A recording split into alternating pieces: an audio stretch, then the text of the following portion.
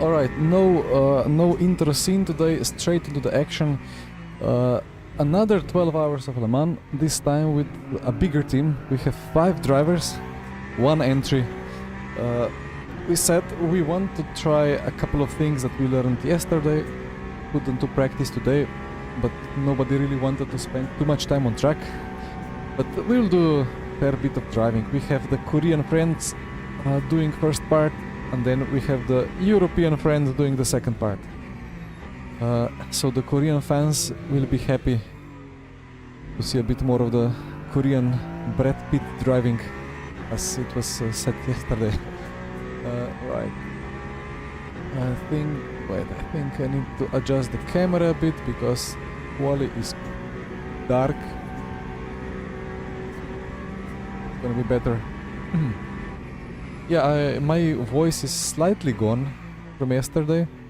Well, I was gone from stream for 3 hours, but I spent those 3 hours kind of talking as well with friends, so voice could be better, and also my shoulder is a bit better, but I can surely feel like I had a proper workout yesterday. But yeah, we have Yumin doing quali again, this time on different tire than yesterday, and he will avoid the cut that he got yesterday in the last corner. That was an unfortunate one. But yeah, maybe a bit of a different kind of competition today. We have Blair and Schoniger for Heimo. It's gonna be Heimo versus Go Setups for the win maybe. But we have the friends from France, the SDL teams and so on, doing it again. So we have another chance to drive cleaner against Rafael Biller and Mr. Kirten and the others. So yeah, let's hope no more French wars and drama today. But yeah, let's see. Lose your patience during a 20-minute race. Well, I felt like yesterday that after 4 stints I was finally properly warmed up. So like I didn't really want to stop driving, but well, after 5 stints, you know, you were warmed up, everything works, but then the brain suddenly stops focusing, so good to swap again. Well, here we go. Attempt number 1. Very good first chicane. Always difficult to nail it. Yeah, Jardier won solo. I saw that. That's absolutely insane. What a madman. Yeah, well, LMP2 is maybe... Is it slightly easier than Hypercar? I don't know. It still locks up and so on, but it's maybe a bit more grippy, so... I wonder what's easier to do. GT3 solo, LMP2 solo? Probably Hypercar is the most difficult one to focus for 12 hours, right? Boothby... Oh, yeah! I remember passing him, but it was only him in the car. Well, I didn't race the whole race, so I don't know, but it's interesting that people are happy to do it, but you know, who knows what I'm gonna do when I have, I don't know, 20k, 30k, 100k subscribers. Not that I expect that to ever happen, but well, slowly but surely trying to make things better and bigger. Maybe one day I will feel like it's time for 24-hour Le Mans solo. Who knows?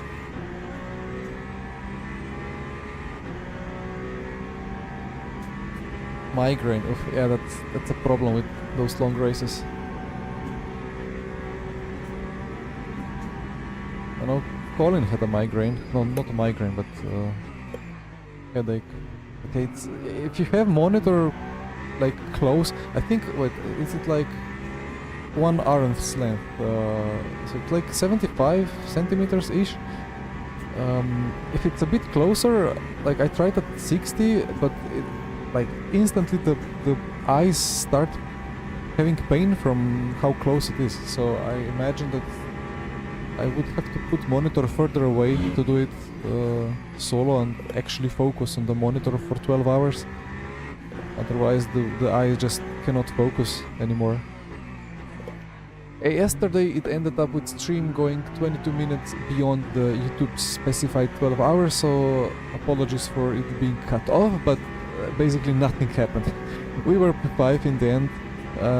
We were 40 seconds behind the winner, I think like 25 behind the battle for P2, and like 5 seconds behind P4, but basically we were all within kind of margin of traffic and strategy error or driver error, like, you know, deduce or like subtract 25 seconds that I lost with my visit to the barrier and the spin and so on, and yeah, we were there, but somebody has to be P5, so one more chicane, no cut, let's go. Beautiful. Okay. That's 23.6. Okay.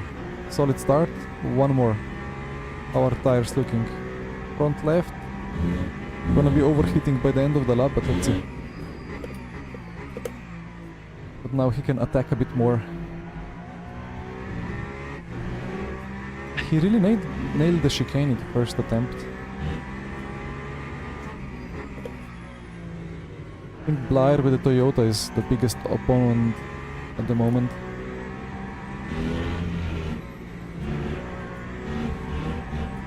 Gaining on the Delta. Nice.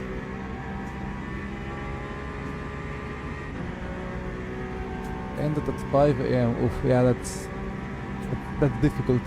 Well, our Korean friends were awake till the end, and it was, well, I don't know what was it, 8 AM for them when they went to bed.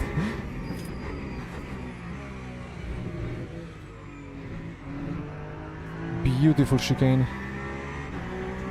Come on. So yesterday's pole position was Caddy with 23.1, but Caddy is a proper hot lap car, I think.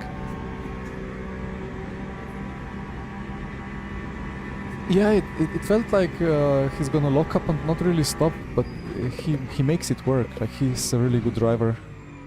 All these Korean guys, like, they have so much pace. It's really good to see.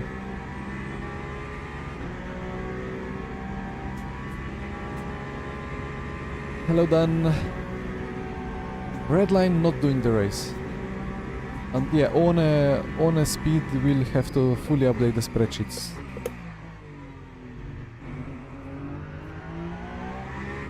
More purple sectors. So yeah, we have basically Kaimo entry with... Where are they? Not done the lap yet. Blair. He must have a cut. Ooh, he messed up. Okay. And now he's TC overriding on the exit. Okay. Yeah, this Toyota with Blair and Schoninger, like, they are two proper esports, one of the fastest around. So this is gonna be a challenge against them.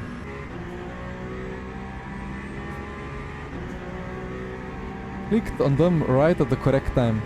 For a proper mind... is that a mind punt? Like, click on the opponent during the recall lap, they mess it up.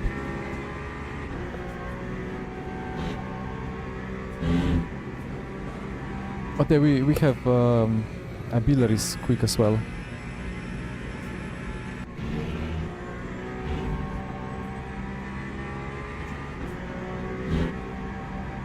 Here comes Gumin, full send in the last chicanes.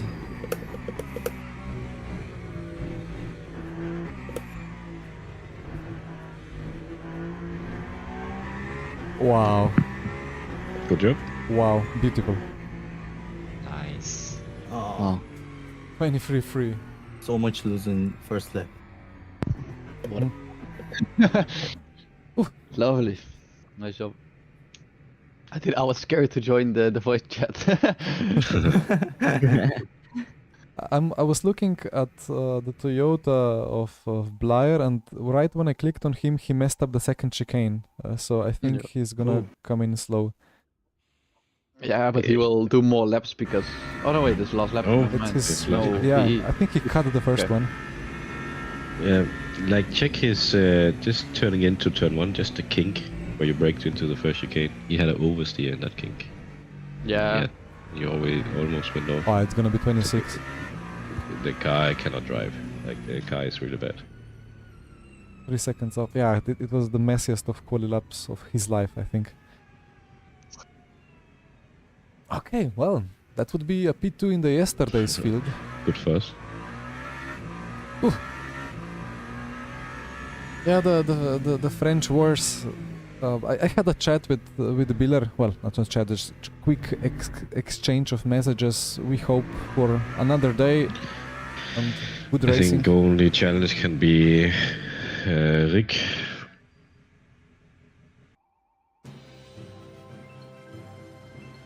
Oh, John, thank you so much. Super nice content. Thank you.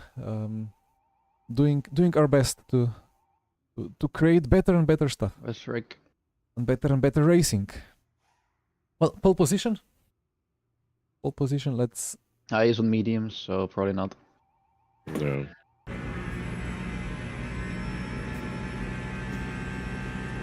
Oh, the Ferrari. Oh, Which tire should I go for first? Maybe or medium or left on the hard? when the session goes to race, we just check the temperature, the track temperature, and then if it's very hot, then you can try what I did yesterday with the hard. Yeah, because yesterday we didn't really get that data for that, so perhaps we can try it now. Or what we do is what we can do as well is we go medium now and we do the hard front left at the end. Like I we will do do opposite both. from yesterday. Okay. I think we really gained a lot in the second stint of the race because of that hard. Because it's just melting. It's so hot. It's just the car is not reacting, and that hard is stiff, but it offers just a bit more grip, I think. Okay. We should check the track time. Yeah. Remember to load the correct setup. Yeah, I did. Nice. Don't worry. Did you assign it as well? Rick. Ooh. Big spun. Yeah, Ferrari things. Yeah. Well, Like he didn't touch the Definitely. wheel and it spun. yeah, the Really Ferrari is Ferrari like a Porsche GT3, really. Like at Silverstone when I was driving it, it's exact same inputs. You like brake gently, try to lose the rear just minimally and not load the front. So it's always managing the rear slip, kind of, with the Ferrari. It's so strange for a hypercar. Nitro is doing the same as doing it Medical again as well. helicopter. Gumball.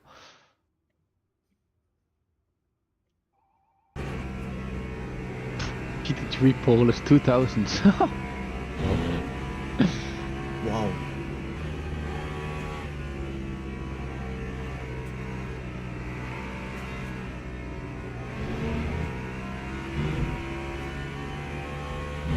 $2,000, yeah.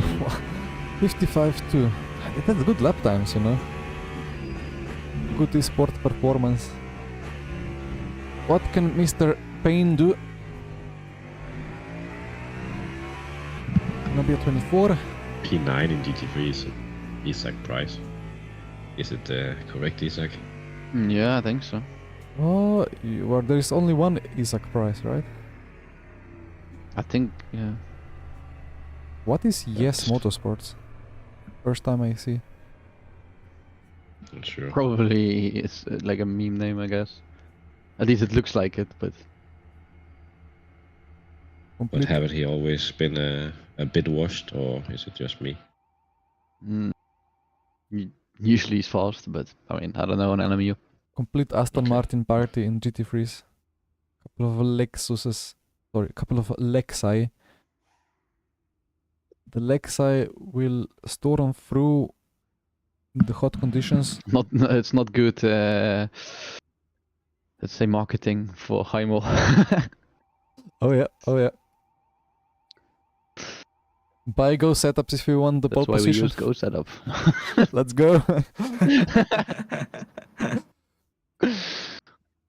Oh, we said his car has bugged. Oh, yeah, 100 Celsius on the rear. That's a weird one.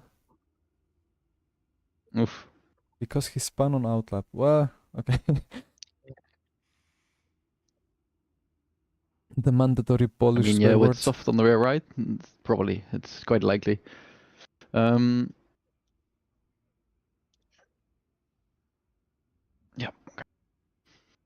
A Ferrari.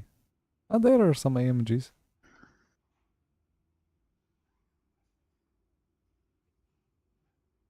But the P16 is the max that you can do with a The non-Lexus and non-Aston. SDL guys are in P6, so I'm hoping that we will not see them this race. So one issue is that the Ferrari has good traction, so we need to have good launch. I normally Okay. go TC cut 4 for the initial launch. Not 3, Oh, 3 yeah. is too much, but 4 is good. And it just allows slightly better initial launch. But yeah, maybe we can expect Biller to try to win the race into turn 1, so let's just try to survive that. Okay. what side do we start? Right side, I think. Okay, Or I maybe mean, it if we should be go, left side, if actually. if for some reason there's a dive, we just extend the track if needed. Like, In case, yeah, we need to make sure we don't leave the track if he's already ahead, then it's illegal overtake. yeah, no, of course. Nobody done, thank you for the sub. Did you guys have the track bug too yesterday? What bug? Like we were getting all the off tracks. We didn't get green off track. It was only red off track Oh. for Well, the in the first stint, three in stints, the I think. first Yeah. stint, it was much stricter for me than in the next stint. So I agree that it got more lenient later. So yeah, it's very hot. 49 on the track. Very hot. So You can try the hard on the front left. I think it's gonna work.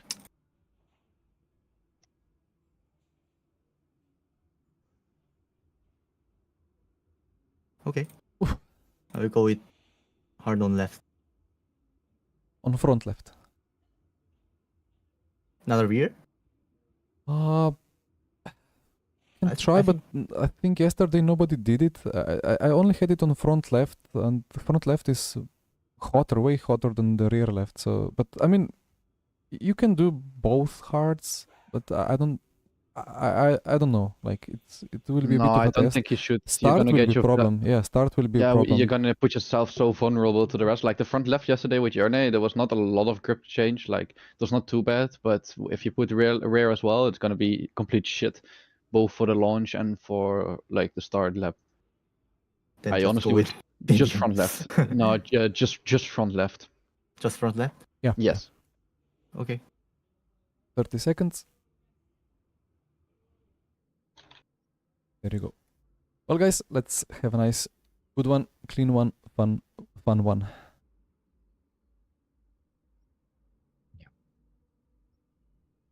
Watch. Turn off the timeline.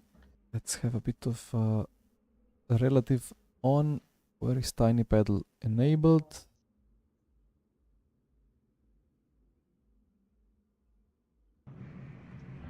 All right.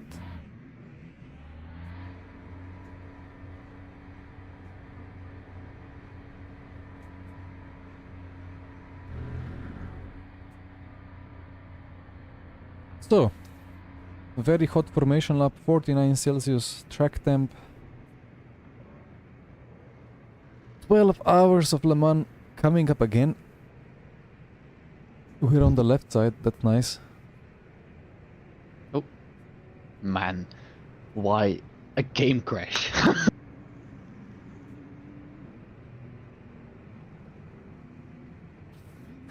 Call in.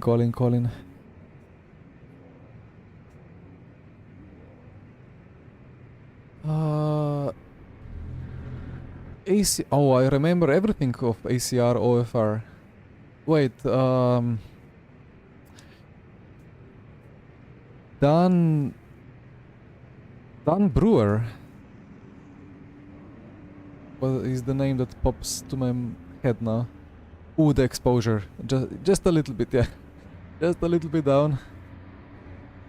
Not just a little bit. A little bit more than a little bit. There you go. Yeah, thank you for notifying me. Michi has the same guess, but it's not Dan Brewer. Okay. At the yesterday's race, like after the shenanigans and the drama of first stint, we just kept the gap to the leaders. We had completely different strategy, but in the end it was still the same gap. So just 5 seconds behind the pole position car, 40 seconds behind the winners, 25-30 seconds behind the red line. P5 in the end, yeah. Benefield, yes. Right, here we go. Green. Good start.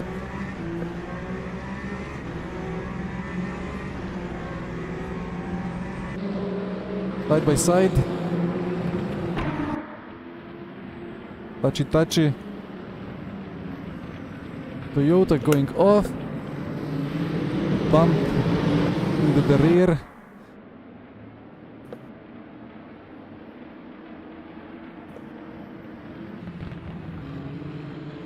Make Okay. sure to not forget to turn the TC back if you need.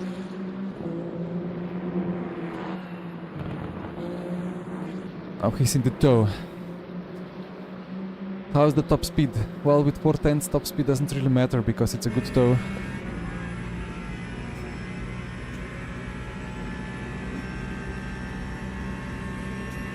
Let's see if he lift and coast. Oh, our Peugeot is going quick.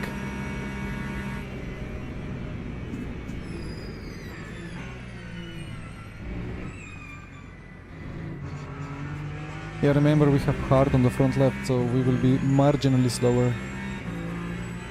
I think Biller is happy to lift and coast behind for now. Yeah.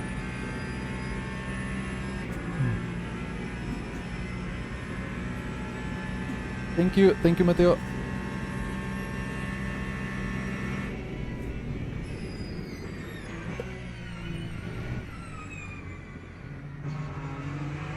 Yeah, Biller will be able to save quite a lot behind us for now. Let's see if he tries to go for it into Indy.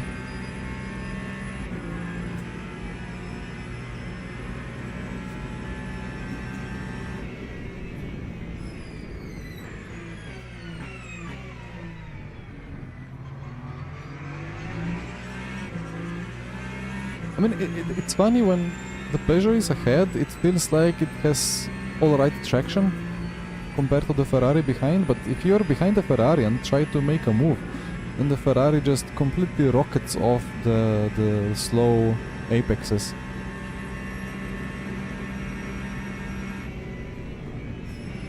Okay. But let's keep streaming, Mr. Gumin.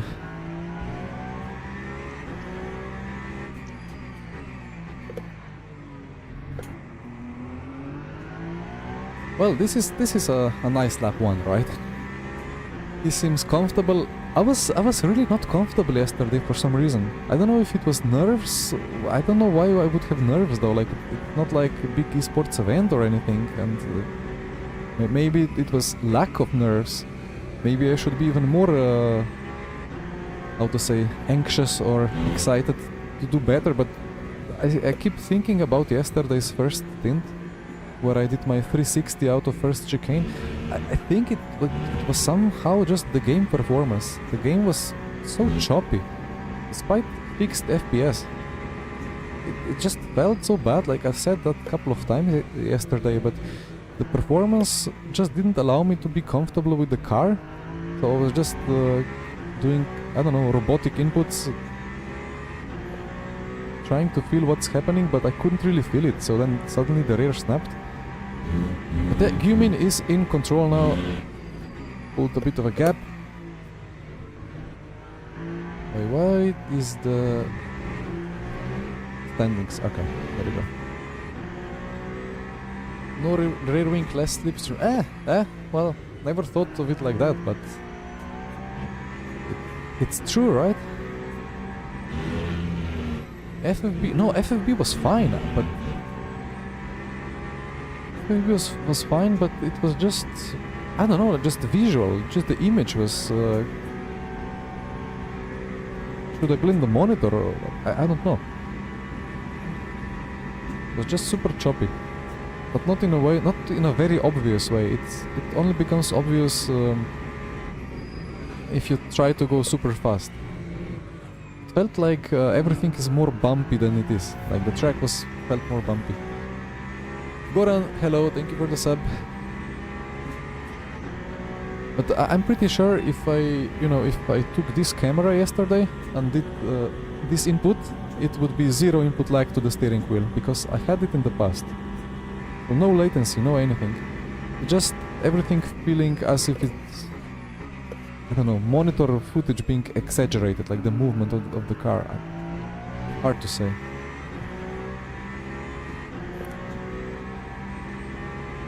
Okay, pulling a gap to Biller. What more can I ask for? How are our friends at Heimo doing? Blair enjoying some draft in P10?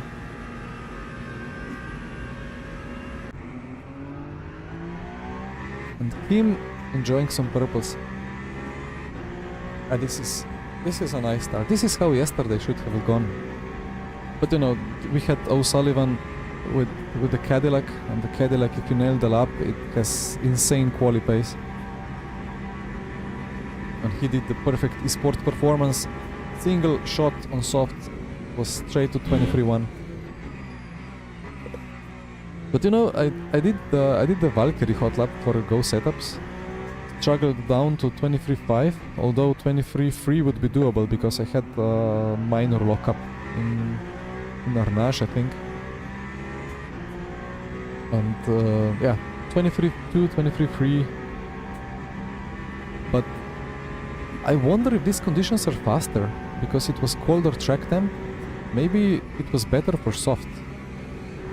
I did that hot lap on like 35 Celsius on soft, but this quali was like 15 Celsius colder. So you mean could do a double hot lap on soft, and the second was quicker. The quickest Peugeot hot lap was like high 23s, so like you mean was quicker than all the setup shops that did the wingless Peugeot hot laps. So either way, it was a solid quali performance, and still it would not have been enough to beat yesterday's Caddy. That Caddy is... Why is the fuel ratio so high? Why is it just me? That just looks...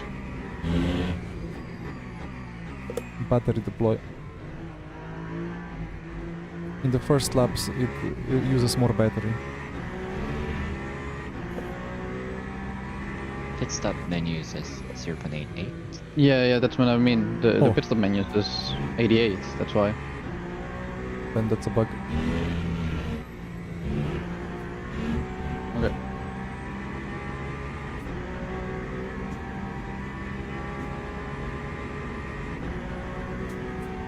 Grill says 1, 2. I fixed it.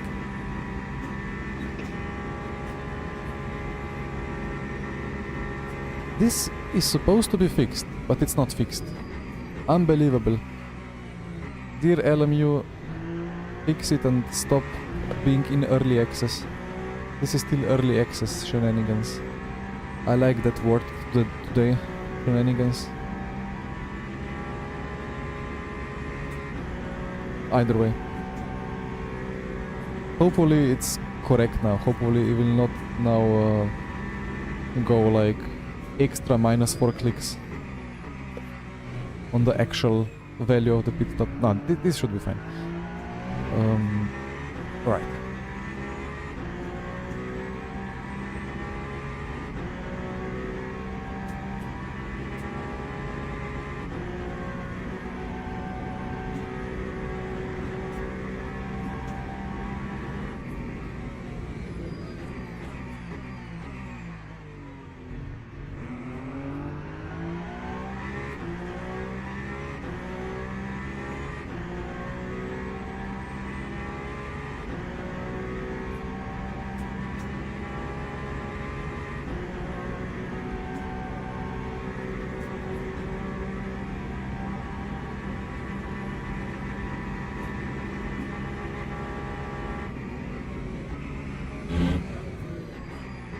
Right then, time to settle into the groove.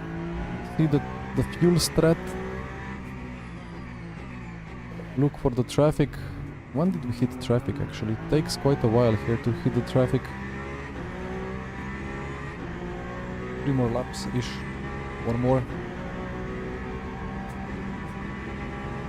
Usually have 140 locked. Yeah, I have 138 locked. And it was still 138 locked. Everything was fine. G-Sync was on. Everything as always. But the stuttering was insane. So yeah, I guess there is some internal problem that would have to be resolved. Maybe I need to... Maybe we all need to report something, but then like this is something that is not available in the trace. You would have to enable all kind of extra logging, which is then you cannot race, like, you know, if you have 1 gigabyte of logs being written, then that's risky for the actual race.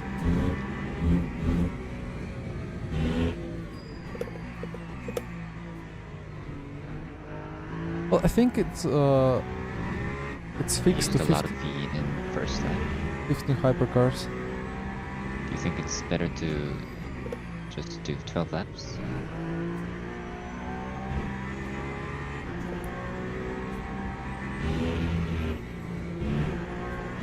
Ideally we do 13, but if it would require a lot of lift and coasting, and if that would put us under pressure from behind, then it's better to do Yep. 12 now and we fuel save later. Yeah, save as much as possible without pressure. That's the idea, I would say.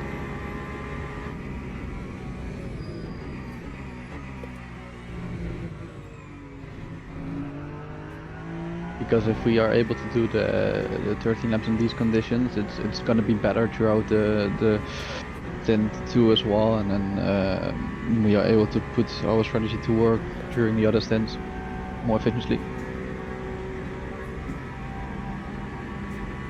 Stuttering like it was dropping to 30. Yeah, it was same for me, but maybe not as bad. It was like maybe dropping down to 80 or 90. But these frames per second were always a funny topic with R Factor 2 as well. I remember driving like... At some point I drove 35 FPS many years ago in an endurance race. It was a virtual endurance championship, but it was at Istanbul. I remember Jimmy Broadbent racing that as well. I had 35 FPS and it was perfectly drivable. I felt like it's low FPS, but it was smooth, it was all good. And then I remember also driving 100 FPS and it felt like I had 10 FPS. It's completely undrivable, so I had to somehow make FPS go up to 300 and then it was kind of smooth. So I don't know what they're doing there. But with LMU it's usually all good. Well, in latest years it was fine with R Factor 2 as well, but now with LMU it's all good unless sometimes the race starts, stuff happens around other cars. I don't know what it would be though.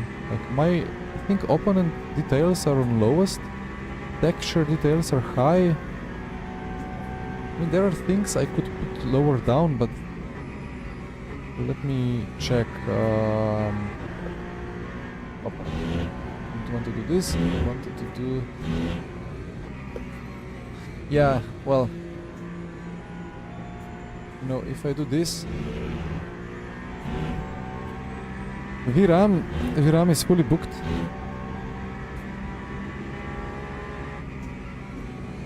I mean, yeah, it must be the VRAM. Oh, look at that flexing, 64 gigabytes of RAM, look at that. Oof! Yeah, 10 gigabytes of VRAM on the good old 3080 RTX. Zaletel, hello. My stints are later on, so we are racing. Yeah, so we only need like I would say 0.3, like 0.3 of a lap still, and we have 8 laps to go, so it's looking good. Like. Yeah, the Korean Korean colleagues. Beeler will is do the not gonna first. like increase the pressure as he needs to save as well. First part will do the Koreans because they have to go to bed. Yesterday we drove with them. They were awake till morning for them, so we don't want to repeat that. But well, we had 2 lineups yesterday. So my stints will be more towards the half of the race, or like second half of the race. But for now, I'm enjoying their driving into the distance. How is Blair doing? He's not really making big moves, but he's fuel saving a bit. Let's see. We are all kind of on the same energy-ish. Half of the hypercars split DNF. So yeah, I heard Split 3 had a big problem with a lot of players disconnecting. So yeah, we fielded. So we have 2 lineups in the Slip Angle Fans team. One is quite well into Silver 2 already, and this one is kind of 3/4 on Silver 1. So we said let's not risk the better rated lineup. Let's just build this one. It still takes into account the DRs from the drivers, so effectively altogether we still were Silver 2, so easy Split 1. We were like, if something happens with the server, it better happen to the less rated team.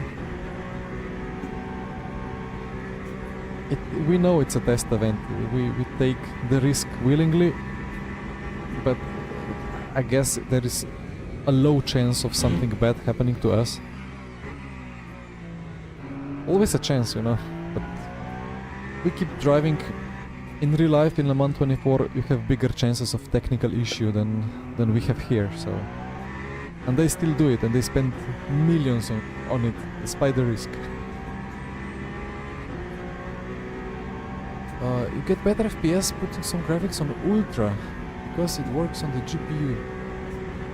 Yeah, it depends on your hardware, right? Depends on the hardware, because I have the NASA spec CPU. I have the 9800X 3D, which is like the top of the top that you can have. And then I have the 5 years old 3080. So what I'm trying to do is just offload everything from GPU, put it to CPU, but some things cannot be done. Like, yeah, the VRAM is what it is. Yeah, 16 gigs of RAM is the better standard. So yeah, 10 is low, but I have to deal with 10 for now.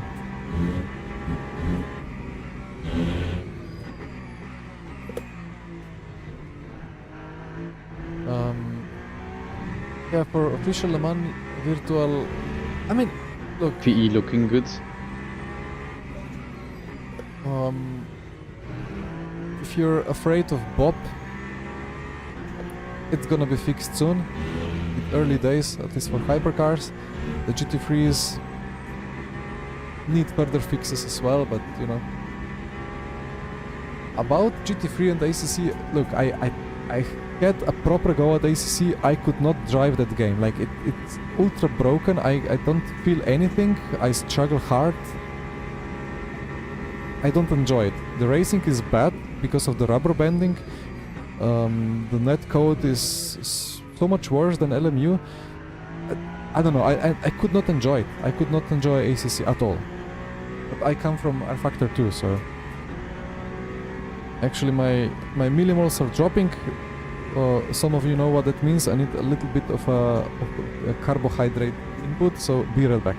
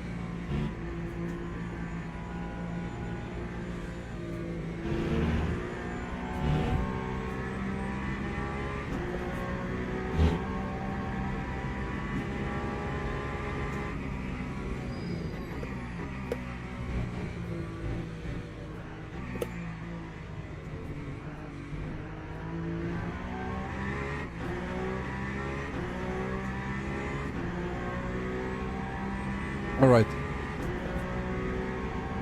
Back to the complaining about ACC. No, I mean, I didn't mean to be negative about ACC. It's a popular game, it works well. Surely it handles better than Need for Speed or something. But yeah, coming from R Factor 2, it always felt like that ACC tires are made out of wood and that FFB is coming from the rear axle instead of front, and I just could not understand.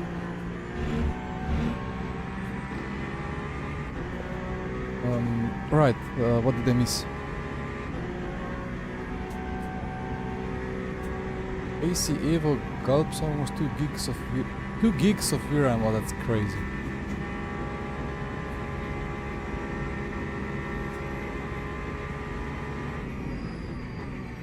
Yeah, LMU has that.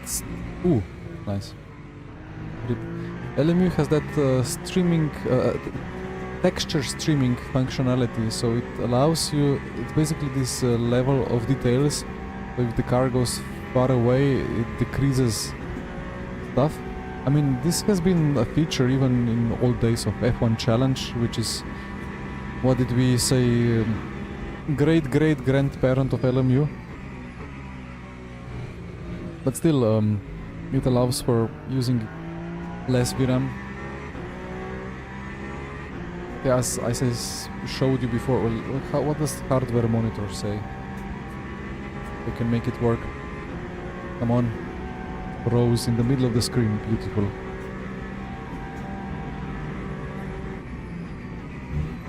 We don't need this, we don't need this. NVIDIA. Memory is pretty much maxed. You know, I'm streaming as well, so that takes some of the effort, but well, NVIDIA has like a separate kind of, I don't know how it's even said, separate core or no core, or separate piece of the graphics card which sorts out the encoding. Yeah. Uh-oh. Nice catch for the Porsche. That was a nice catch.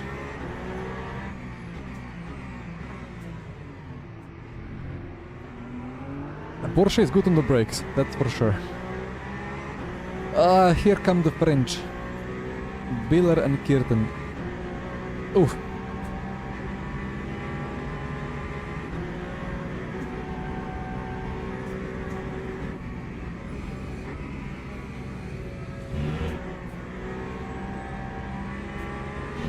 Exciting times. Okay, that's good. Around the outside. But the Biller is not stuck, actually. Now we're stuck into the chicanes.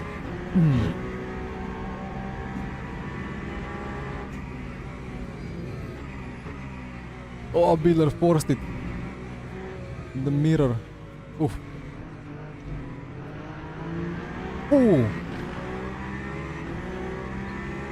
I think I have to watch the replay of this.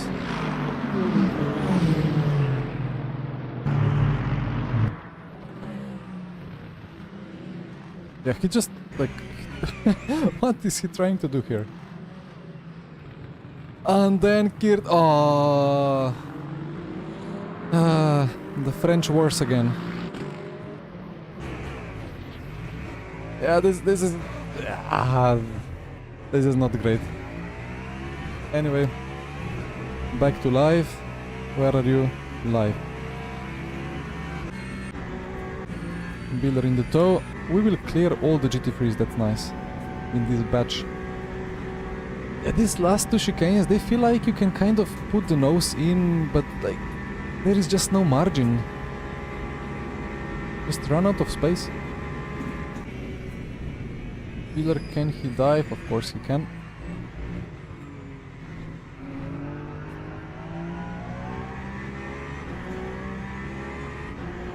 You saw, Steven, you saw so many people try that move. So I know that in my head I was planning to do that move so many times, but every time I was actually in position where I could go for it, I was like, that's just way too risky, way too close, like it's never gonna work.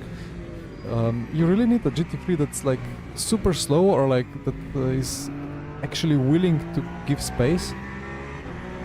I don't know, like GT3 leader in the last stint of the race when he has 30-second margin to P2, then you send it on him because no way he's gonna turn in on you, you know, but in all other situations, it's just not gonna work. Yeah, it's unnecessary, and you don't really lose time because the GT3 basically has the same pace there through that corner. You can just ride the curb better, put the power down.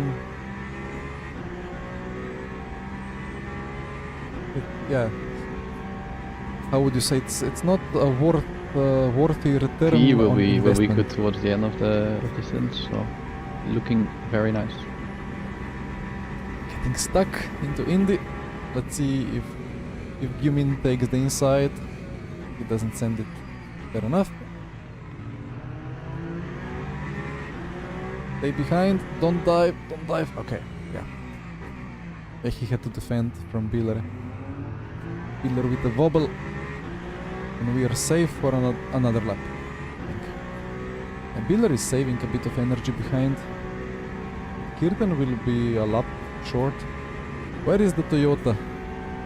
Blyer still P10. Oh, he's comfortably saving the fuel though for an extra lap. The Blyer will be near us eventually, I think.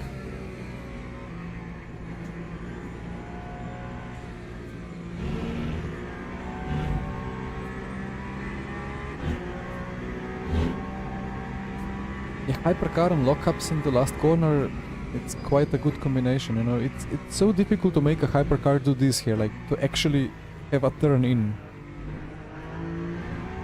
There is very little front grip. Well, if you drive the Cadillac, then there is some good front grip, so maybe Kirten thought he can easily carry the speed into there, but the move was not on.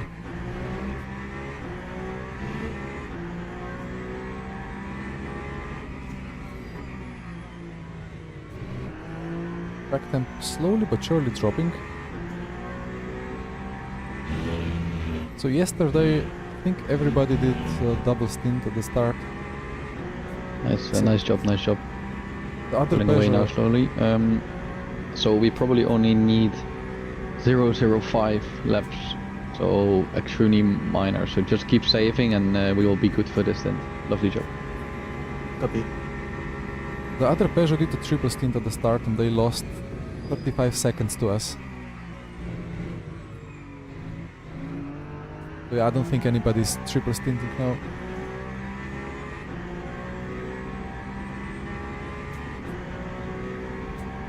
Mulsanne, well, you know, there were several times yesterday when I was braking behind other hypercars or GT3s into Mulsanne hairpin, like the slow left, slow right at the end of Mulsanne. And I was like, I hope this stops. Like it has to, but if there is a small lockup, I'm gonna ram into the cars ahead. Luckily, due to luck or skill or whatever, it never happened. But it's not an easy braking point. And this is the Peugeot, which is one of the best on the brakes, I think. So if you have like a Cadillac or BMW and you try to force it on the brakes here, yeah, good luck stopping it down. Then the lockup happens. Or the Valkyrie, oof. The Valkyrie is crazy with the cuts. Oh, I shouldn't use the left arm to scratch my face because I blocked the camera. My apologies. The Valkyrie, if you try to push it on the brakes and there are GT3s ahead, well, good luck to the GT3s.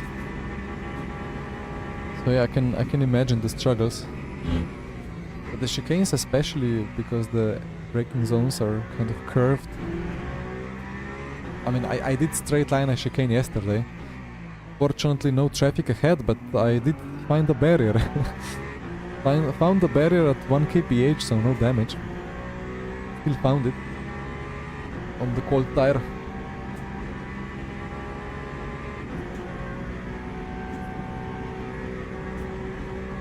The Porsche had a proper bop. Copy.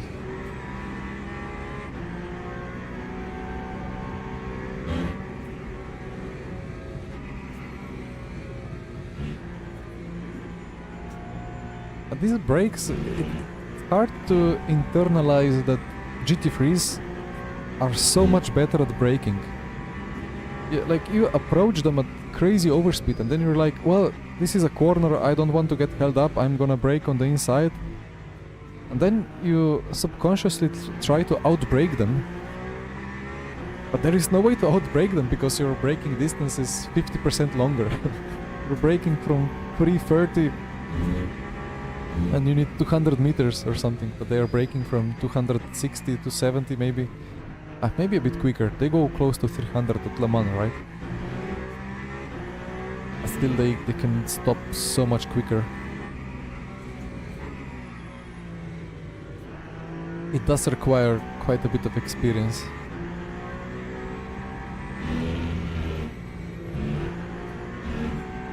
So fuel saving is going very well, I see.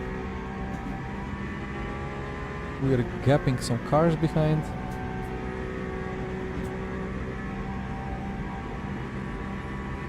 Kirtan and Naskideshvili falling down a bit, although David is fuel saving as well. Quite a good mix of 12 versus 13 lap threats.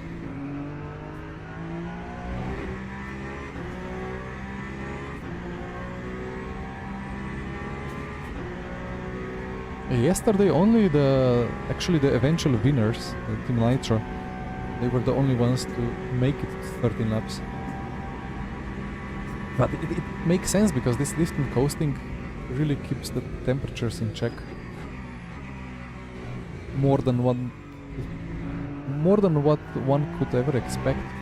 I was so surprised to see the decrease in the temps and the pressures, but anyway.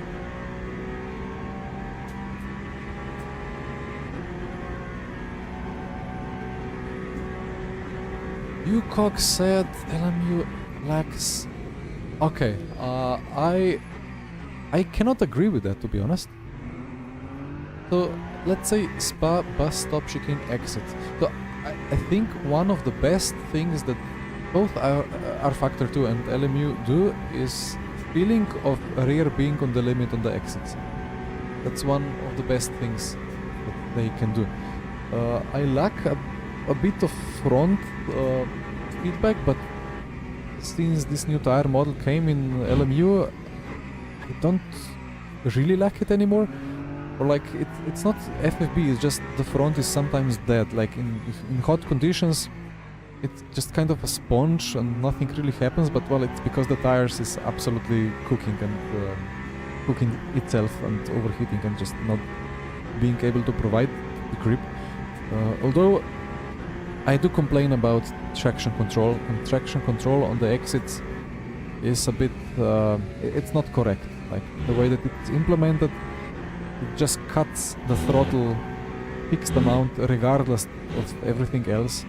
And I think in real life it's never cutting the throttle, but cutting the fuel. So effectively it's cutting the power. But here, yeah, it does weird things to exits and to the exit feeling, so maybe it's more of that rather than FFB. I did. So similar as the laps before is good. Then we just about make it. So looking good. I did some laps with TC off, and that's a very nice experience, to be honest. Very tricky, but you can feel it, you know. It's fine. It's always gonna be people that come from ACC having certain struggles in LMU that people that come from R Factor 2 just cannot understand, because for our side, for our minds, it's spot on, like it's how it should be, how it's the most realistic. And then when we go to ACC, we'll feel like we should be... Oh, what did I say when I was doing ACC? When I tried to go quick in ACC, I said something about... Or was that in iRacing? I think it was ACC even. I said that I'll be better off doing Age of Empires esports than ACC. It will be easier to learn. Just because of these small nuances that work completely opposite way.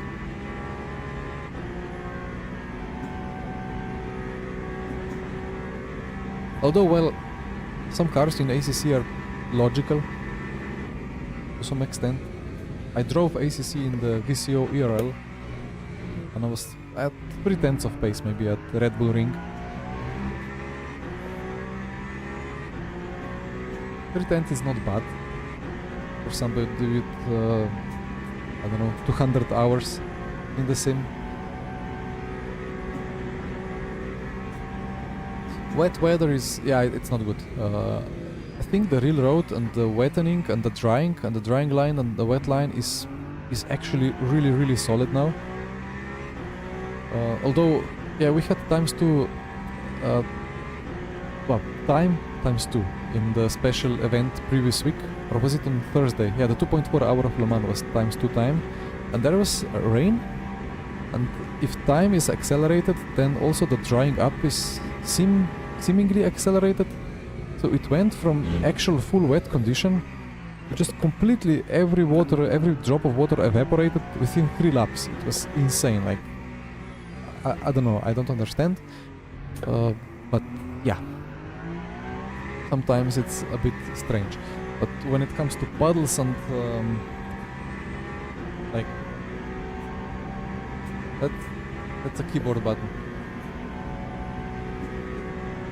Go back in. There you go, it's back in. How did that happen? Anyway, the puddles, the aquaplaning, and the way that the water looks and behaves, it's a bit of, I don't know, 2005 programming and graphics. So I hope one day that the whole wet system gets fixed, improved, adjusted, optimized, whatever. Yeah, the raindrops looked better in Need for Speed Underground so too. doing perfect. 2 more laps like this and we're perfect. Underground 2 with max graphics produced quite pleasant raindrops on the windshield. Well, there was no real like raindrop streaming as the wind blows them away. But the way that it looks in LMU is no effort given. One day they will do it, right?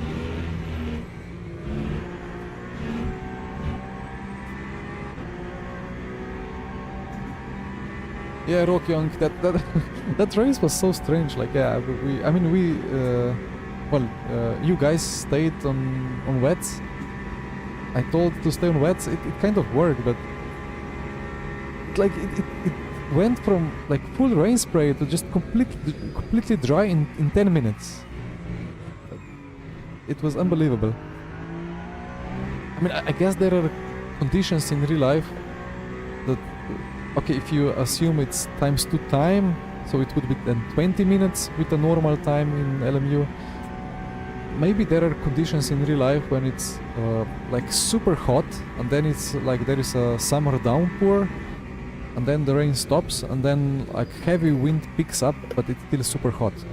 I imagine that the rain will evaporate very quickly, or like if a dry front arrives at the track right after the rain, it could really clear up the rain exceptionally quickly, but usually that does not happen, right? How many years did it take iRacing? Yeah, that's a great question. Although at the same time, iRacing, they're yet to convince me they are actually trying to produce a good sim. To me, it looks like they are just trying to hang in, extract money as long as they can. Because the thing that they do with the tires, they failed to produce a tire where you can use realistic inputs. You need to do this mountain hill climb on the brake and then the slow release.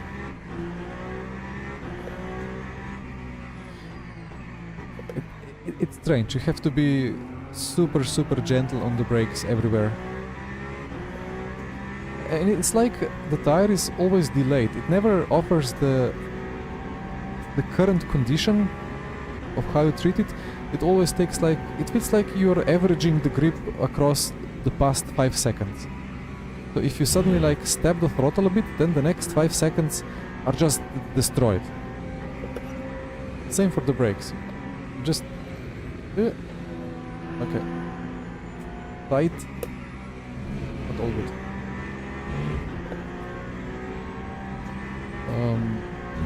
Yeah, I don't know, like iRacing claims they're like, of course, the most realistic, the best, the top sim. Kirtan goes into the pit lane.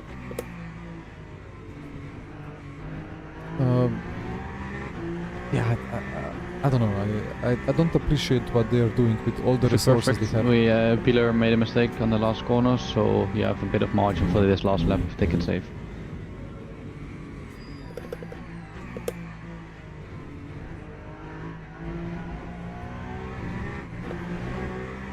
Then I imagine LMU has 1,000 times less funding at the moment than iRacing, but they still are able to produce good stuff.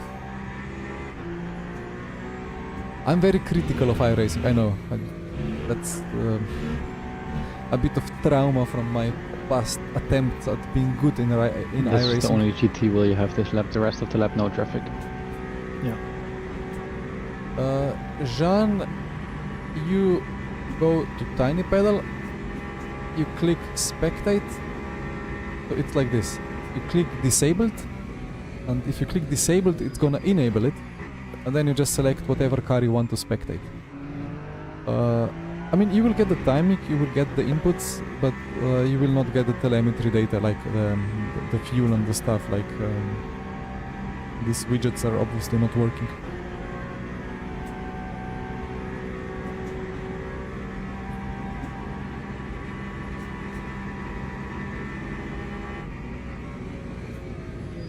Class engineer. Well, Gumin is doing a class job, a class drive. So just quickly check on the pit stop if everything looks correct. So you in the car, full energy, and the ratio of the fuel should be 0.84. 84, okay. Yeah. All good. Okay, perfect.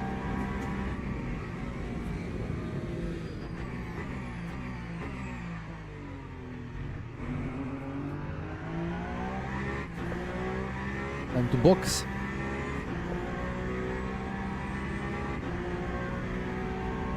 .5 to Blair. Yeah, I'll keep looking at Blair for the whole race. The 8-second gap is basically nothing, and they are pretty much top esports, so let's see what strat they do. But we will have a nice car in the second stint. I think we will be able to pull some gap on everybody that was on mediums now. I'm not going into the car yet, so basically we have a combined team of our Korean colleagues, friends, and of, well, you see the whole list, right? We have Colin, Yernei, Jesper, and we have Yumin, Hyukin, and Rokyang. The Koreans have to go to bed eventually. Energy is okay. So they will drive the first part and then we take over.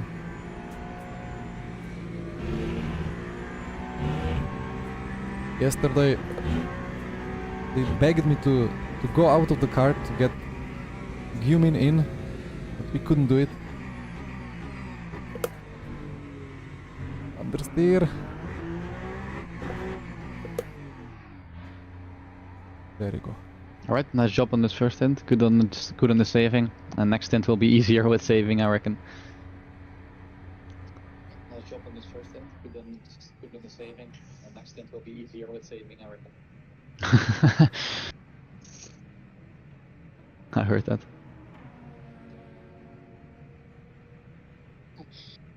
Oh, this is the moment when if somebody boxes here, it's Haki, gonna your rotate mic the is rear. open with the stream. Oh, okay. The rear is gonna rotate into the blue car, the blue Ferrari, and it will ping pong between both cars. But luckily nobody has boxed there.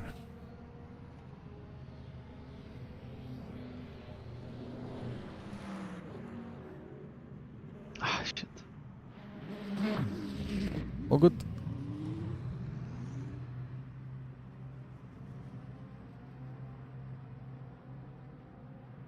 So these GTs in front will get in front of you now. Yeah. But you should be okay. Kirtan coming.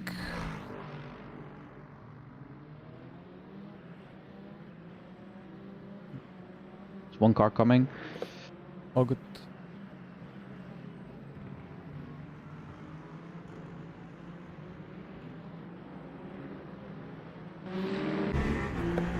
Very nice. Head of Kirtan still and one lap longer. Ooh, Make sure you time, prepare a good exit for this next corner.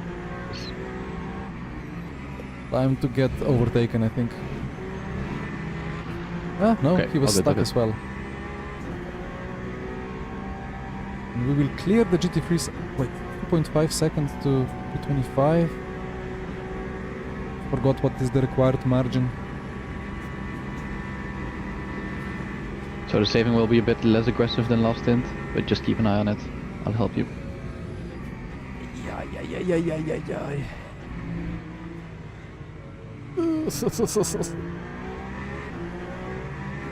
Sorry for the sound effects.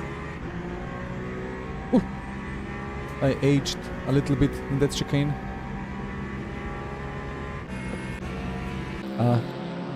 Oh, the fucking French are pushing each other. That's illegal. Of course. Penalty.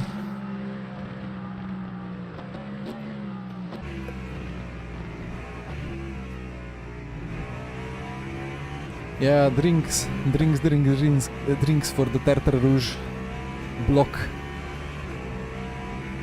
Continuation of yesterday. 1.2 pure tech. Gumin launching it in the BMW.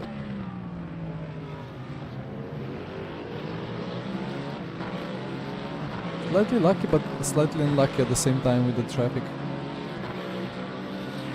Yeah, the pushing, you know, it's specifically forbidden in the rulebook.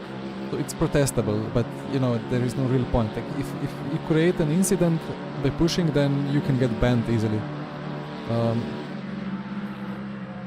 So, well,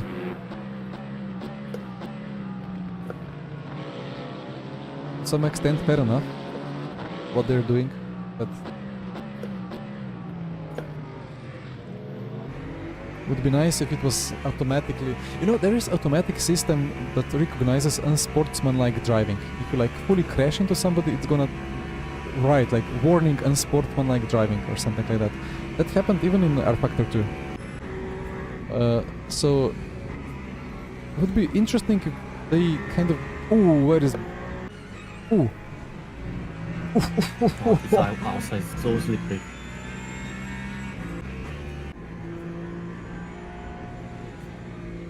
Yeah, it is slippery, but Beeler went off, so we have a good gap now. Nice job. Karma. Yeah, what I wanted to say was, I wish it was possible to program it in a way that it would recognize when you bump draft somebody. That touch happens, and if you touch, you get kind of, I don't know, kind of a cut point, but like just for the unsportsmanlike conduct maybe, so that you would be forced to not really, not really touch them on the straight, but just stay very close to them.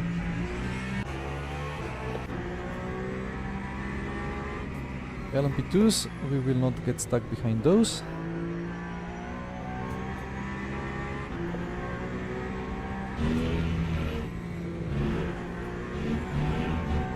Yeah, iRacing can either be 0x or it could go up to 4x, Am I right? So- the next?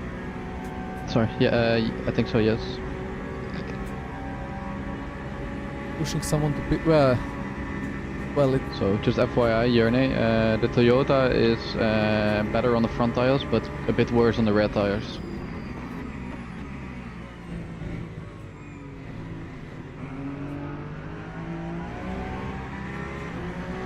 copy.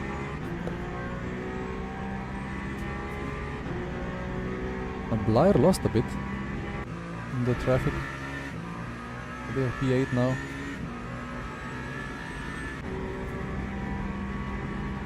In real life, they don't push somebody when they run out of fuel. I guess we are trying to replicate real life rulebook as much as possible.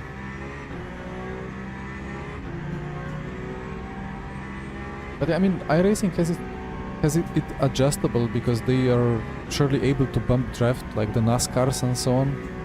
Just part of the game in real life as well.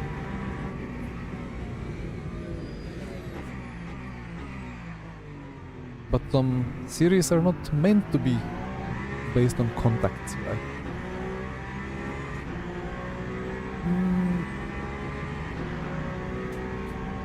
Yeah, I was checking the memory before maybe I rejoin later before I drive. Try to lower the... What should I lower for memory? It will have to be texture details, player detail, circuit detail, opponent detail. I think those are the ones that affect VRAM.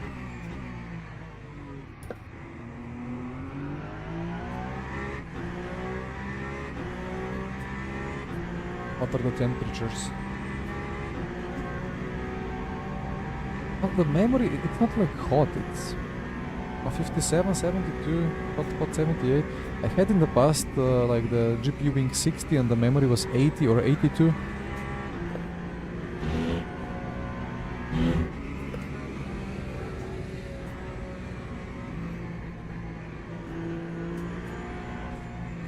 AMD chilling in the 60s. Your fuel is a bit lower than the VE, so just keep an eye on the balance between the two with your battery.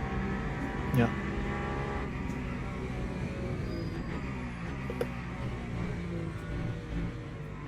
Either way. Yeah, 16 splits. Was it? Yeah, 16.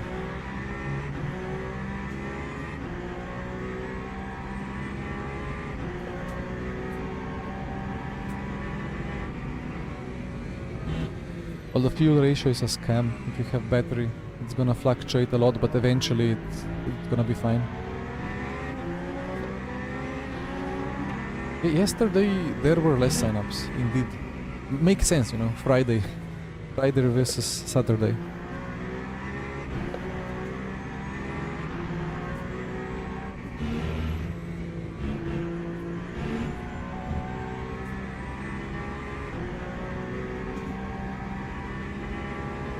Those temperatures are relatively low. I was cooking, like the front left was cooking in the 90s.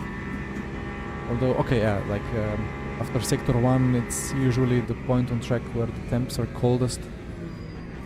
Then after Porsche curves, front left is the hottest, so let's see there. Hello Jimmy boy, thank you. FOV, 26 degrees FOV. I cannot check now because I'm not actually driving the car. That's a bit... I wish it was possible to adjust the seat position and FOV from in-car even when you were spectating, but it's never been possible for some reason. So I cannot really show exact numbers, but yeah, it's 26. And then I think seat position is, I don't know, 200 forward. Just enough to see the A pillar there. It's kind of nervously shaking for some reason, even though the head physics and all the movement is turned off to 0. It's a funny feature.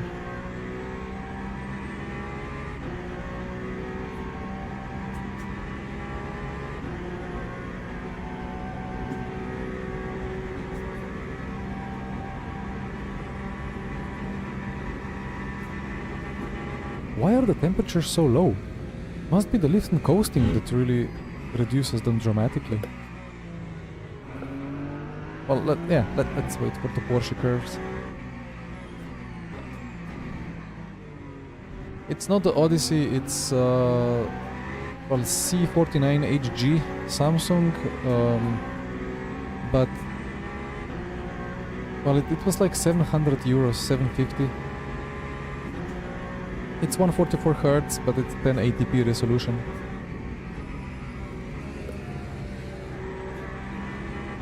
Somebody...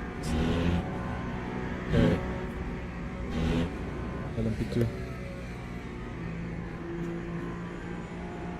Hello, Nick. Yeah, like, in the hottest state, the front left doesn't really get above 90. Like, this is older than expected.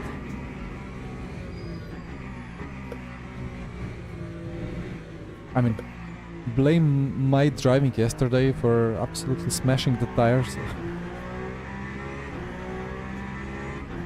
But in these conditions, the hard is even a bit of an overkill. It's not hot enough for it.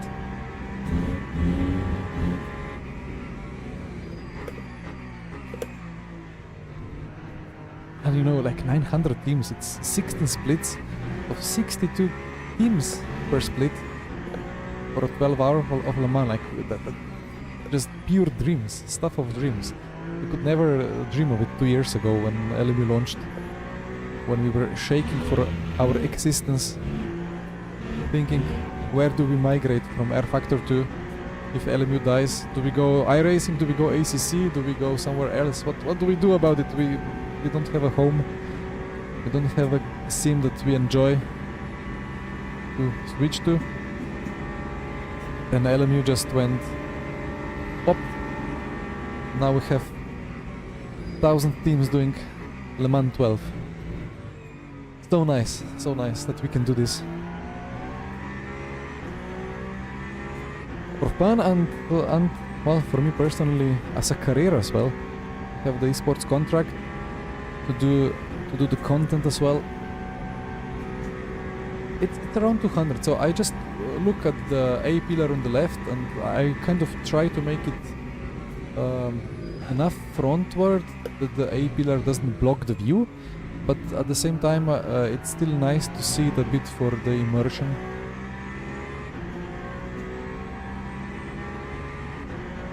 Some cars you cannot really put it in a way to see it. I think, what car was it? Is it a Ferrari or is it... Wait, I can actually check other cars. Yeah, you can see it quite a lot. Ferrari as well. Is it the Toyota? Toyota is quite... Oh, I think it was the Lamborghini, which has a very wide windshield, so you cannot even see the pillar on the left. Ah, the Alpine. It's the Alpine. And the Lamborghini, the Alpine. The pillar is far away to the left.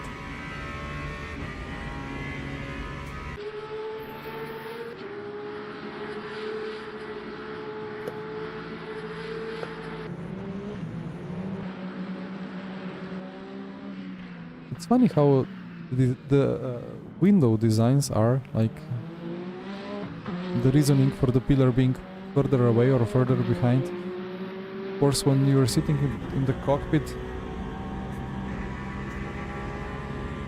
you still want visibility to the left sometimes. So if the pillar is too far to the rear... I heard a sound. I guess it's strat time. Red time. Yes, it is. Yes, it's strat time. Sorry, I was muted. What did you... Before you say anything, Jana is on stream. Yeah, I mean... I mute myself, right? You can, but I can also just throw you out if you want to be talking to your stream. It's just not to leak anything. I will mute myself for a minute. I can use that text from Okay. yesterday, just one moment. Okay, copy.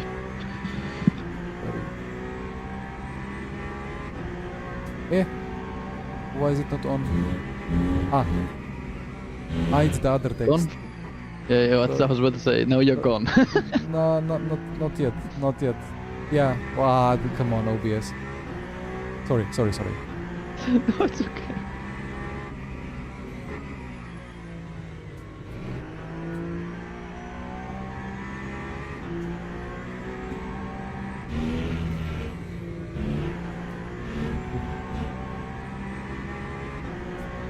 Dominic just went off.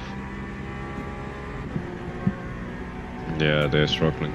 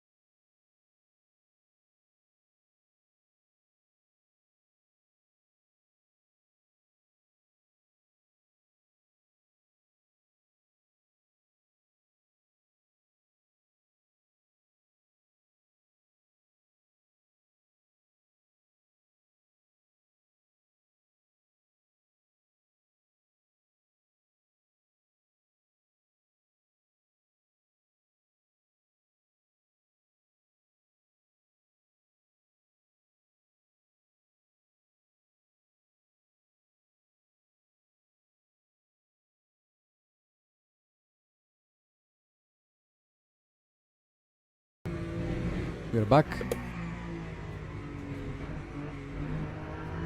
Strategy has been discussed. Right. I cook understeer from yesterday. We didn't really like it. It's not really a setup fault, so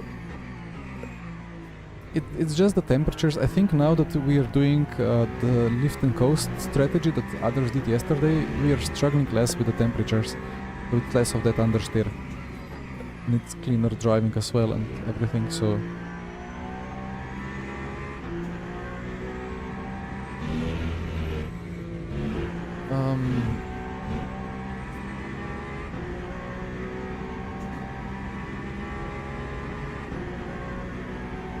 We are not changing any tires. We are 16 stinting the mediums.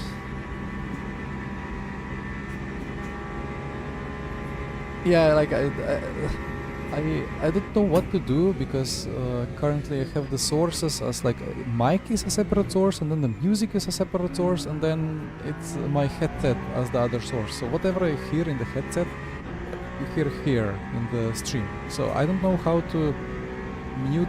I mean, I guess I would have to add another sound source for LMU only. And then I could mute my headset in OBS in the stream, but the game would still work. So you mean like the saving is good? I think you can save slightly less even at this point. Like you don't need to save as much. Yeah. But yeah, looking good after the stint. Hagin, you jump in 4 mediums.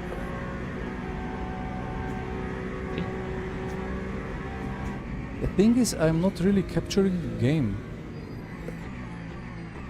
Yeah, so yeah, Michi has. Well, I think I have the solution. So like basically, Michi is capturing both the game and his camera, but I'm here just capturing the camera. I'm not capturing the game at all. So I would have to capture the game and make OBS listen to itself, but I would not display it at all. Let's see. Why?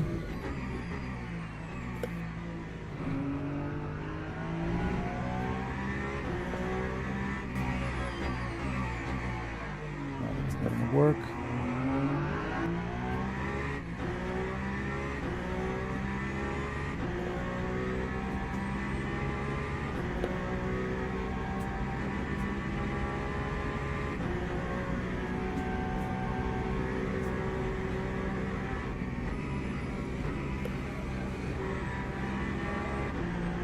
Yeah. But now this is sketchy.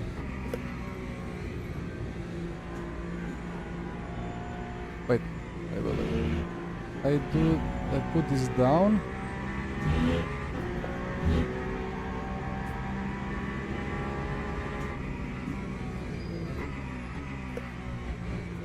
Okay. And then I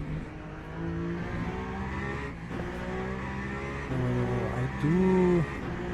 It's gonna be duplicated sound maybe. Wait. No, I don't know how to do it.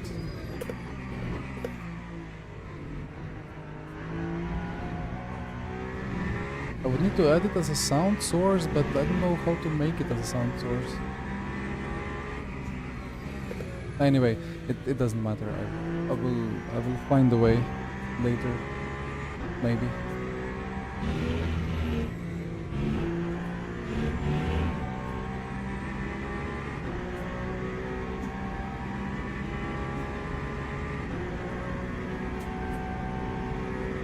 Well, surely there are ways, you know. But for now, I'm just trying to keep things as simple as possible. I know Michi has like a proper kind of sound board where he can adjust separate volumes and everything. Maybe he has a sound card.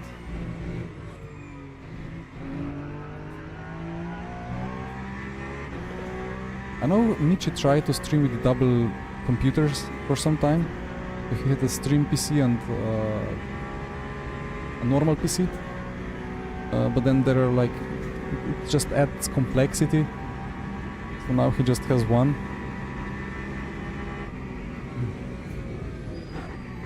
Yeah, this number here is the number. Well, I can do it like that. No. Yeah, like this. This number here is tiny pedal calculating how many laps to go. But at this stage, I don't trust it at all. It implies it's gonna be. We have done 20 laps already. It implies it's gonna be 210 laps. We will not do 210 laps. Yesterday we did 203.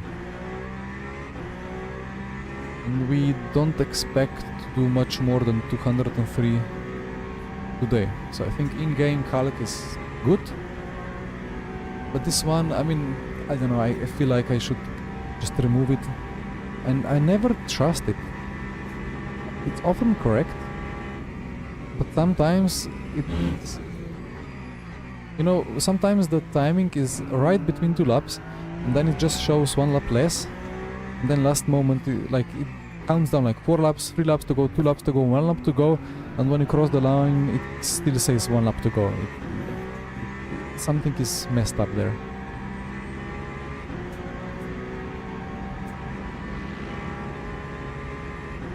Beeler is dropping down hard.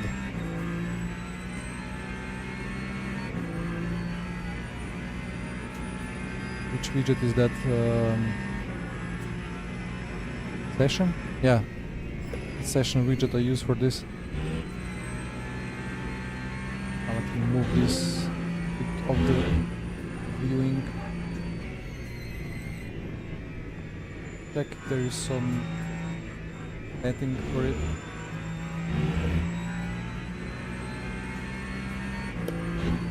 It basically just displays what's being calculated in the backend.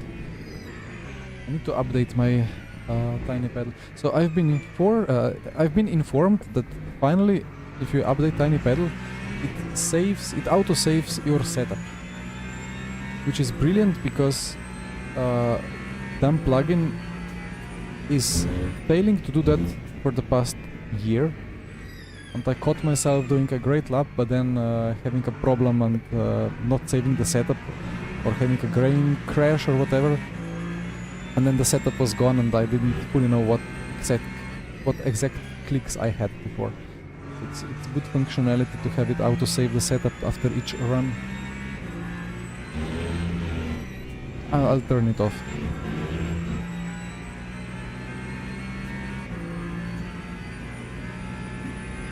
You like the stream this way as it is now. Copy, copy.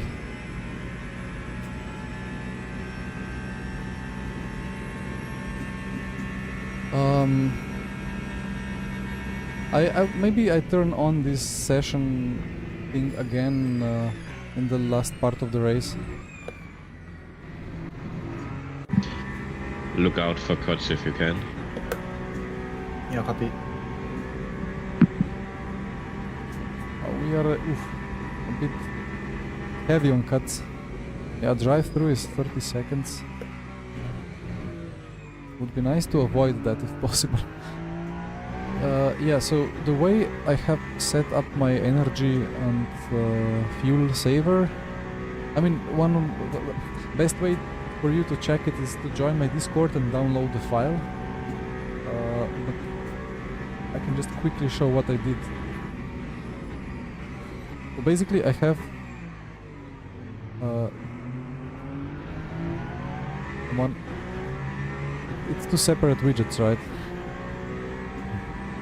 And I just renamed this name to fuel and then put the actual fuel on top of it, because I couldn't make it work otherwise. Yeah, no, we were 11.75. Quite a while yesterday.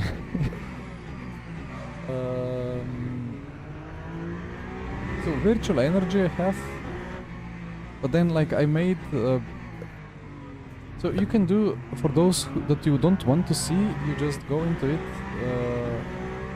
you double click, and then you put the alpha channel to 0, and it's not gonna be visible. Yeah, alpha channel 0 means that it's invisible.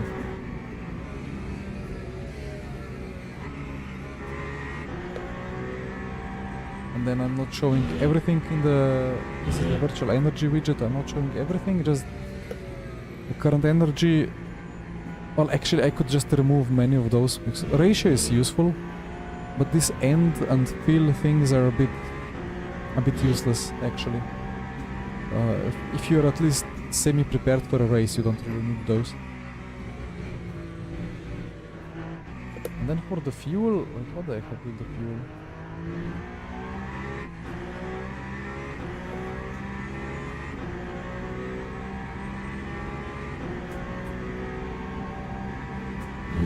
No, honestly, I'm looking at the list and I have no idea what I'm looking at.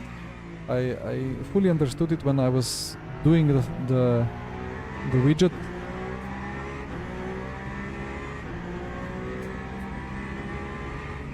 But I have no idea what to say about it now.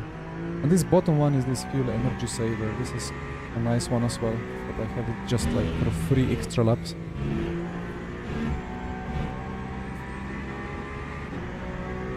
But yeah, you can download if you join my Discord.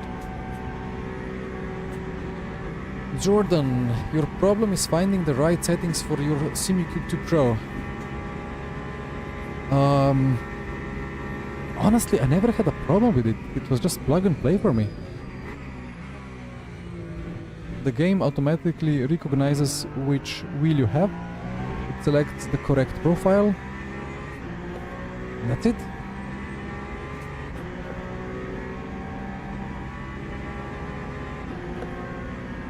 I have just very low damping and friction, so the wheel doesn't just move freely when you do like this.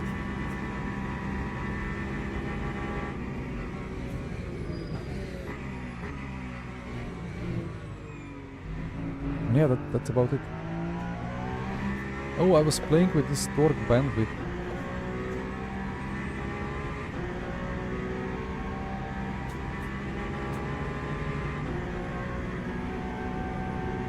I heard that it's just noise above 150. Wait, why is it? Oh, that's a good one. Not sure if you can read on the stream, it's small numbers, but I thought this is hertz. But like I put it to 150, then it shows it's 1500 hertz. This number is not hertz. It's hertz divided by 10. I need to ask Devin about it.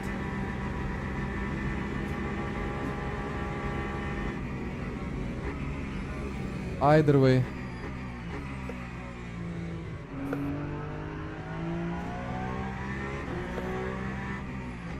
So we are 1 hour 15 minutes into the race. Yeah, we are slightly above the threshold for the cuts. But I mean, you know, it's possible to drive half a race without any cut, if you want so.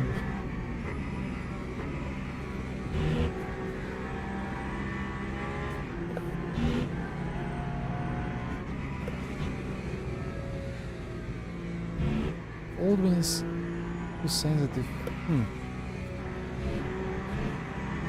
I don't know. I don't feel like I struggle with that.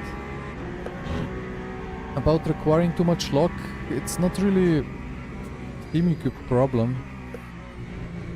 If you like faster or slower steering response, you just go to settings, you go to controls, you go to calibrate, and you do this like I did. I think the Peugeot has 530 by default. I untick this one and put it a bit higher so it's a bit slower steering. That's all you have to do to make it slower or faster.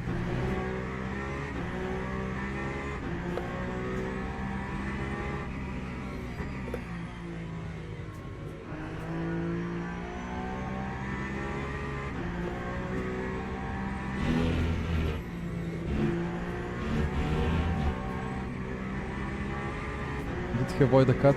He did. Went green after the lift. Well, Biller is not really closing in. Blair is not closing in either. I don't know, like we have pace. Him is doing crazy good job here.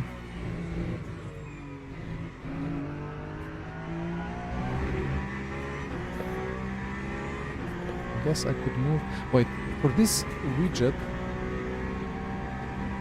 once upon a time I had extra column showing the fastest lap of the car and the last lap, but yeah, I guess the fastest lap is a bit irrelevant anyway. Why am I so bright? The camera.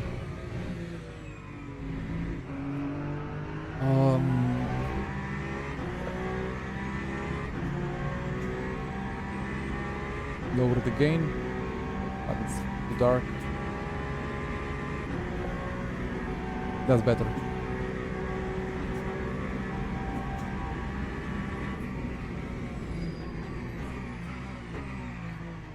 Okay, so what more can be said? 3 laps and a half to go.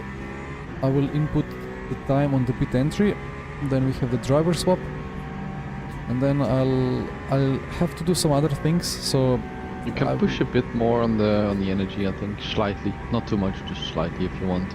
But Yeah, if you feel comfortable, no need. a bit.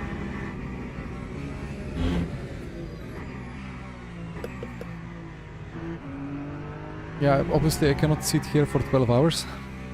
I mean, if I was a pro streamer, I would not only sit for 12 hours, I would actually drive like for the whole 12 hours, like Jardir yesterday. But no, I need to do some other stuff during the race. So the Koreans will keep creating the good racing content. Colin, the class engineer, will lead them through for a bit. But again, the European part of the team will be back for the second half of the race. I will be here now and then, or well, most of the time probably. I need to fix this seat. Like I get uncomfortable feeling in the back if I just sit in it, despite it being very comfortable to sit in. I think it's just still the angle that's reclined backwards. I had problem with the back pain, and then I reclined it one whole front. So approximately 0.15 of a lap is what you have spare. I reclined it one hole on the front, and it immediately fixed my back pain. But then 3 weeks later, it started to appear again. So I don't know. But maybe I would need to. I don't know what I would need to do. If I drop the front further down, then suddenly I have to adjust my pedals and the steering wheel and everything. It's not ideal.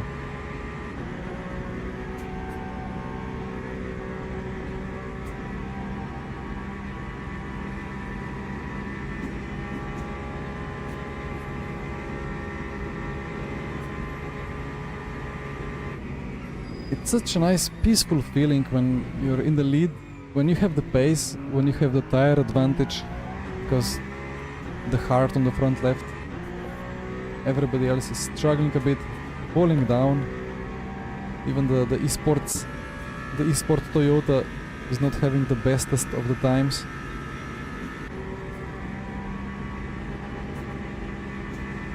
But I mean, it's the second stint out of 16 stints, so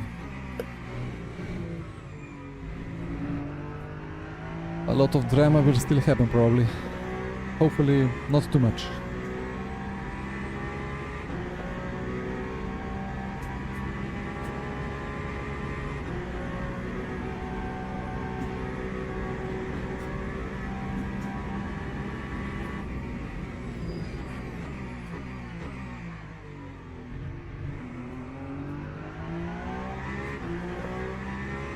Okay, we have an idea. Wait, if I add LMU, bear with me.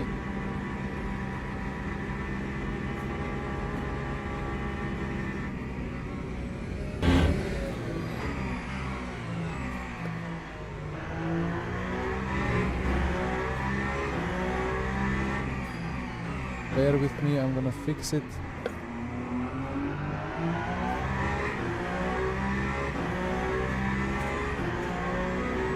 If I do this. Ah.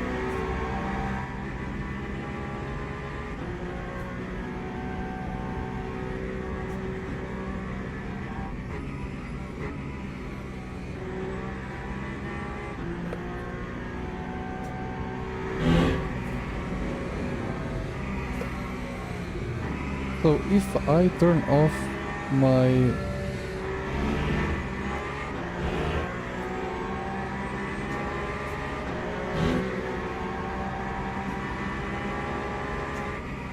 so in theory you now guys you hear the game, right? You hear the engine sounds.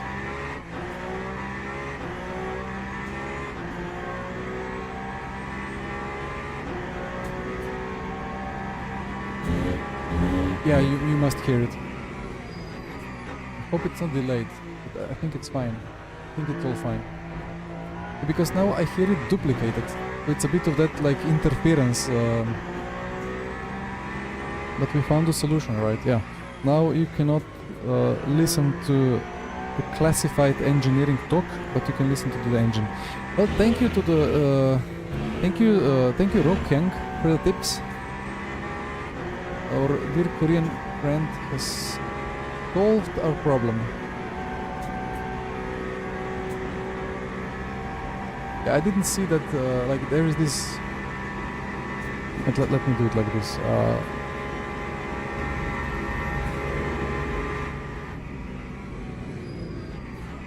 Yeah.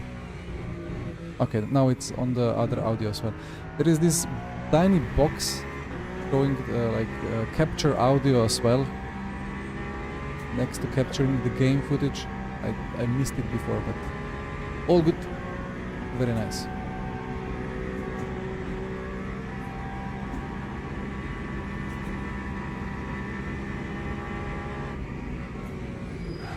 It's funny how suddenly this throttle input doesn't show correctly.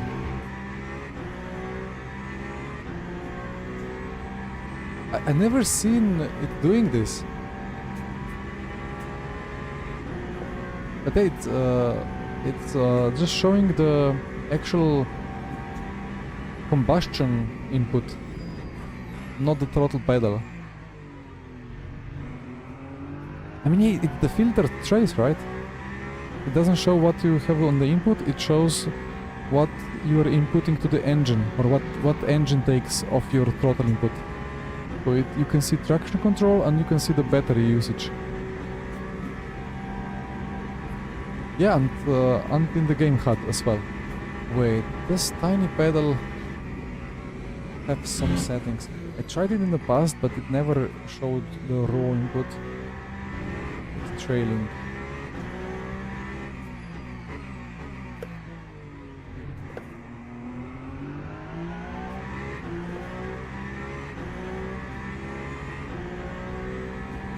Raw throttle, apply. No. If I do this, it's gonna only show brake. And then if I show raw throttle is not showing. It doesn't work. Only filtered one shows. What changed? I wonder what changed. But it's not a problem unique. I mean, it's not really a problem. But it's not unique to LMU, because it's funny in iRacing because they have the whole sound broken because of the hybrid. Here you can in LMU you can hear if you go from 0 to max deploy. Last lap, perfect on target. Feel free to push in this last lap a bit. You can hear the engine becoming more silent if you deploy from 0 to max in the middle of straight. Even in the replay. Enjoy your last lap.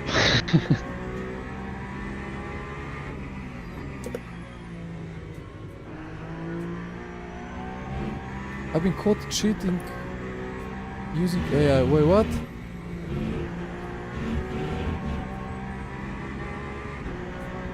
You see, like I the don't saving on this like second, third stint, everything. It's much easier. Yeah, it is. Is it everything okay with this pit stop strategy? Yes. Yeah. Yeah, as you see, we are Okay, you changing. ready? Yes, ready. Okay. That's how I lost the rear yesterday. Yeah, yesterday third stint we had the Peugeot, the Falcon Peugeot doing third stint on the same tire at the start. They lost 35 seconds. We don't want to replicate that. Now the thermal deck in these conditions, 49 degrees track temp at the start, like it's crazy thermal deck.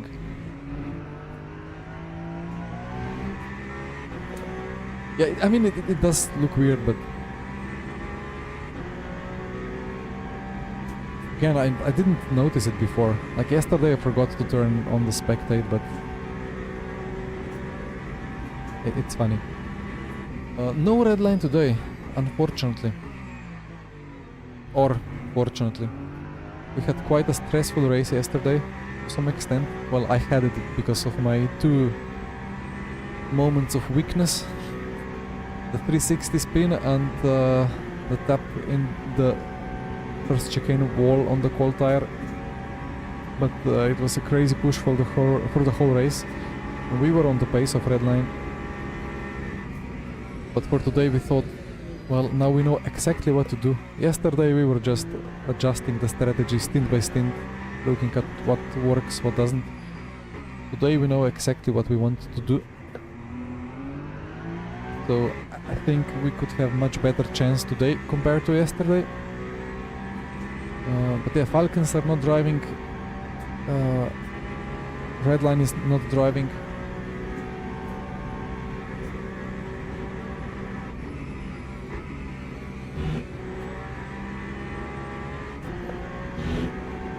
I'm seriously confused by the Toyota. Like, I know it's probably not the best Le Mans car, but I didn't know that Blyer will struggle so much with it. Okay, so box, switch the bid entry.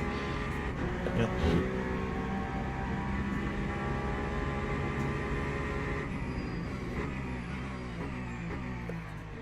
Right, so let's note it down. 10 hours. 20, Alright, 28, nice job 52. again. Lovely. 28, 52. Lovely first stint. 8, 52. Oh, come on. 야. 뭐 버그 그런 거 없죠? 응, 없어.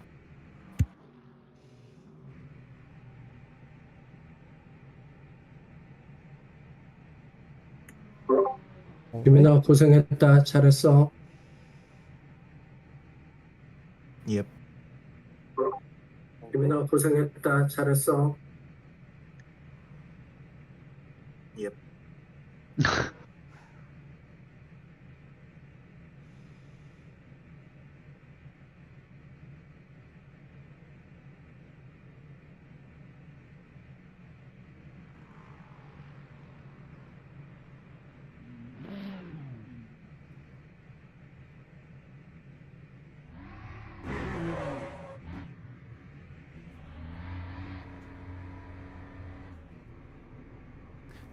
First gear is safer.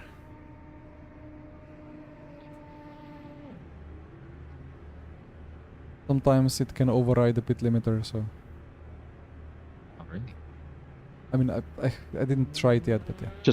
Just be aware, cold tires now on exit. All four, so take it easy. I mean, I don't know.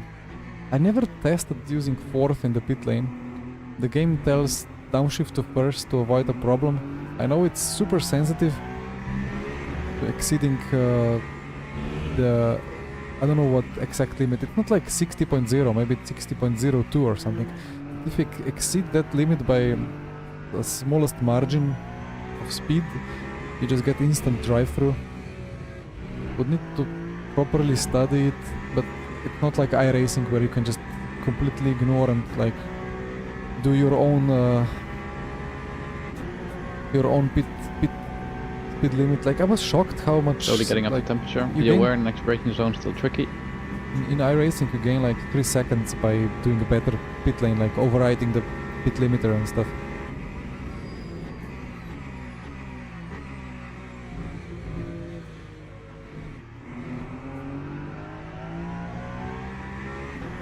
These tires just come up to temperature so quickly in the 41 Celsius Alright, conditions. the rest of the lap just build up the speed. Nice. But should be okay. Yeah, a bit of Korean, right?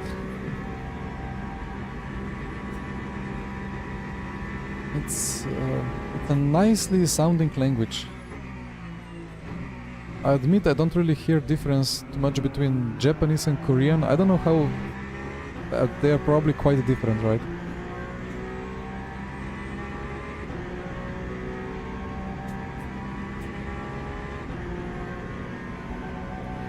Is there a big difference in driving between old and new Peugeot? It's basically two different cars. I don't know why and how, but they feel very different. And I think setup works relatively differently as well.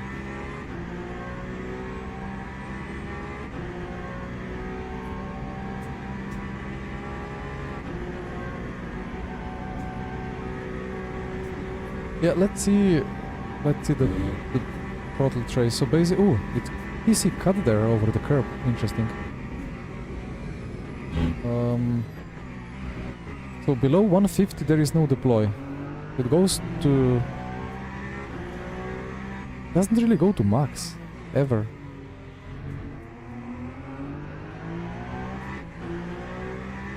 There is some offset. Because when I drive it goes further up.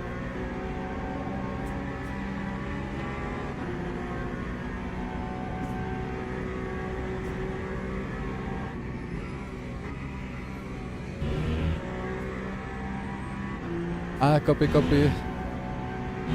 I will eventually learn some words, maybe.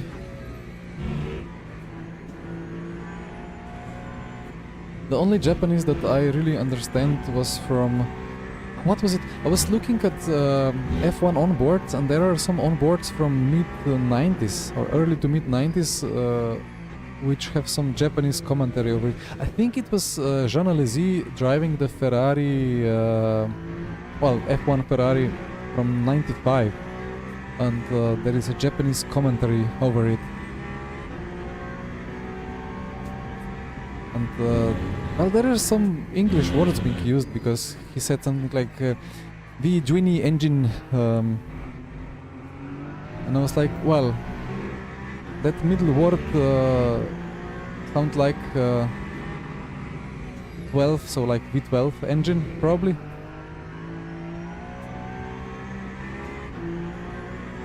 Could be a spectator bug, yeah. But I mean, it shows the idea, like it shows what's happening with throttle to some extent, so it can be interpreted in the correct way.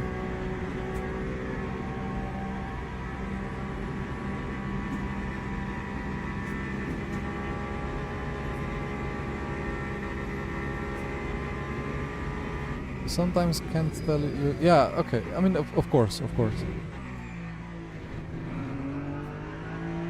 And if you live in the Europe and meet enough people, then eventually you can tell which region of Europe they're coming from.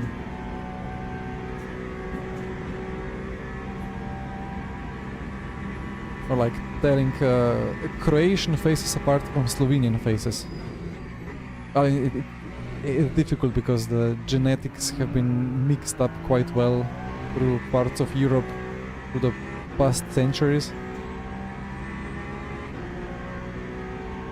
But still, there are visual differences that are almost impossible to see, but are there if you learn through the years, and if you're good at recognizing the faces. I'm not the best anyway at that.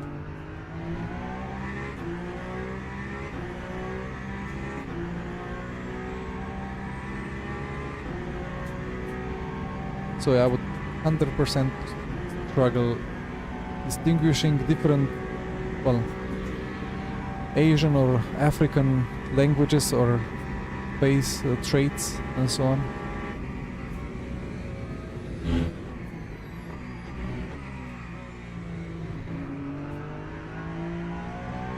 Although honestly, what's the ratio? Like there are far more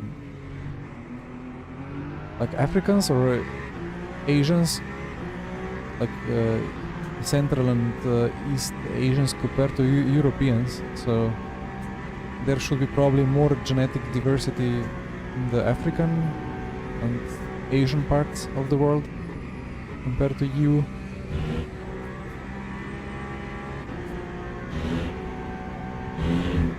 I'm not really a geneticist or a biologist or anything, or I never really traveled much, so I'm not really qualified to say much either way. So all is looking stable and safe. We have a nice gap behind. P2 with the caddy is 2 laps short. Yukin is in control. Tire is up to temp. You will have to be saved a bit more, probably.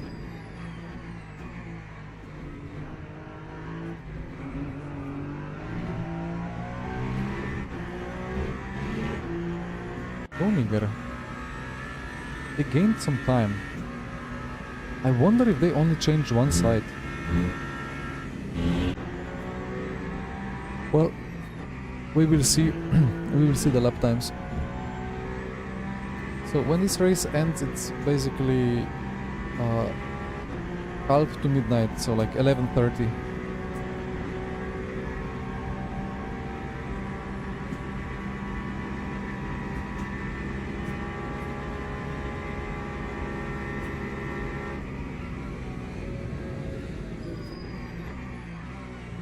What's the in-game time? It's gonna be sunset in 2 hours and a half, so hour 15 our time, because times 2 time.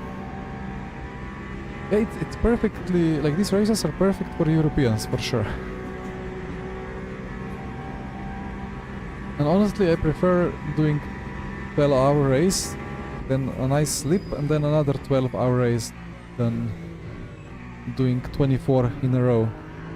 Well, again, it depends on the lineup, how many drivers you have, and if it's once per year, then, or twice per year, then it's not a problem.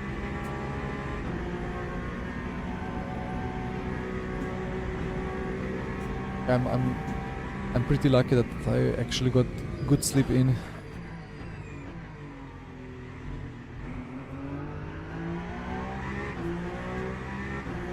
Right, so I think I need to sort out some things. I need to double check some video and some reel that have to be posted. I need to stretch my back a bit. And there are some more things on the to-do list, so I will be around. But I need to leave the sim for a little bit. About Valkyrie, it's a nice car, I really appreciate it. It's just not fast. You know, if a car is fast, even if it drives a bit weirdly sometimes, you develop love for it because you can do good results with it. I think Valkyrie doesn't really have a track where it's super quick. I think at Monza it's probably the quickest at Monza. Or maybe just tied, maybe with Cadillac and Ferrari. But yeah, it's really, really good at Monza. Elsewhere it's just alright or mediocre or just straight slow. Problem with Valk is that it's super sensitive to lockups and that it has no front in high speed for some reason. It's just impossible to make it rotate. Like at Silverstone, you tried that sector 1, just wait, and the rotation just doesn't happen. I'm still yet to do yet to finish the Go setup for Valkyrie for Silverstone. I did Ferrari and Valkyrie, and they're like just complete opposite ends of the spectrum. The Ferrari has just infinite front. Of course, if you do it wrongly, you're gonna get the terminal understeer, because it's like the Porsche GT3. You have infinite rotation unless you do it wrongly, then suddenly you just completely detach the front axle and just go straight. But you can get as much rotation as you want if you manage the entry correct. Valkyrie, it feels like a good car, but the front just doesn't react in high speed, and then you add front wing, and then you kind of have a bit better response, but you don't gain delta, and it's just so confusing.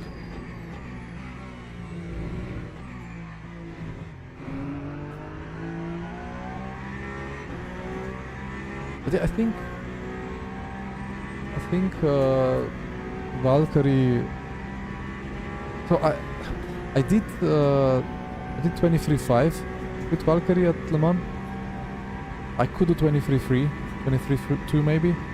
So in quali, not really on Cadillac pace probably, and it's really good with thermal management. So I think it would be good in the long run. But the brakes are horrendous and the Porsche curves are horrendous, and it uses 100 liters of fuel. So for race start, compared to Peugeot, you have, well, 10 kilos extra, easy, if not more than 10. So you just instantly lose, I don't know what 10 kilos means, 3, 4, 5 tenths per lap. Just doesn't feel worth it. But if you have like a hot month race, it's gonna do really well, I think.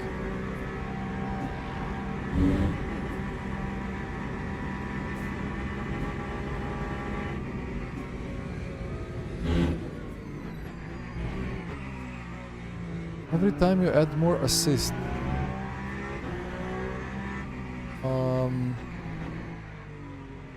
what do you mean by assist? I mean, game assist add weight. That's true.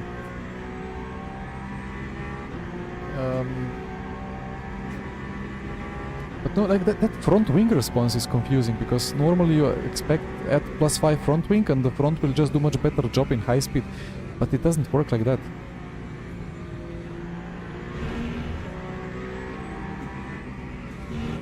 Nice Lexus.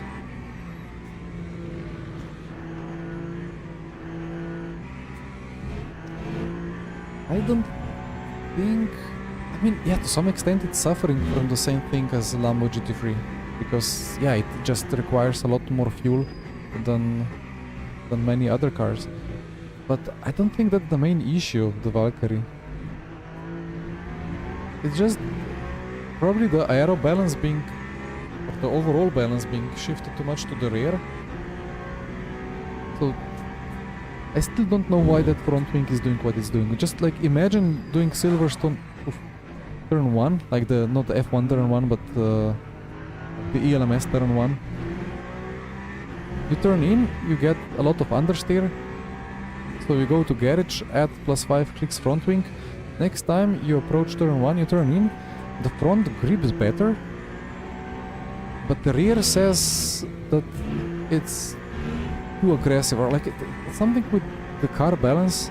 Maybe not even the rear. Like, let's say the front grips more, but then bounces into even bigger understeer. So even if you make it work, you gain, I don't know, maybe 10 milliseconds, but then you lose 20 milliseconds on the straight because of drag. Just, I cannot make the front wing to work. And it's confusing to me. And then you brake and you have slightly, slight bit of front lockup, and it's impossible to get out of it. Like, just super aggressive with lockups, super allergic to micro lockups, which is maybe realistic. Yeah, we need another. Okay, we need a short. Yeah, we can do that. We're a bit delayed with with all the content. Like I had a pretty good, we had a pretty good work system with an editor when we were at Rafa still. So it was all smooth.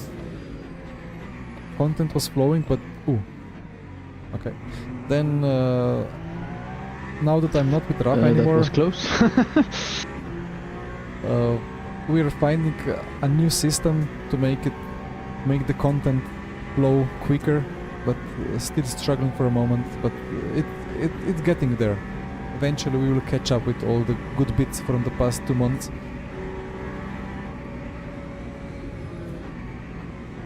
But yeah, stability control, anti-lock. I think ABS adds 20 or 30 kilograms now.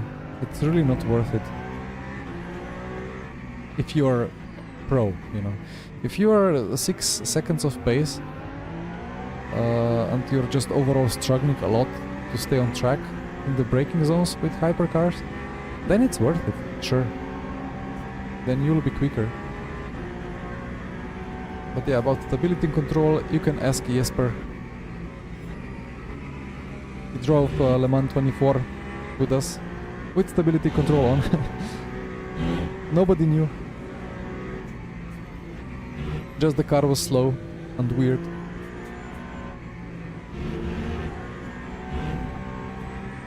But yeah, right. 8 laps to go of the stint. I'll keep an eye on things, but yeah, I need to go to the other PC to sort out some stuff.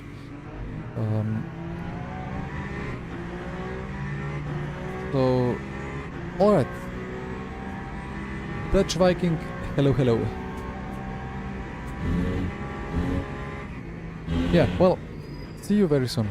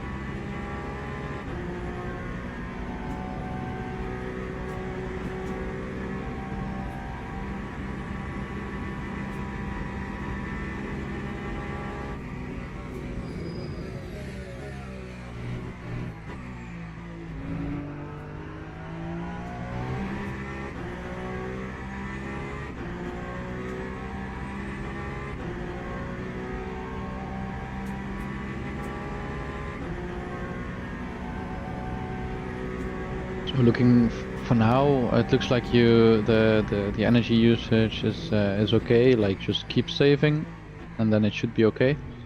I'll keep you updated on that.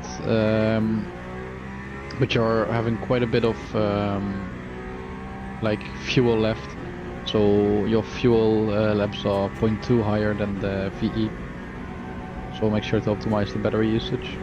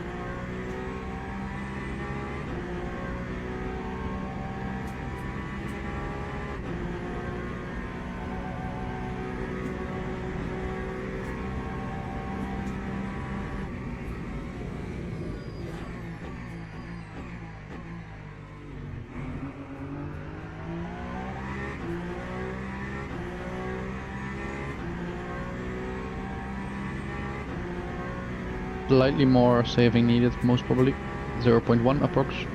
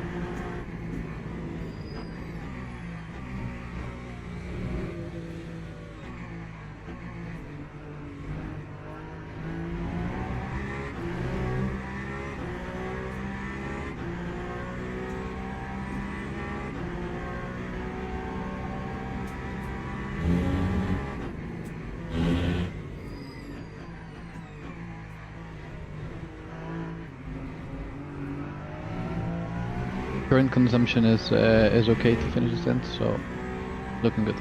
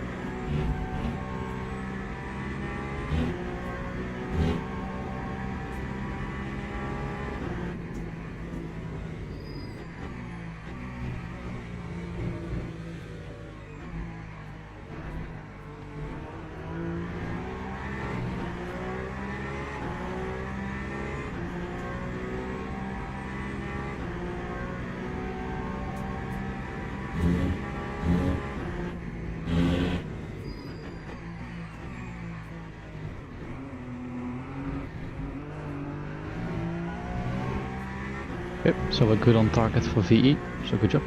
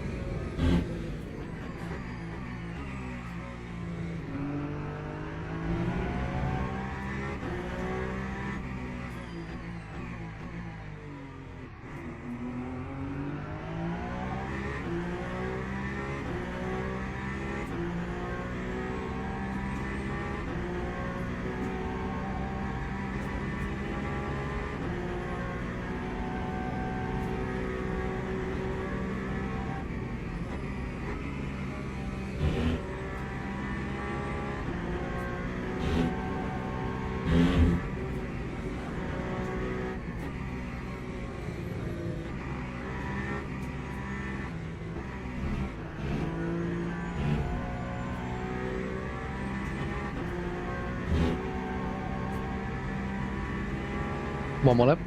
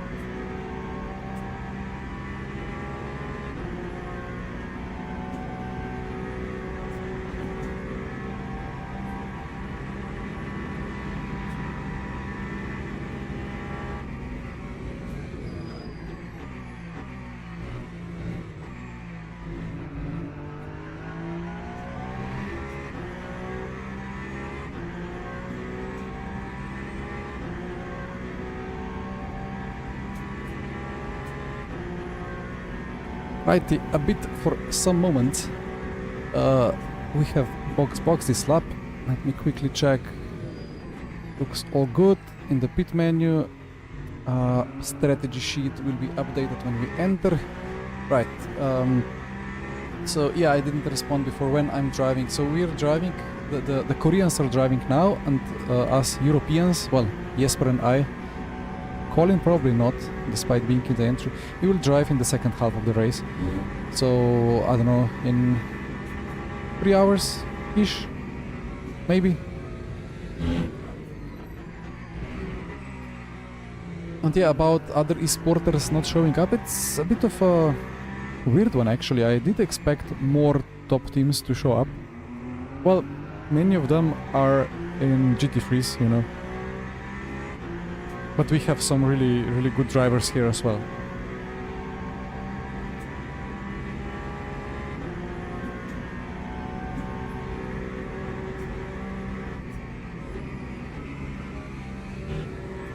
Yeah, Kwon, him and Kwon are both such good drivers.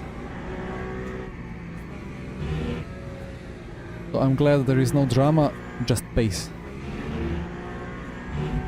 So box. Everything is set up.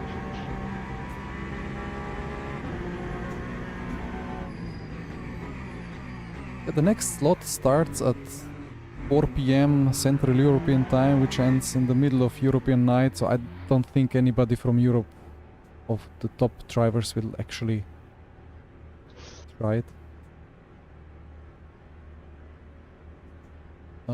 Yeah, so I'm thinking, wait, I forgot to check, come on.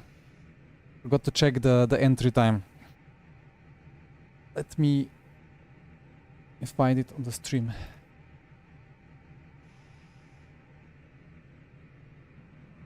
Are you... Bonk. The wrong stream. This is the correct stream. I sent the entry time and PM, Yone. Thank you.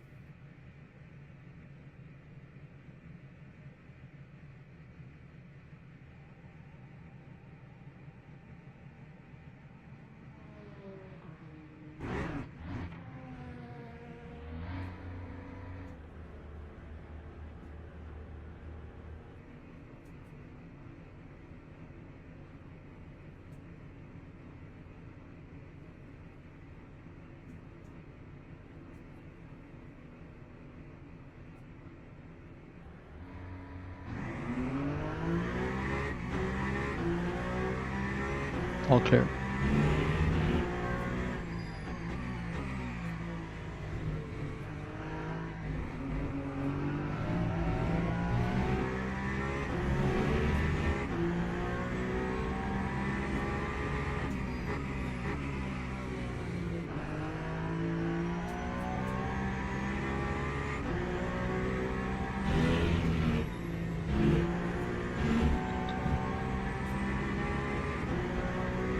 Just quickly adjusting my spreadsheet.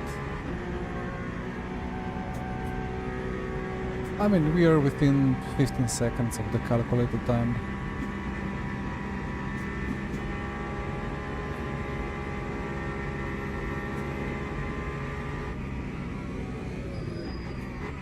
I think the traffic deficit is much more than expected.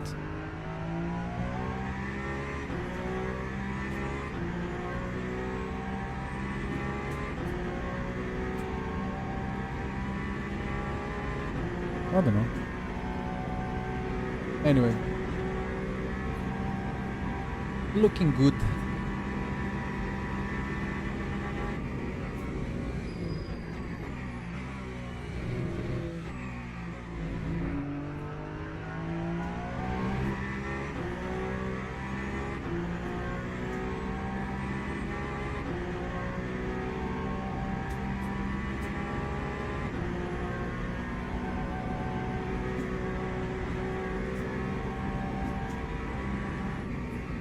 Okay.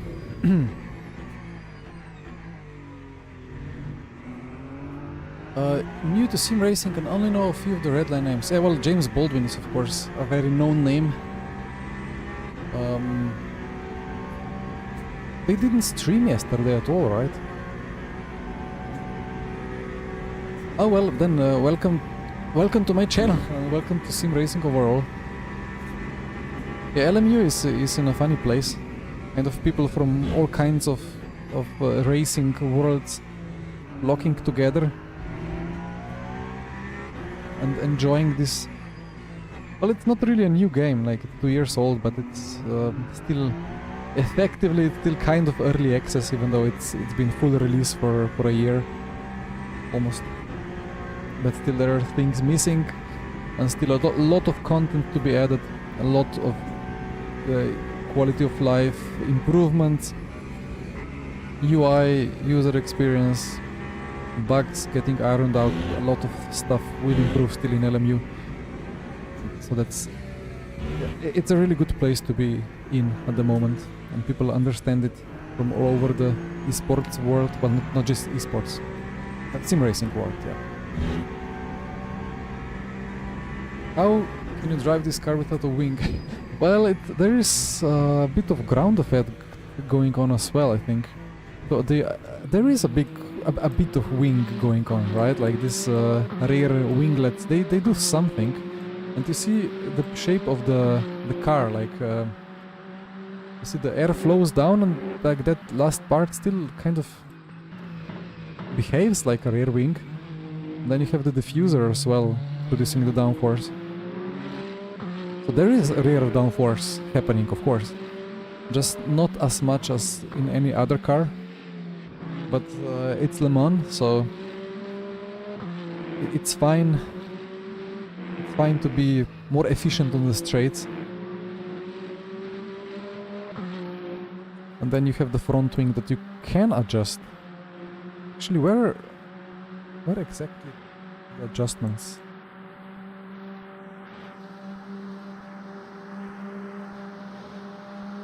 Just looking to see if there are some pivot points that would be obvious where stuff can get.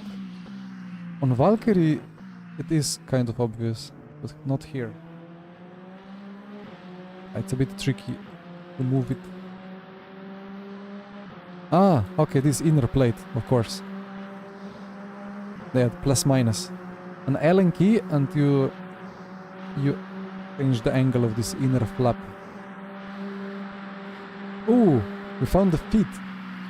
Ooh, that's suddenly 18 plus. Dream. Uh-oh.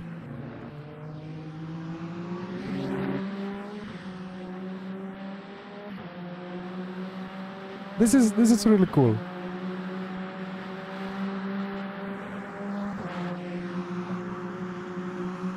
They've gone from the pocket camera, maybe. Straight into the feet. I don't know why is it moving? Like it's not fixed if it's out of the default camera position.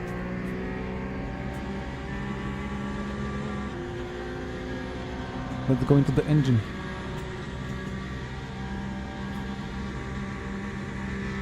hard because left right, like this is now left right. This is forward backwards. It's hard to figure out. Need to check on the straight. Where is the tire? Oh no. Ah, the tire is not rendered if you go from. Crashed. My computer crashed. Shit. Ah, Okay.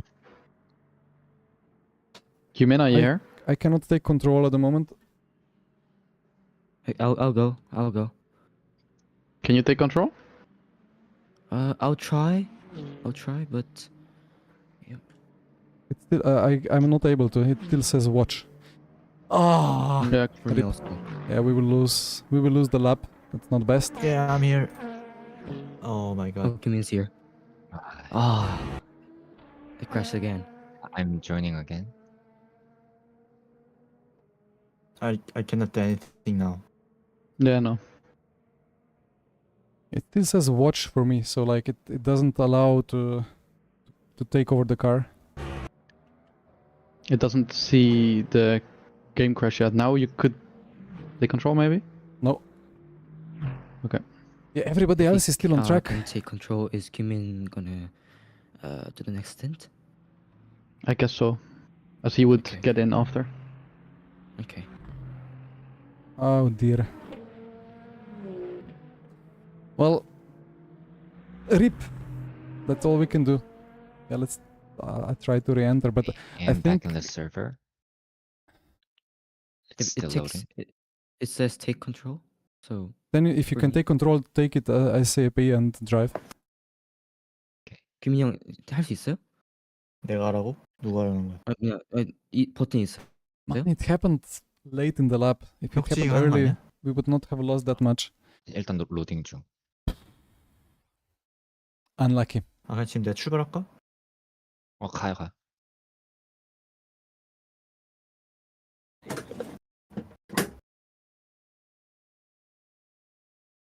형 계속 떴어요? 테이크 컨트롤? 아, 뜬 지 얼마 안 됐어. 너가 10초 됐어. 너가 다시 들어오기 시작한 뒤부터 뜬 거 같아. 그래서 됐나 보다. Loading, loading, loading.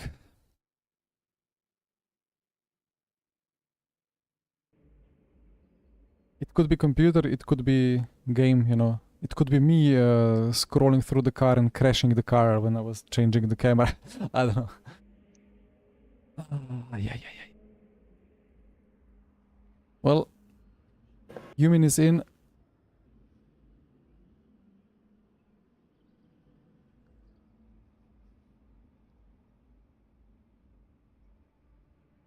I guess it's still loading everything.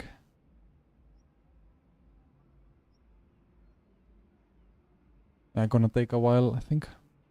I just wait here. Ah, I'm back unlucky, in. unlucky. Well, I mean, 다시 내가 더블이든 트리플이든 타고 그 다음에 혁진이가 들어가면 되겠다. yeah, lap down. We lost the lap. But we have 9 hours to get it back. It's a lot of lagging.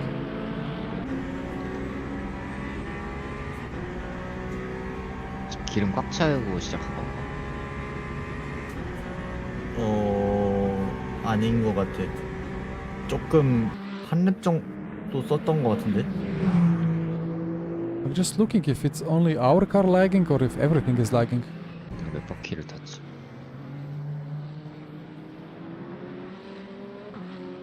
Oh, he had game crash.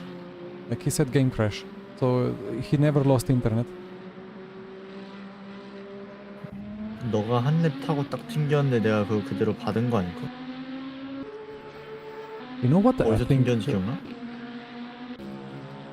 other cars are a bit laggy as well. 기억이 안 나네. 이 3섹터쯤이었는데.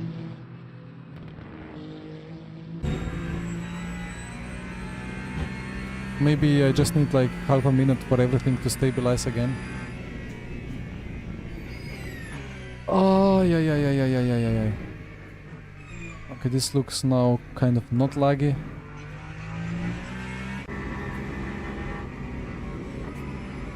And this is now fine as well, right? Yeah, it stopped lagging. It needed a bit my game, I think, to... Oof. Well, that's unfortunate. 여기서 튕겼어. That's very unfortunate. Where is P1? We are a lap and a quarter behind. 4 minutes, let's say. Not gonna be an easy fight. Colin, Yep. I think we need a new strategy for this. Yeah, I know.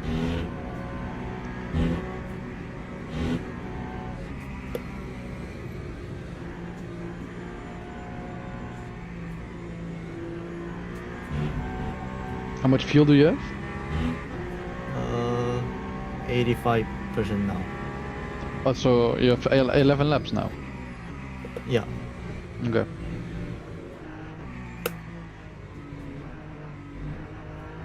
In theory, you get the car in exactly the same condition as it was before the game crash. Yep. Tires as well, so it shouldn't be too different.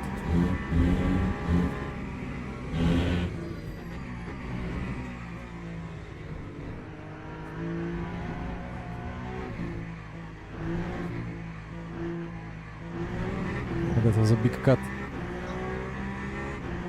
빨간색으로 떴어요 방금?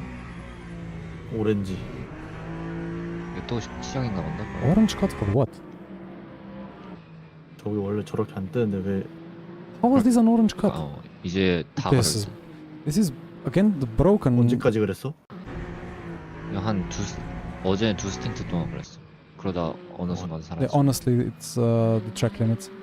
I think the track limits are now broken, like they are stricter than before for you. 예. Yeah, that Why is happens. this game so shit? Jesus. Like, Early access. but also, like, I don't understand. You disconnect and we lose more than a lap to everyone. Like, what's this bullshit? Yeah, we lost the lap that we were in. It's so shit. Kind of makes sense. Like, you should be put in the pits, but then the lap ahead, so you're actually in the same lap like this.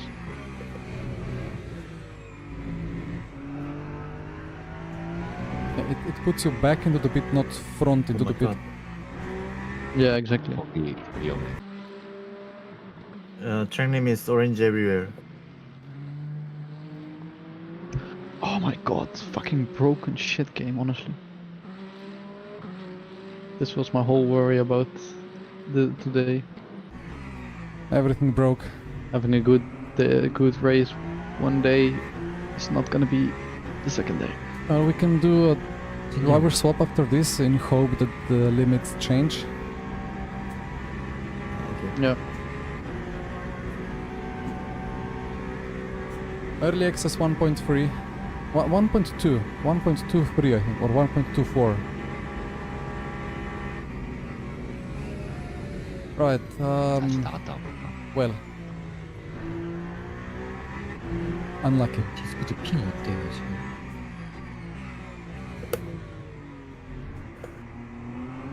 Yeah, so, well, it's what it is.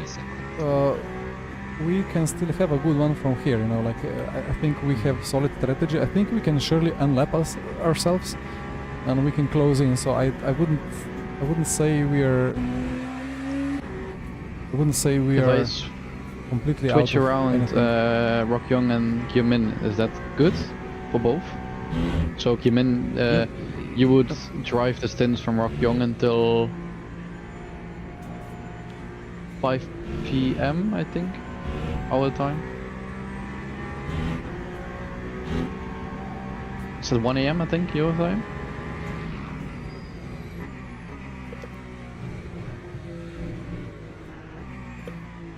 Well, I think it's under Oh, control you now. need ready. What damage has been dealt. Yeah, copy. Like Kyomin, you need to drive 2 stints later than before. Is that okay? Okay. Okay. Can I elaborate what's happening with track limits? Yeah, so there is this very, actually in theory very good track limit system in LMU. where if you get a cut, like it calculates how quickly you would be going, and then it calculates how much, or like it sets like a benchmark time, let's say, from the AI, kind of the expected lap time or expected speed and everything for a corner, and then it compares your actual speed and delta and inputs, and if you get a cut, the more you go off track, the worse it's gonna be, and the more that you are on throttle or less that you are on the brake when you are off track, the worse it's gonna be, and of course the time gain as well. So you can, after the corner lift, or like when you're off track, you can hold the brakes just marginally, and it will calculate the amount of your cut according to that. Q&A, do you wish to do 2U, 2 Jesper, 2U, or do you wish to do 4 in a row? I'll respond in Discord. Okay. So problem is that there is a bug. It's been there since the start. Sometimes you box, and that reference lap time is different. So one lap you can go very wide. So after this stint, we're going to do the double. 2 stints, and then you do 3 and- stints after. 3? No, 2? Yes. No. You would usually do, because this stint is technically Hokien's stint, and you would do 3 stints after his. But because of this issue, we will change Rokyong into the car for 2 stints, and then you do 3 after. Okay. Can be like I can jump in for the third if necessary. That's fine. Yeah, of course, okay. Oh, mine. So yeah, basically now the problem with track limit is that because of that disconnect, something in the back end has reset. And now it thinks that Well, if it's okay, I can do triple stints for the game. We can see. Okay. the expected lap time is much slower than it was before. So now we instantly get the craziest possible cut, which is not correct, and it's broken, and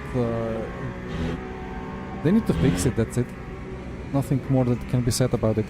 It's inconsistent, and the track limits are dependent on the weather and the overall pace. Oh, that was a barrier in the barrier. Rip.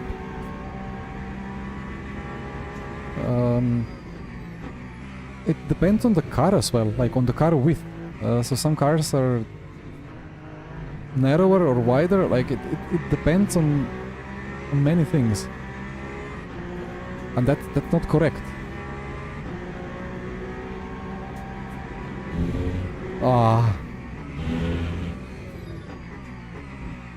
Okay, let us through. That's fine.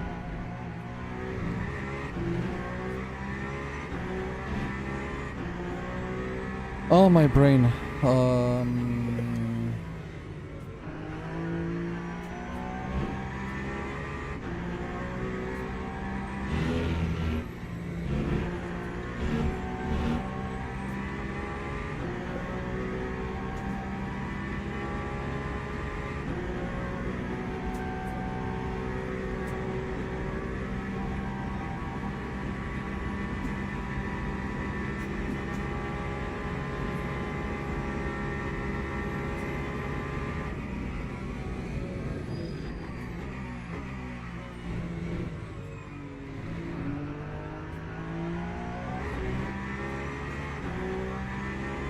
Just chatting about the strategy now.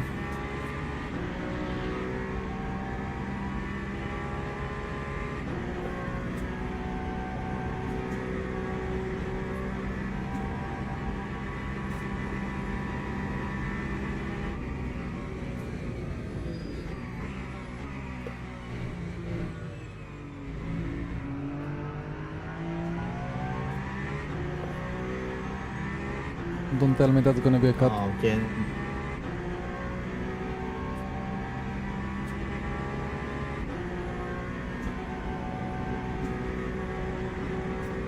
Ay.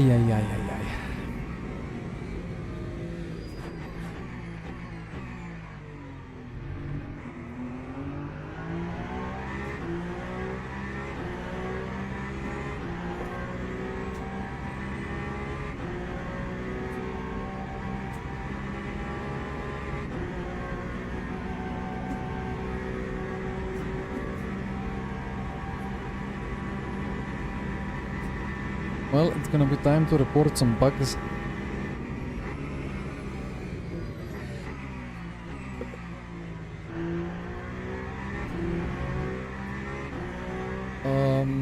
Hmm. So about the penalty. So basically, I mean, it's different things, you know. Like if we reach maximum cuts, they reset, but we get a drive-through. The 100-second penalty would be, I think it's 100-second stop and go or something. That would be if we run out of virtual energy. But I think we are fine with that.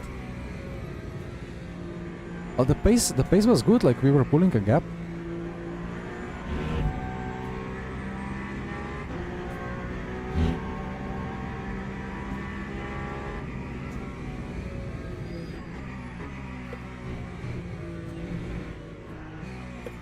So let's say it's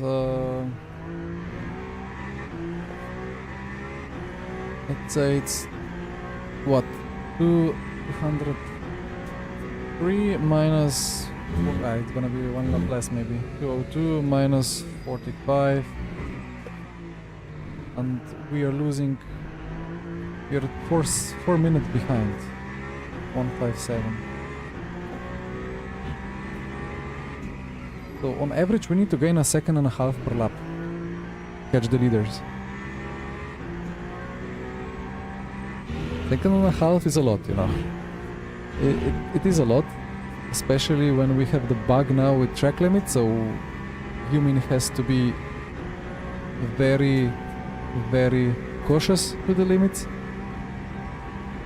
or cannot even go that wide as you would normally.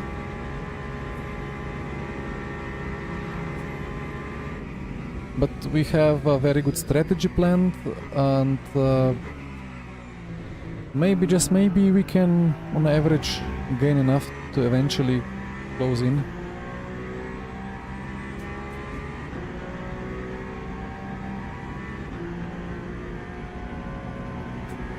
But yeah, nothing we can do now.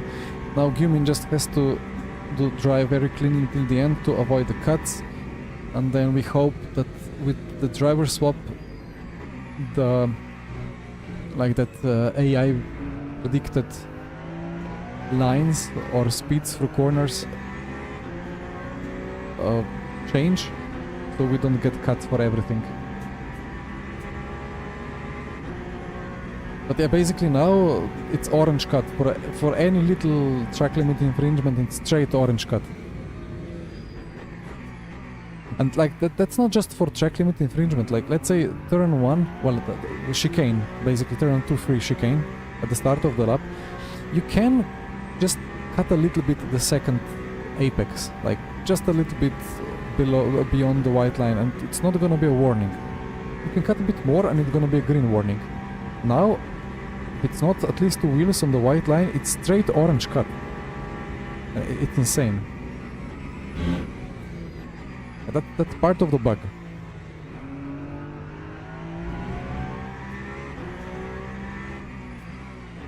Just gonna note it down.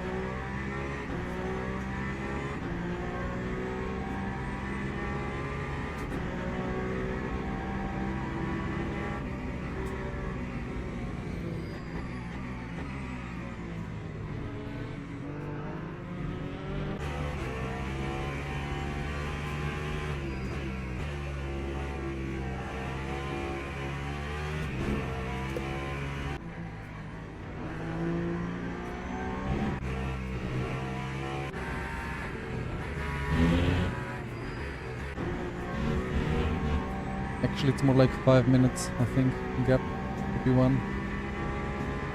And that's more like 2 seconds per lap that we need to gain. Yeah, let's see how it goes. Not a 24-hour race, it's a 12-hour race. But things can happen to everyone. And, well, I mean, maybe we have some more content now.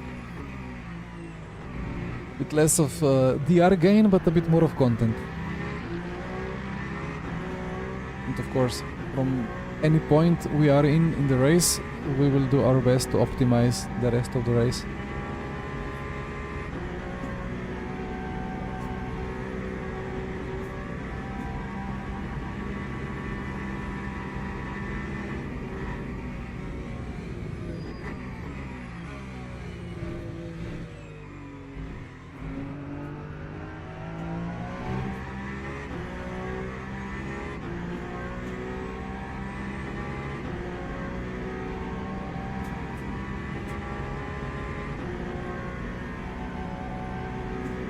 Oh, yeah, okay.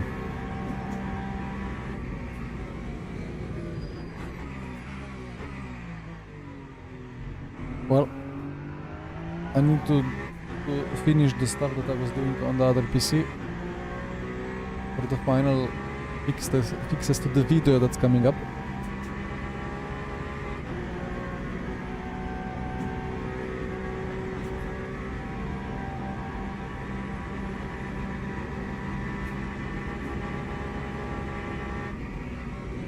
I'll keep it like this. So we box in 6 laps. Right. BRB.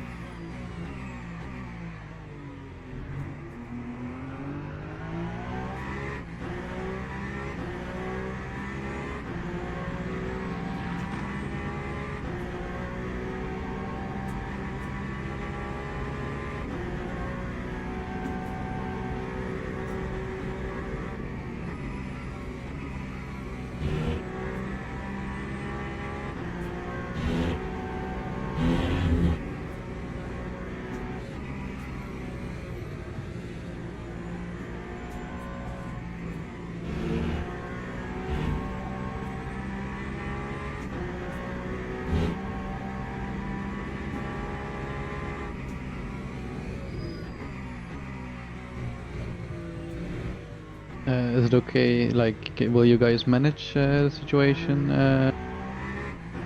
so far? Then I can go for like a walk outside or something. I want some fresh air. Is it okay to Rogyong do the triple stint then? I mean, after. No, what we will do is Rokyung will probably, looking what I did with Yurnay, it's probably Rokyung will do the double after you, and then you will do double as well, and then Yurnay will take the triple. So you guys can go to bed. Because of this crash, it all becomes a bit later. That's why.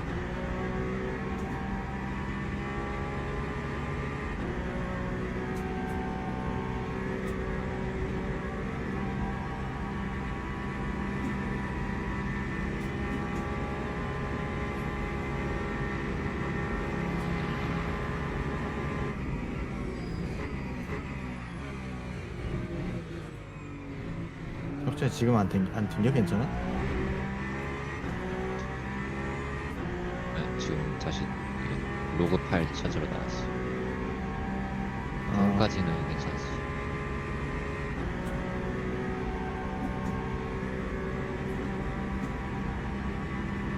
If you by the way want to change anything in terms of like anyone else doing triples, whatever, like you're free to change as long as we keep the same tire plan. Like that's the most important. Just gonna, if you Yurnay, you're here, right? He's gone. Oh, he's gone. Okay. Then we can manage the. He can probably manage the strategy on this end. Like when he's back, I'll leave, and then he can manage that. But yeah, from now on we just try and do as best as the race we can.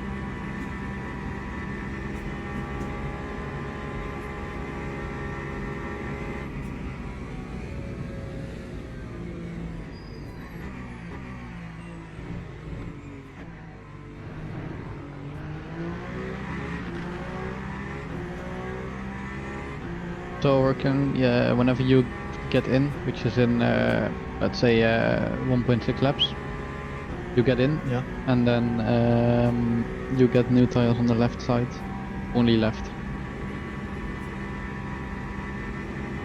Wait. Okay, And yeah. for Logyang? Sorry, yes. Did I say Gimin? Yeah. I meant, yeah, sorry, I meant Rokan. Yeah, sorry, I'm looking at the strategy and I see so many names. Yeah, no, I mean Rokan. Yeah, when you get in now, you get new tires on the left on the first stint, and then the new on the right Right after. on this. Okay. Correct. So first stints will be 13 laps and the second stint will be 12 laps. Correct. Okay.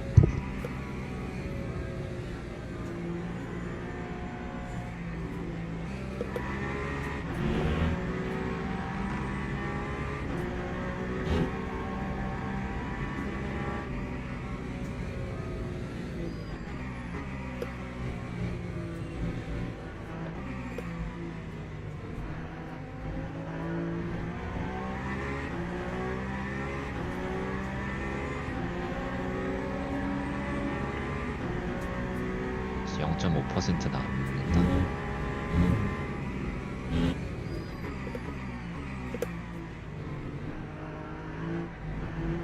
Right. Let's fix the camera a bit.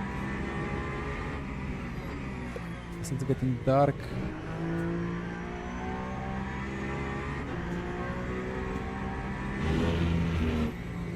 I see we boxed this lap.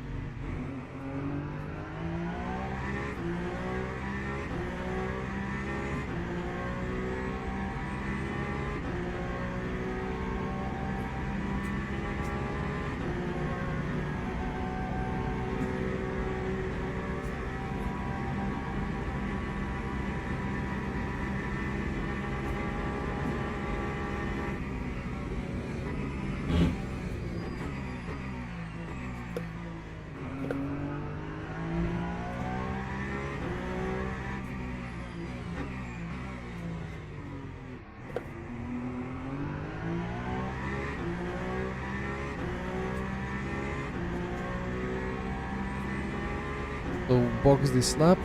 Ronkyonk, you're ready?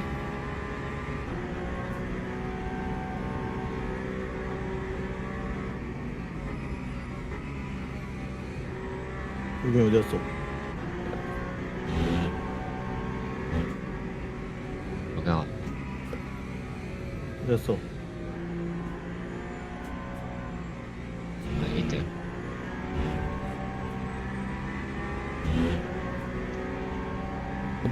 Box. Rokyung, I think your microphone changed to the camera. Oh, you're here, okay. Yeah. Oh, good. Yes. Just make sure you enable the headlight after you get pushed into the car. Okay.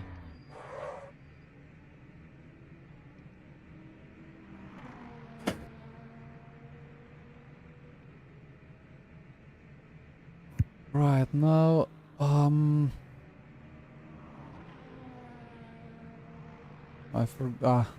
it's going so well. forgot the Sorry. pit entry lap Yeah. time. Pit Oh, I entry mean, timing there's nothing again. we can do. 51.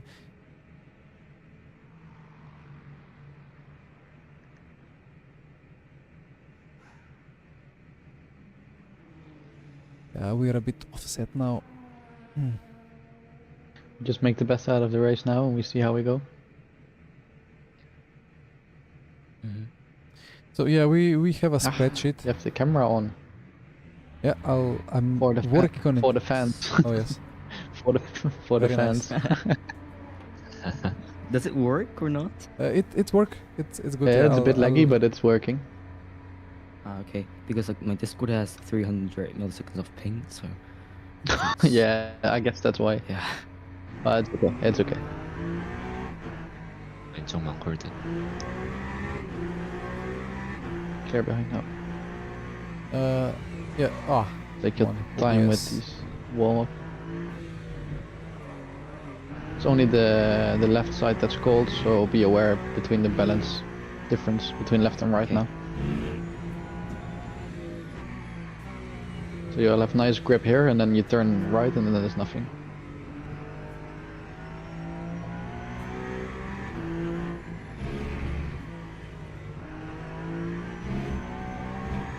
How about the cuts right now? Is it okay? Well, Should we it's cut a little more? Let's see. We don't know. Like the cuts were broken, so we just try and not get any cuts in case. Mhm, mhm. All right. Break earlier than normal. Be aware with braking.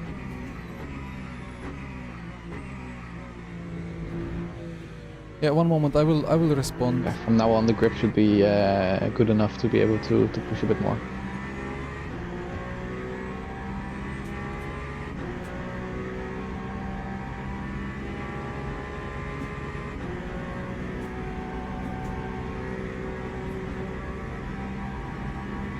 Oh.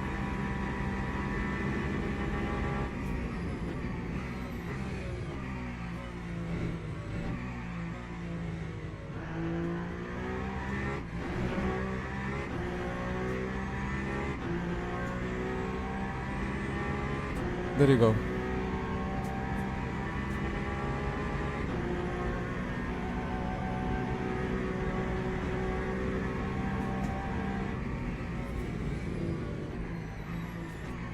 Okay, so about the spreadsheet.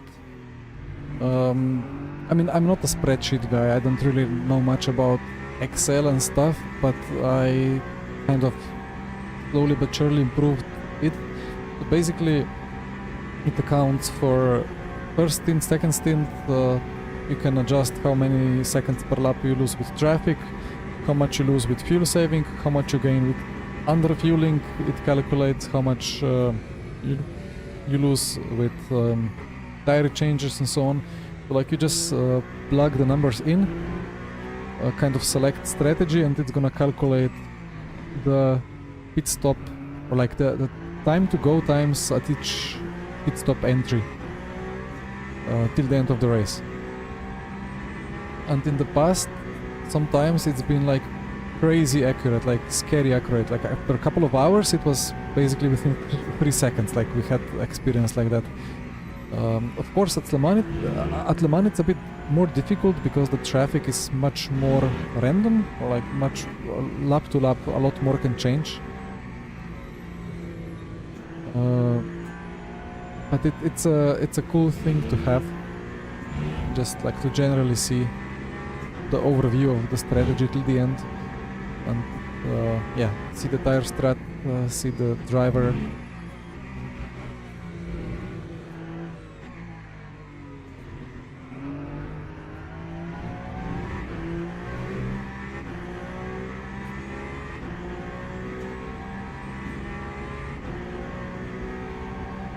I guess there is a bit of delay, right?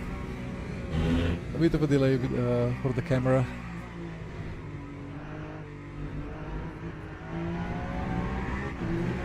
Oh well. It's gonna be fine.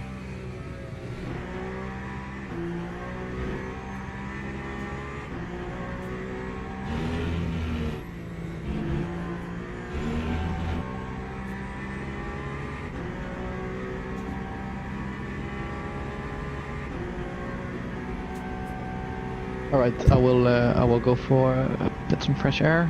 So if there's anything, Yane, just send me like a private message so I see it sooner. Copy. Or anyone else, but anyone just feel free. I already set up the bits for the next one with the -2% on the VE as it's a -1 lap. But feel free to check everything. Looks good.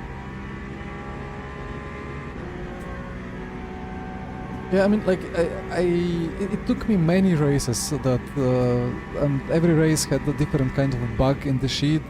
Sometimes we suddenly got 4 laps less than expected. What was it? I think it was Spa 12 hours that we did with David Mroček some months ago, that we suddenly I think realized... the limits are okay for now. I'm getting green limits. Okay, lovely. The cuts have been fixed, and great. We realized mid-race why everybody else is lift and coasting, because we thought it's gonna be all the laps with extra lap lift and coast, or almost all the laps. But it turned out we only need like 5-6 laps with lift and coast, because strategy was a bit like the strategy sheet misaccounted for some stuff. But like eventually I made it work. It's with a bit of a long code in that cell, but it works. Then again, I never, like, I mean, I studied physics, so I kind of roughly know what's going on with the programming and the code and how to use the program, but I guess it could be vastly improved, everything still. It's a bug. No, it's not a bug, it's this is the filtered throttle trace. I tried to put the raw input before, but the tiny pedal overlay is not showing it. So you basically see battery. Like the missing part is... I mean, it's kind of slightly bugged, like it never goes to 100%.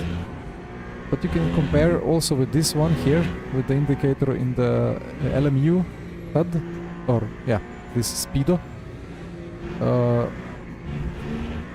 If it goes to max, it's all on engine. If it doesn't go to max, then you see what the battery is doing. Difference.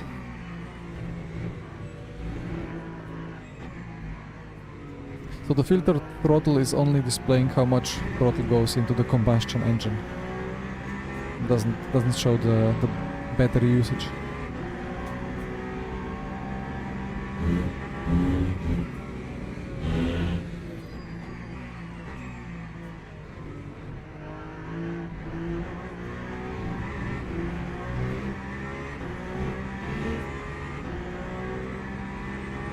Okay.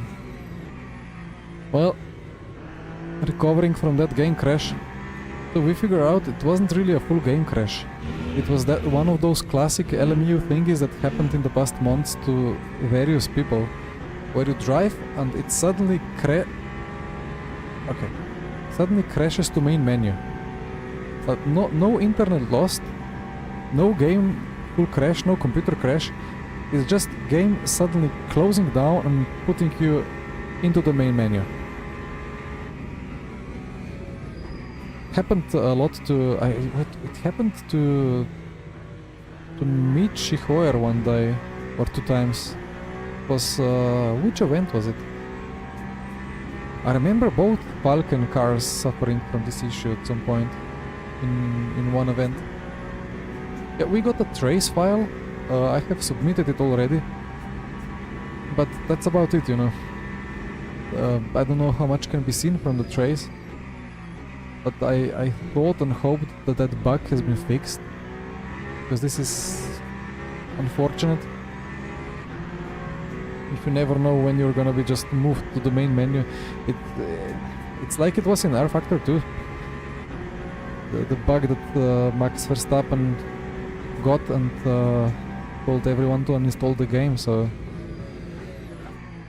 like all the code has been severely rewritten, improved, everything is much better than it was in the days of R Factor 2, but eventually, now and then, same kind of disconnection happens.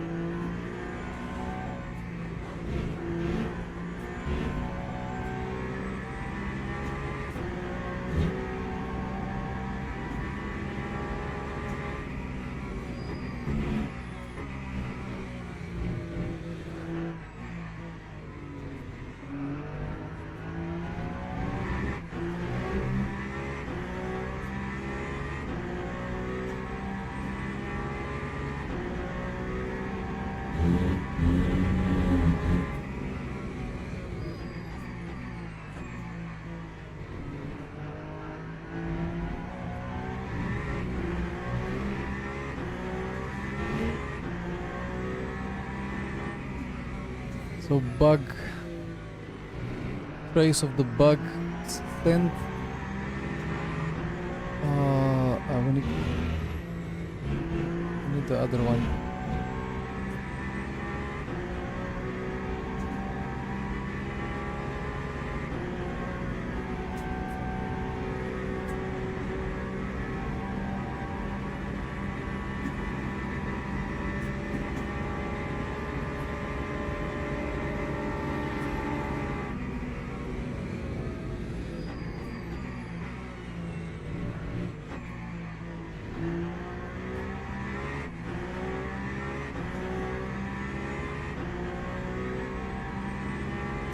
So game crash of Yukin reported. Now I need to report the broken cuts.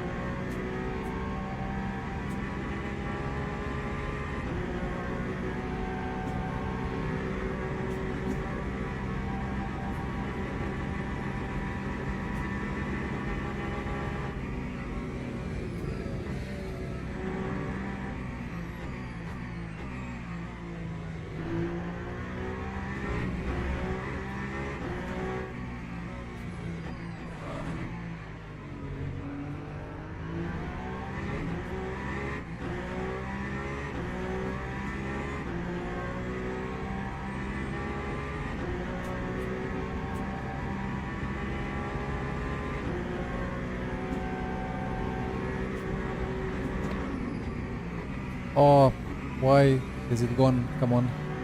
There we go. Difficult situation, but he survived.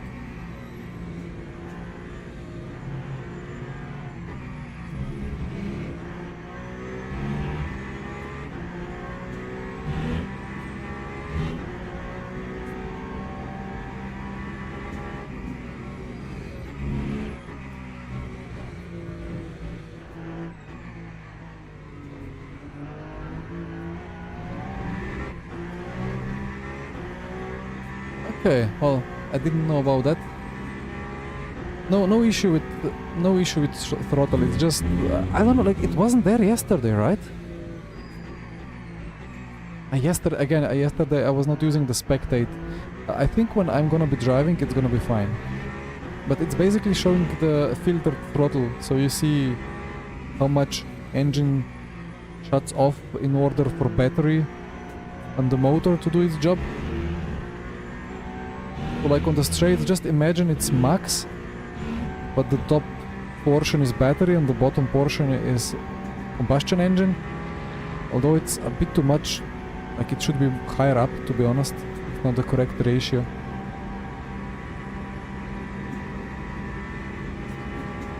Ah, that's interesting. Wait, I'm gonna tell on the straight.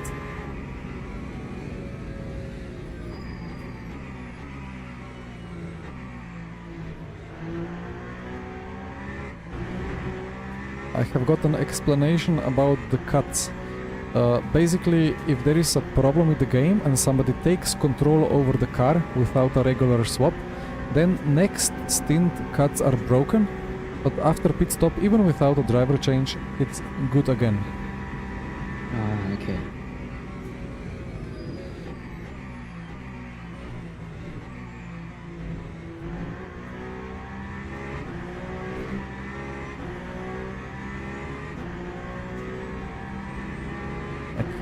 I don't know programming wise how stuff like that happens, but well, now we know. Now we know. So does the camera of Rokyang disappear if I click this?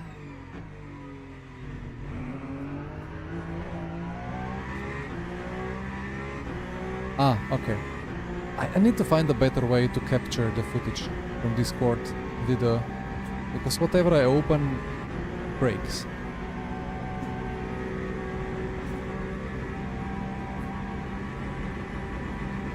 Yeah.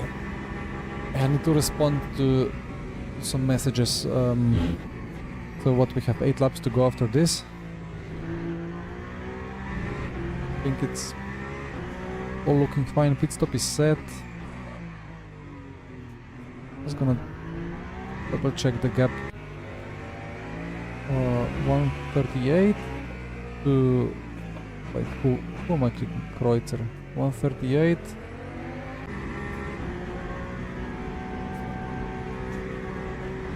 Yeah, it's hovering around very roughly 5 minutes, the gap. Now let's see what happens. We drive, we do our best. And hopefully we unlap ourselves and get some... I don't know what we can get. P5 is a minute off P1. Maybe top 5 is doable, you know? I don't see why not. We just need to do full esport till the end. Right. Yeah, again, be right back.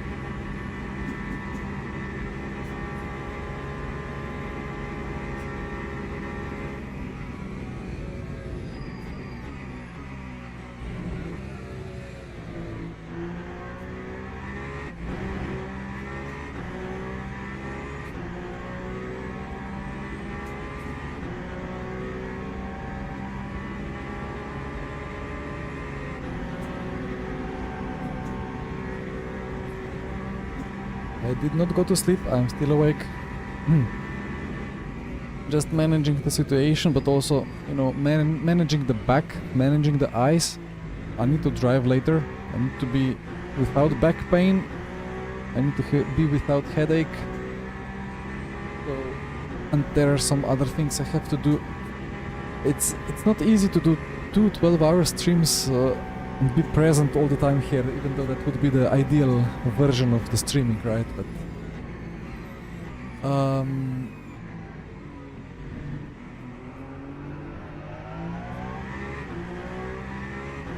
yeah, hello, hi.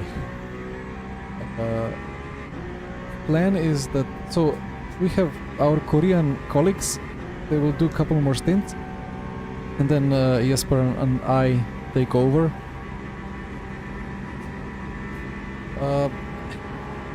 Is everything going alright? Well, if everything was going alright, we would be leading the race.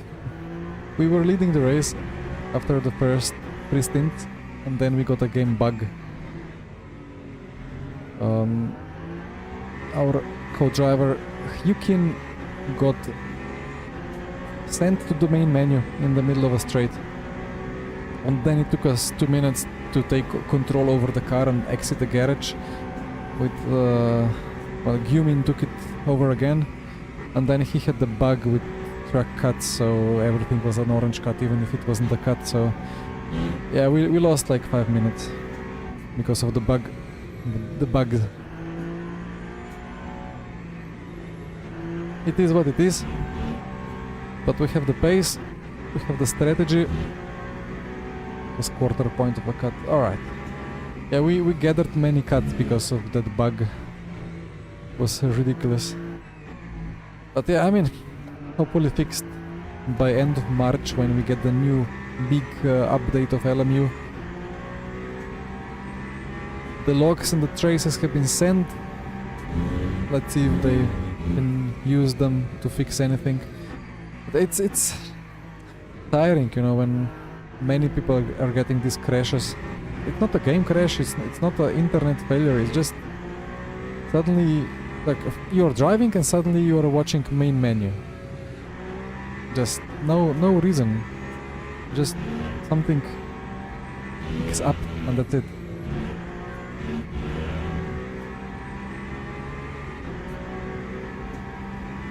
This is for position over the exclamation mark driver.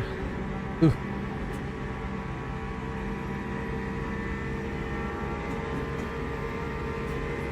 Very late. Okay, he's lifting. Alright.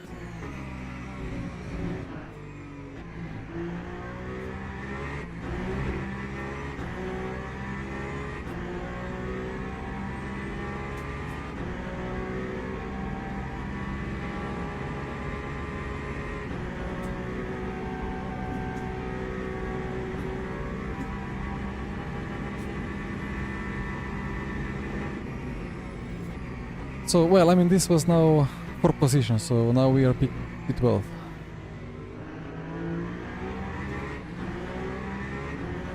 But yeah, 55 seconds to P11. And then we are a bit longer on strategy.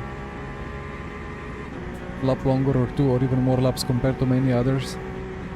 But yeah, they have done their pit stops, but we have not done it yet. So we will lose further 70 seconds now.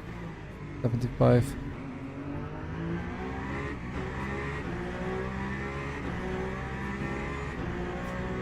We box this lap, everything is set. Okay. So it's gonna be back to P13. But we will be closing in. Slowly but surely. I mean, in some way, it's a good thing that it's only been us with a race breaking bug. Ooh. Nice catch. With a game race breaking bug till now. Better one car than half of server, like it happened to, what was it, server split 3 yesterday.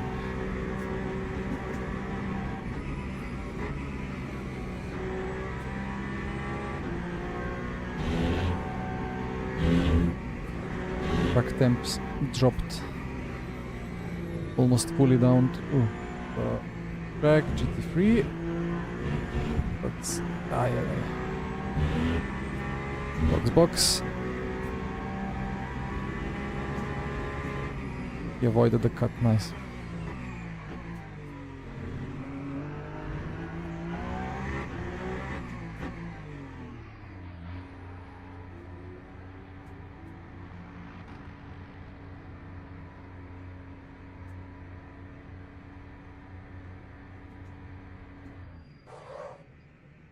Alright, so now we switch to 1 lap less per stint, so full push, 12 laps.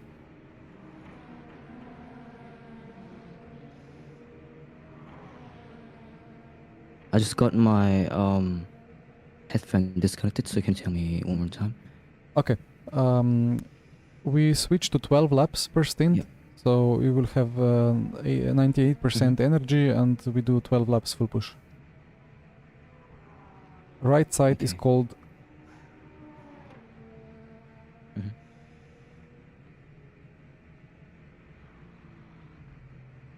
Go, go, go, go.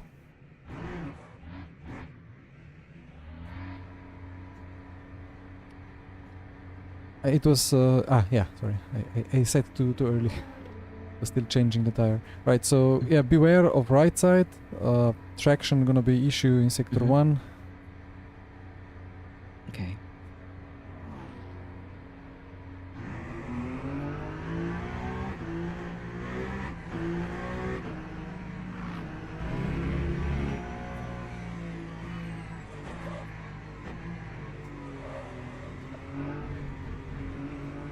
You can use the cut a bit more because it's not gonna give you a warning because the pace is slow.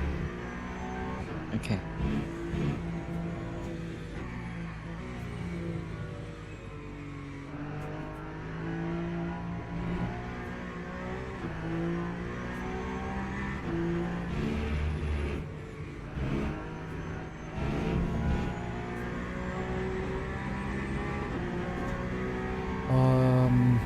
How do I say? Now beware for the next chicane because the second apex will be deadly. That's where I went off track yesterday and touched the barrier. So brake before 200 and be aware of the front right. No grip.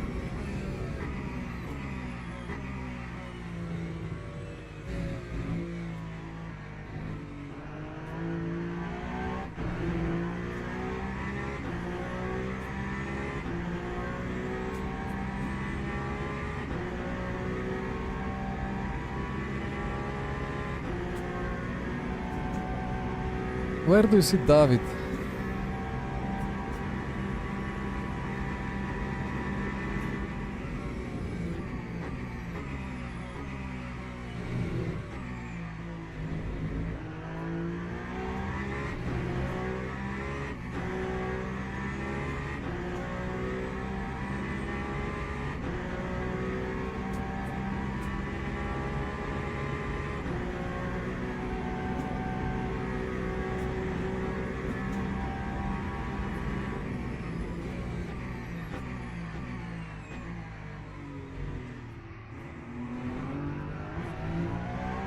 So right side tires approaching 50 Celsius, so it should be alright.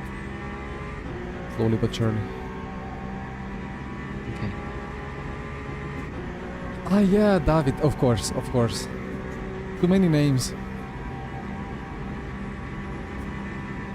For me it's easier to learn the Korean ones.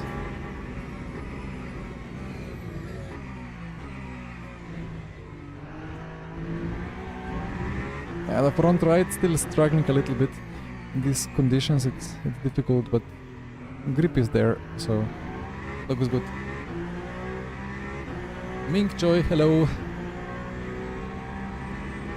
But yeah, Viking, about the managing of the colleagues, like it's really like it's a good cooperation. Like I really admire how well they race.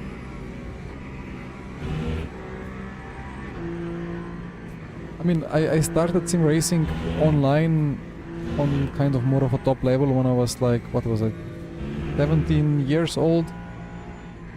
But it took me some time, it took me many years to learn how to like manage a sim race in all aspects, like managing my own head, my expectations, managing the tires, managing the traffic, the strategy, all the situations, and be quick at the same time. But they all are doing a superb job here.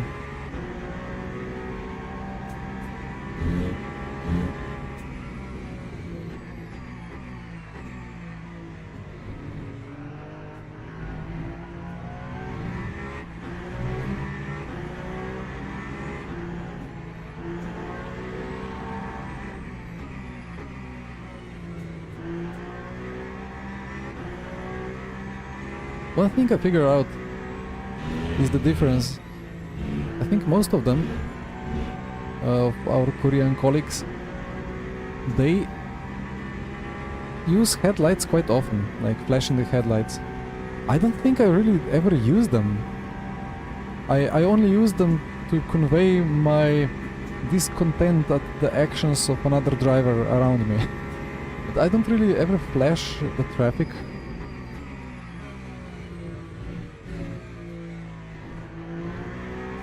I mean, it's not better or worse, it's just different way of looking at things.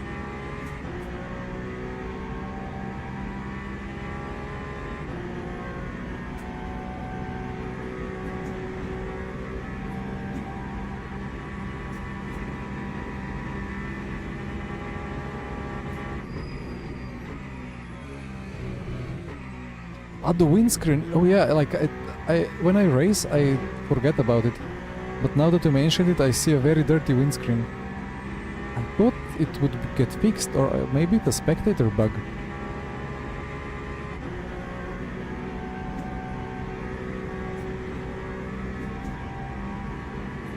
But yeah, I mean, it gets annoying eventually. Although I think, I don't know how it's programmed, maybe the splats like decay over time, like they disappear but new ones appear. I'm not, I don't even know.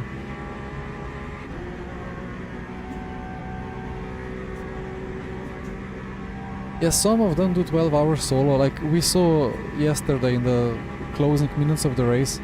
Jesper overtook a GT3 and a hypercar, and then the GT3 just completely ignored the other hypercar behind Jesper. Just like here, he just turned into his rear and he spun like across this grass, straight across Jesper. So Jesper did a fantastic job stopping the car and avoiding a big collision. But yeah, it can do stuff to the brain, these long races.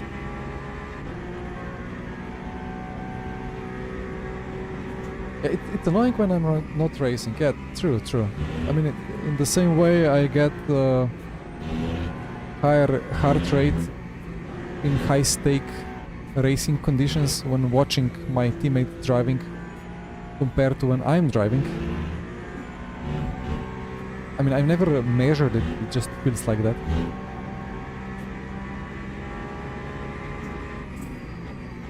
Yeah, there is no way to send it into this chicane, no way.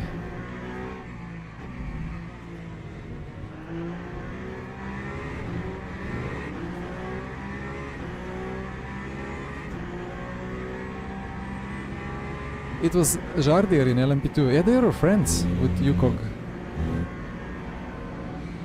What is this about? Oh! It was 2 GT...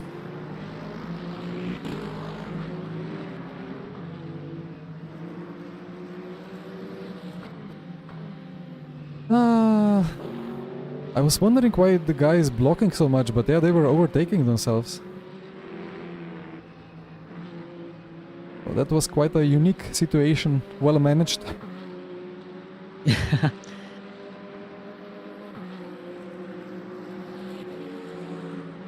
Ooh.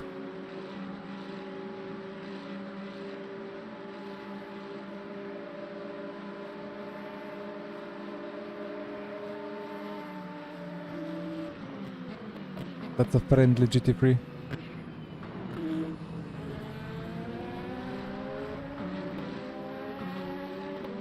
Ooh, okay.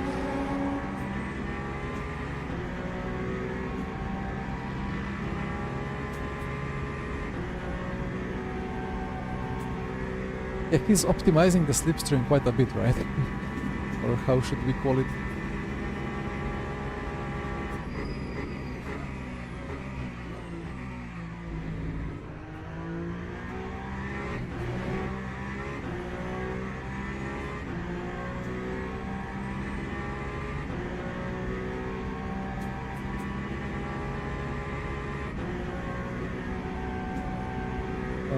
I see a bit less of -1 laps ahead of us. So we have unlapped a little bit. I think it's perfectly reasonable to expect us to be within the same lap of Bieler at some point.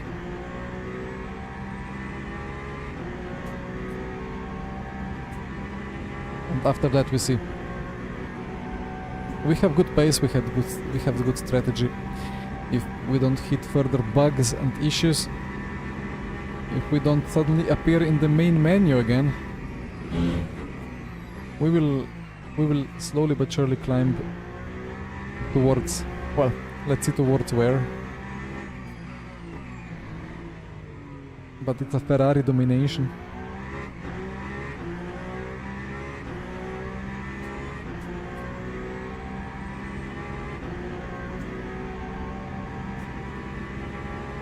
Timed bathroom breaks, yeah. Well, wait, the LMP2, it has relatively long pit stop, right? Plus LMP2 doesn't have the virtual energy, right? I think it doesn't. I think it has 1.5 liters per second refill rate, so it takes like 50 seconds. So if you do 50 seconds plus tire change, it's 62 seconds. And you can empty the bladder quite a lot in that time, if the toilet is close, you know.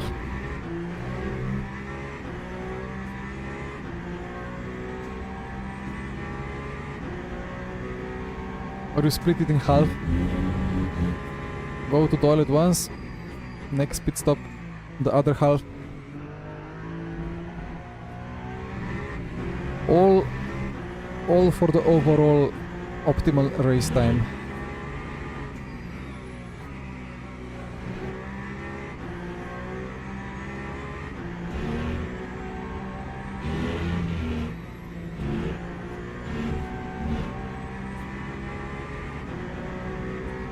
Yeah, I mean, it's less bad than doing 24-hour solo. Although it depends. I mean, who was it that did? That was must have been Super GT, right? Did the longest possible Gran Turismo event, like 30 hours ish, around Nordschleife or something like that. But it's something to do split one solo and try to win it, and it's another thing to just race whatever happens around.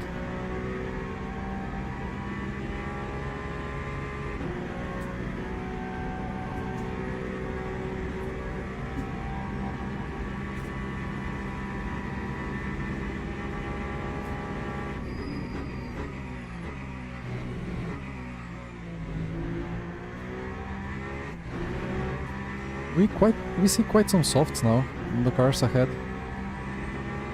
That's interesting. They are on softs. So yesterday was funny because half of the hypercars were on softs, half were on mediums. There was Team Redline with medium left and soft right, and everybody was happy with their strategies. Like, we were happy with our mediums. Redline kept repeating, Blyer is doing the same thing as Redline now. Medium, medium, soft, soft. Leader as well. Naskidashvili was soft yesterday as well, and Payne, they were both just running soft. They're doing it again, so they must be happy with it. But again, we are happy with mediums for now. But quite intriguing.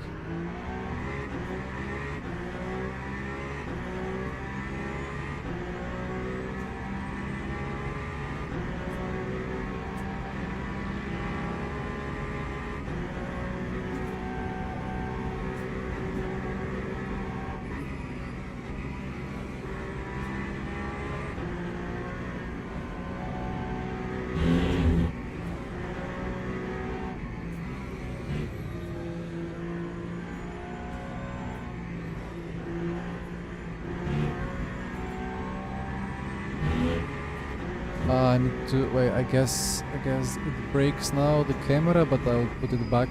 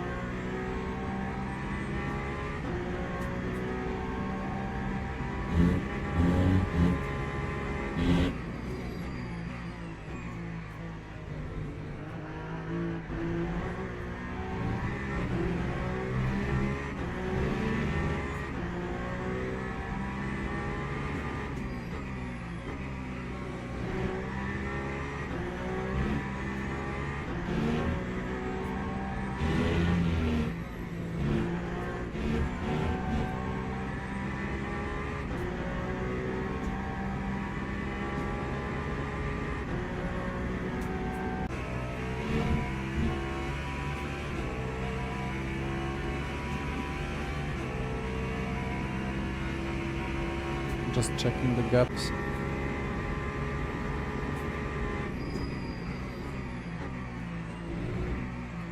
Okay, the camera should work again. Yeah.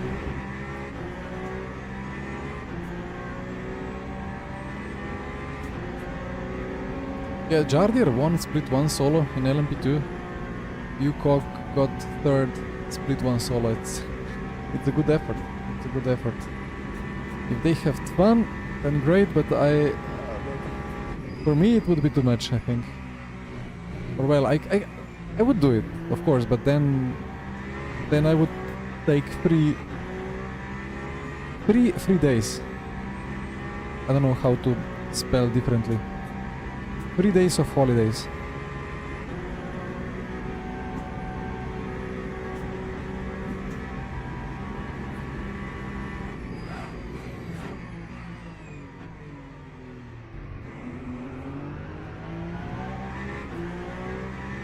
Vandal, wait, what do you mean? You can get used to it whenever the software is white. Which software?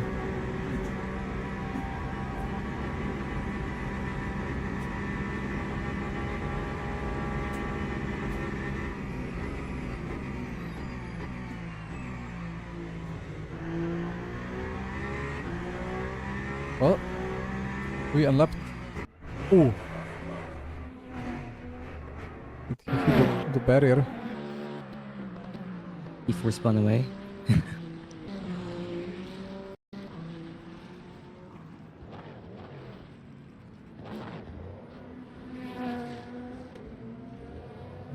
Live. Does he have? I don't think he has steering damage. Come on. I think steering is fine for him. It's times times 0.5 damage, so such small hit isn't too bad.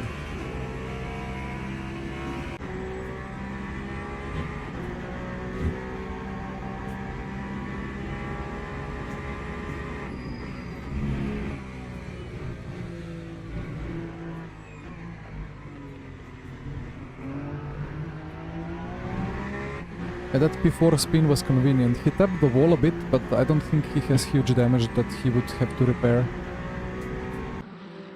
Ah, okay. Watch out, car on the middle of the road, slow. Yep.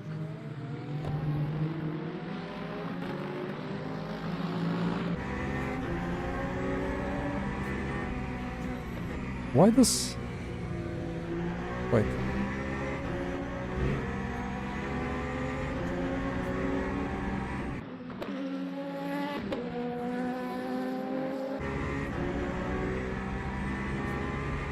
No cut point for this.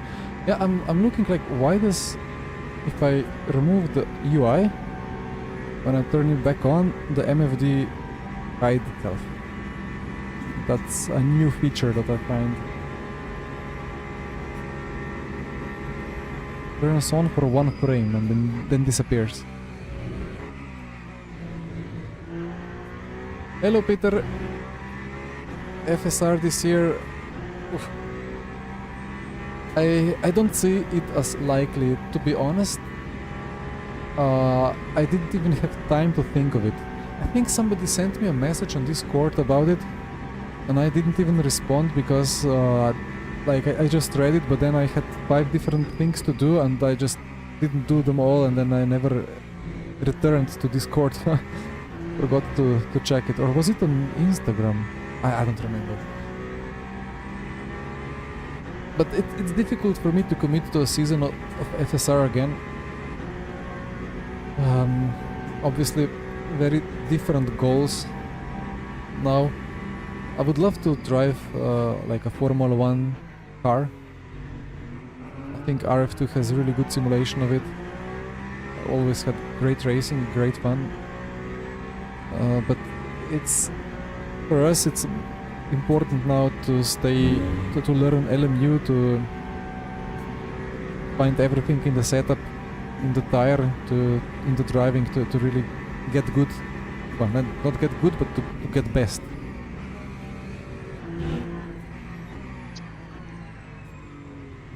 Ang yung 18. 18. 오, 앞에 사고.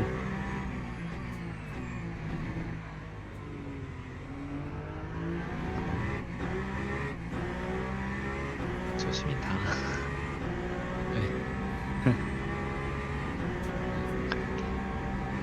아, 가까이 넣어야지. 안녕히 계세요. I have to go now. Best of luck for you, your name. Thank you, thank you, thank you. I'll maybe watch the stream when I wake up. Alright, no worries. Well, sorry for the bad experience with LMU. Thank you for the racing. Let's yeah, let's have better luck next time. Yeah. What? Okay, bye. Okay. Survived. Okay. Unbelievable. No damage on right tires, so it's fine. Okay, copy.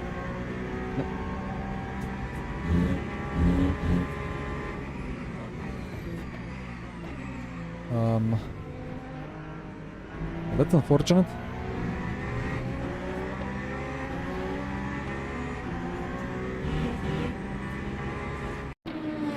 Heaven there.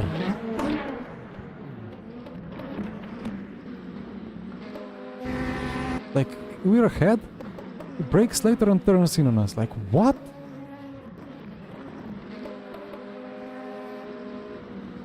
He lifts. LMP2 lifts. We're through. And then he just... bonk. What on earth? Like... There is no excuse for him. Like, what? I mean, okay, Rokyang is going slightly straight, but of course he's going slightly straight. Like, we are fully ahead at this point. If LMP2 was like pushing... He lifts, LMP2 lifts, and then, uh-oh, I don't lift, I turn in on you. Good luck.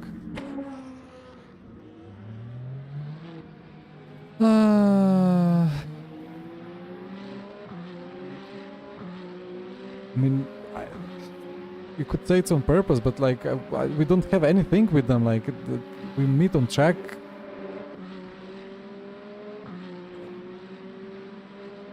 We didn't have a problem before. No damage to be repaired. Yeah, we are being saved by 50% damage multiplier. Otherwise, steering would be a bit broken and so on. No, is this good or bad? If it was much greater damage than the NLP2, we'd probably not go for it. But maybe the idea is that people don't know about it, so it's better to tune it down, the damage, and then when incidents inevitably happen, the races are not being destroyed.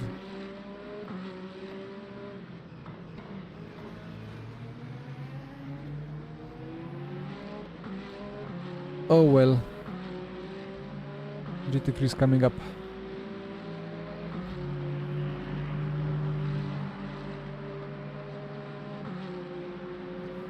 I cannot live without Motek.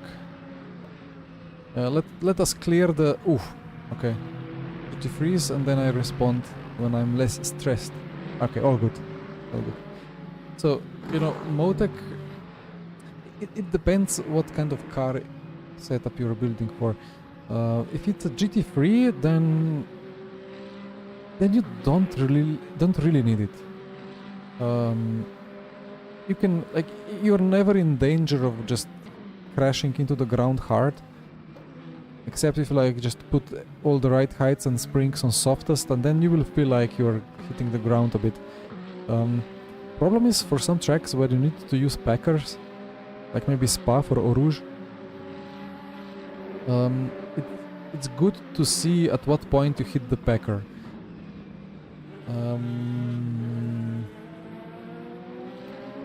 I could show, but I don't want to leak our telemetry, or I'm not allowed to leak the telemetry.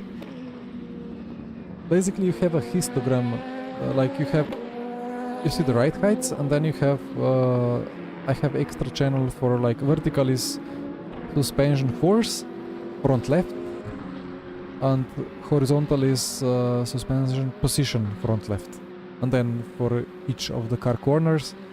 And for the third elements, front and rear. And then you kind of see linear behavior, and then if you hit the packer, it's gonna kink upwards. And I would... wait, maybe I can find a log that I can show. But yeah, that was a nice collection of the 360. A bit lucky to rotate that way, but it was under control still. Wait, Motek.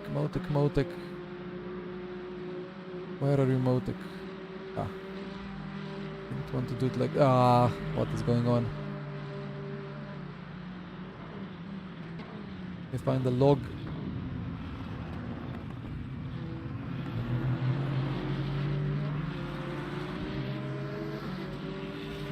Log. Okay, maybe this one.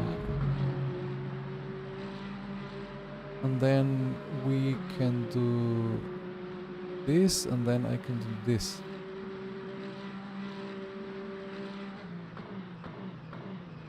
So most what you need is just the right heights to see like how rake affects, like you drive maybe in a high-speed corner, like this is Kota, and then you see if it's like certain right height or certain rake, how that affects the oversteer, the front downforce and so on. Otherwise you go to these scatter plots, force versus position, and like maybe this side, if it's just linear, you know you're not hitting the packer. But if it was like linear and then some suddenly like a very upward, then you know that at that point you hit the packer. And then you just like drag your car across the lap, and you see the point jumping around, and then you see if you hit the packer there. But you always need to correlate what you see with the feeling on track and with the actual pace and lap time on track. honestly, for GT3s, it's come on, it's not that much of an issue. But like for hypercars, to some extent you can still do without. But it's very important to know. Like it just saves you time because you know where is the suspension, where are you using third packer, corner packer, how far from the ground you are, how much you're crashing into the ground at high speed, how much you need to work on that. If you have some understeer, maybe you see that you have negative rake and the front is just lifting up. But if you see that you still have good rake but understeer, then you know maybe it's the anti-roll bar on the rear rather, or just the suspension stiffness. But it's not possible to just quickly answer.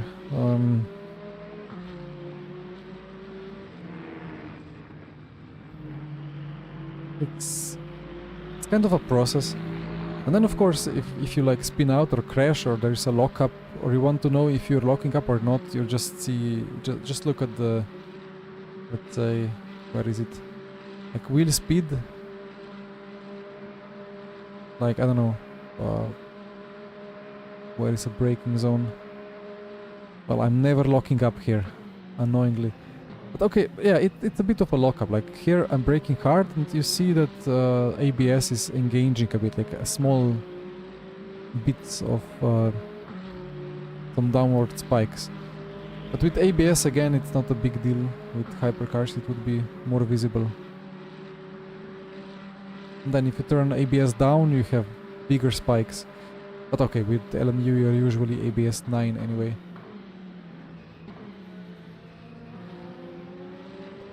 I was overwhelmed as well when I downloaded it for the first time, but then I just like went bit by bit over years.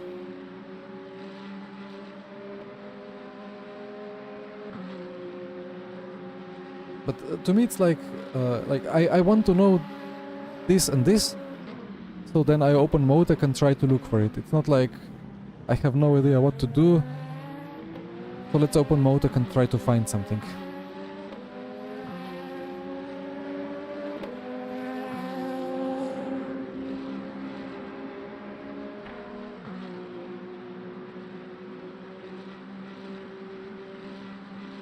But really, like, managing the front right height and bottoming, let's say at Le Mans for like on the main, not the main straight, on the Mulsanne straight, if you do it by feeling, it just like you don't know what's going on. It's so difficult. You're kind of in the blind, clicking in the blind, just assume roughly what is the situation. But if you see the graph, you know exactly how high is the front, at what point you hit the packer, at what point you start hitting the ground. It's just much easier and quicker.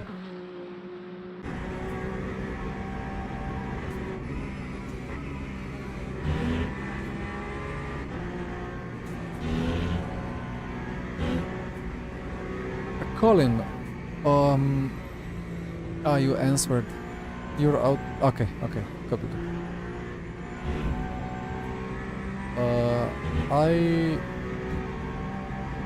I will have to go for some lunch. So let's manage this next pit stop and driver change. And then I'll be back for a while, and then it will be slowly time for the Koreans to go to bed. And for me and Jesper to do the second half. No worries, Karosi.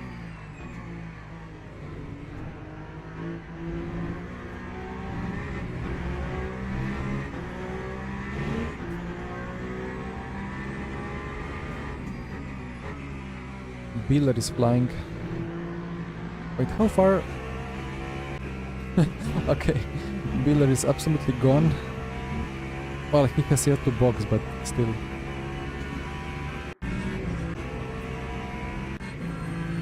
Just checking the gaps and looking at what is a realistic goal.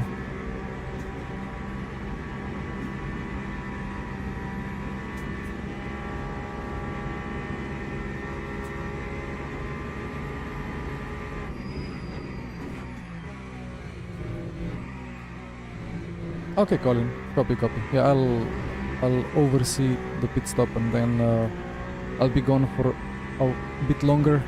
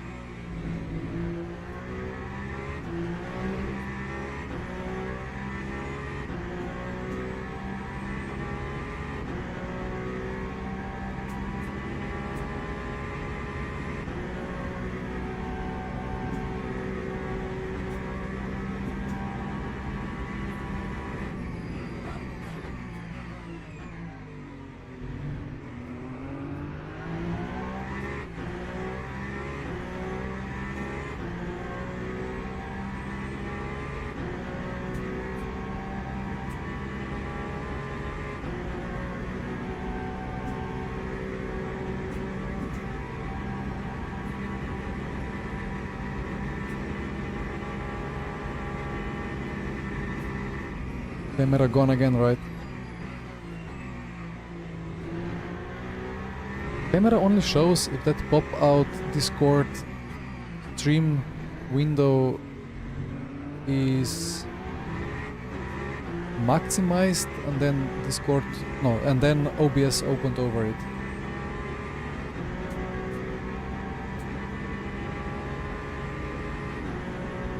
Yeah, I will make sure we can see the P12.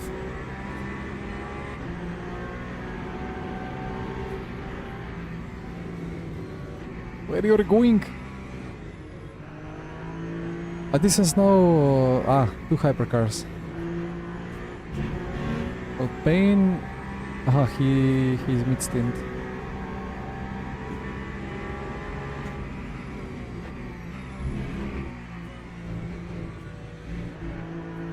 But this is important now for position. Oh, yo.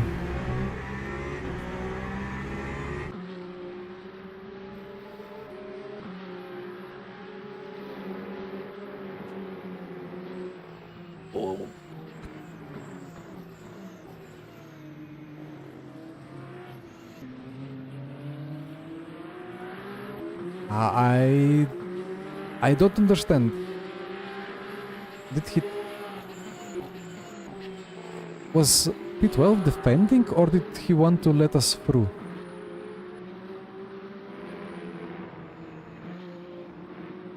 I don't know if he wanted to let us through or he wanted to defend, but alright. Yeah.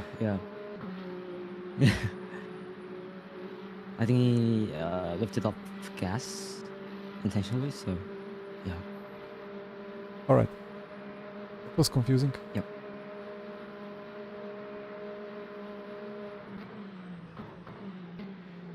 So 12 laps after this stint? Not 13?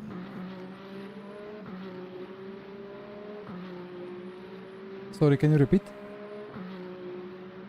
I mean, you put into the virtual energy to the 98%. Yes, So- we are doing 12 laps now, full push.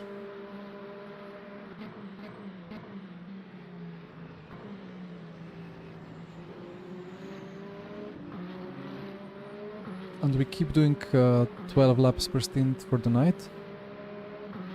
If you wish more Mhm. virtual energy, I can put more for you.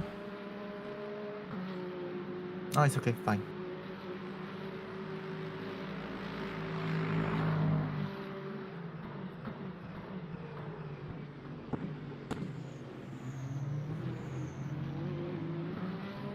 This DC on the exits, it's tricky. With But- no tire change? No tire change. Okay.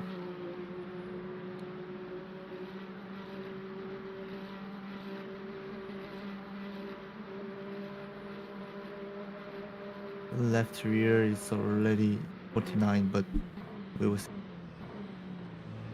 It should be alright. I think it can go down to 10%. Copy.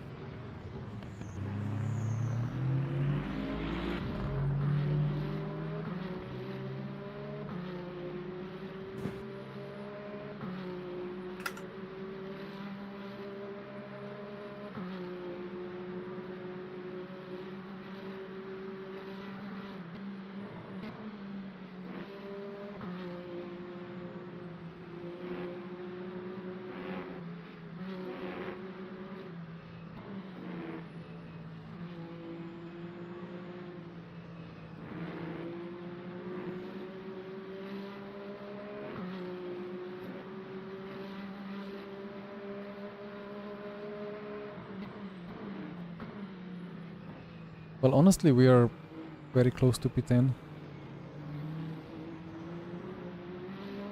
We should catch them within some stints.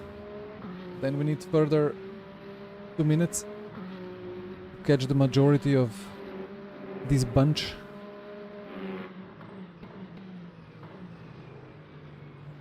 Oh, okay.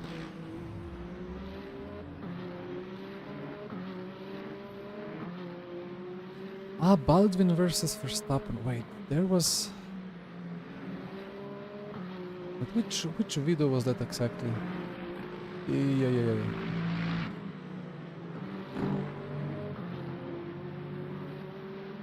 Wait, no, I don't know which video.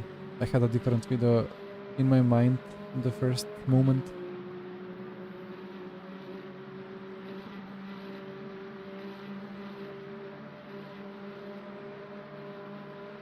He compared a lap. That was for Le Mans Virtual, the final one, with Joshua Rogers. Which was like 1.5 of pace.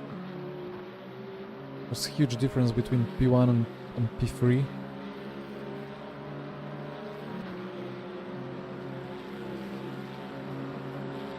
So we unlap ourselves against P2.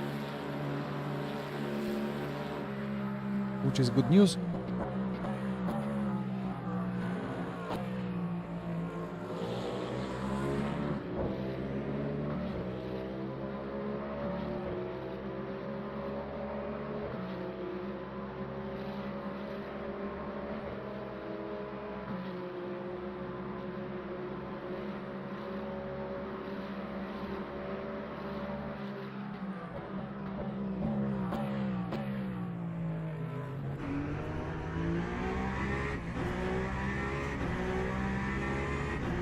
So final check on the pit stop. I think it's all fine.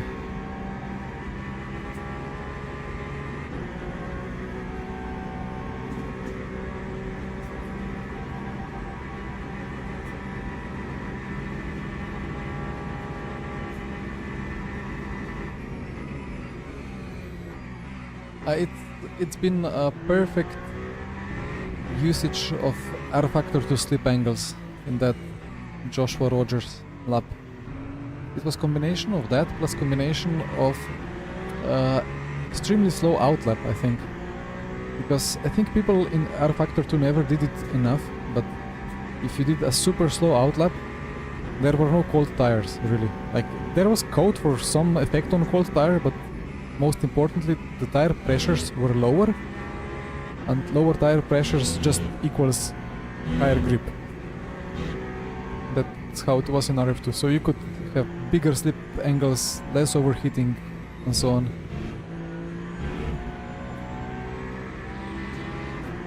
Box. Pit in.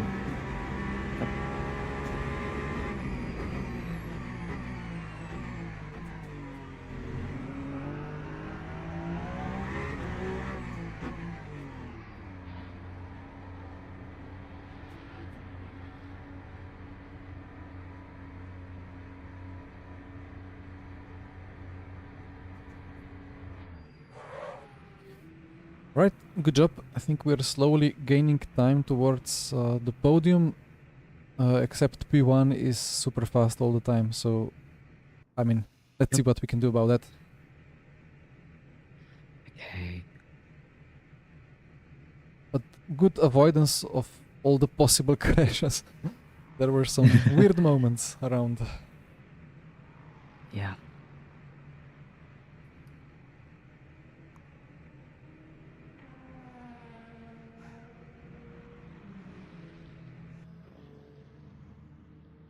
Right, so we have Gumin back into the car.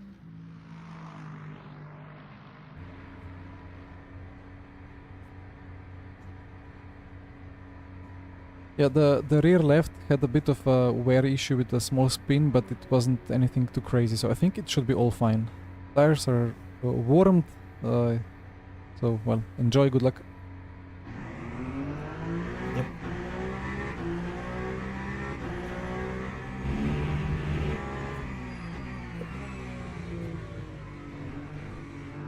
Here we go. Right. 파이팅입니다.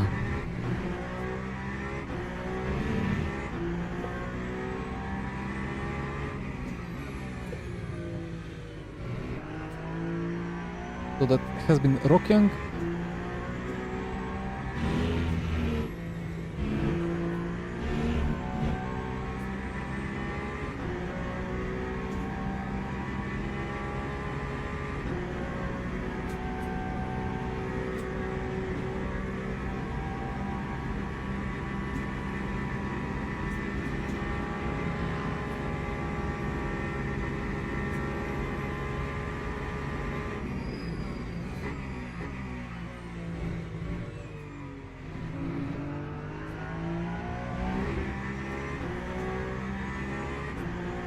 So, yeah, one more thing, I need to check. I keep forgetting to check the pit entry time, I cannot believe it.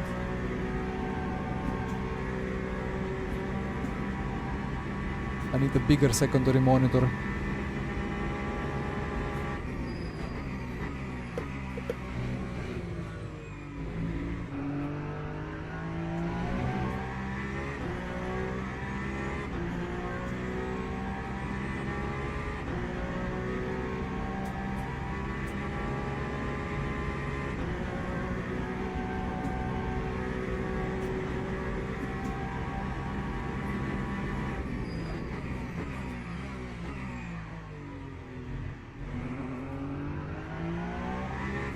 Seven 21 38. 7 21 38. Yeah, the timing is pretty much spot on still.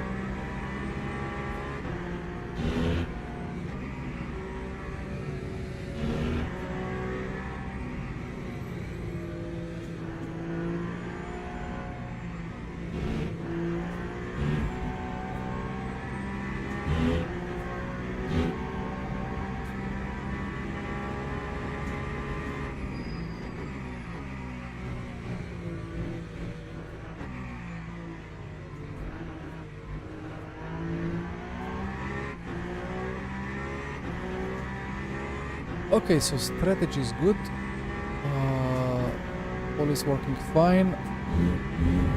So yeah, about the throttle, it's showing. It doesn't show raw input; it shows filtered trace. So you see traction control, and then you see battery being deployed. So the top portion would be motors activating on the straight.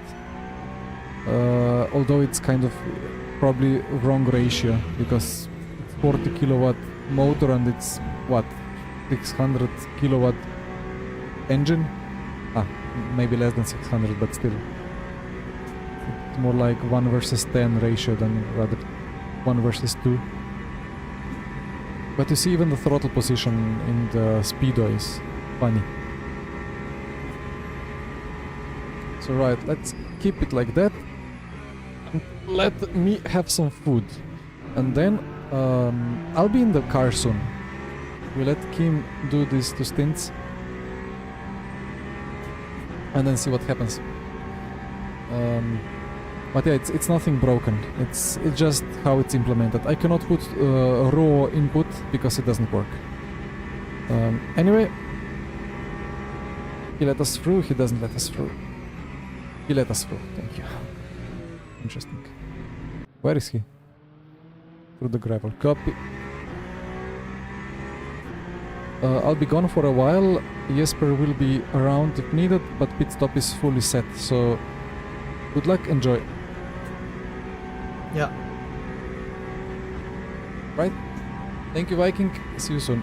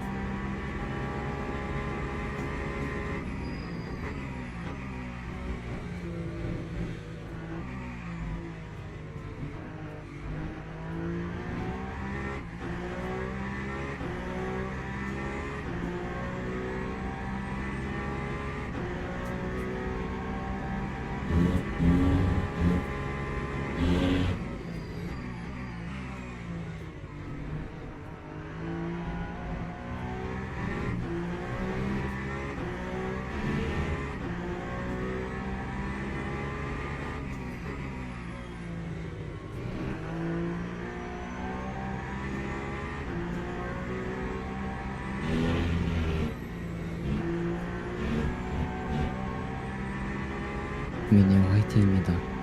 7시쯤에 다시 올게요. 7시. 아침 7시? 네. 아, 오케이, 오케이. 네, 화이팅입니다. 아.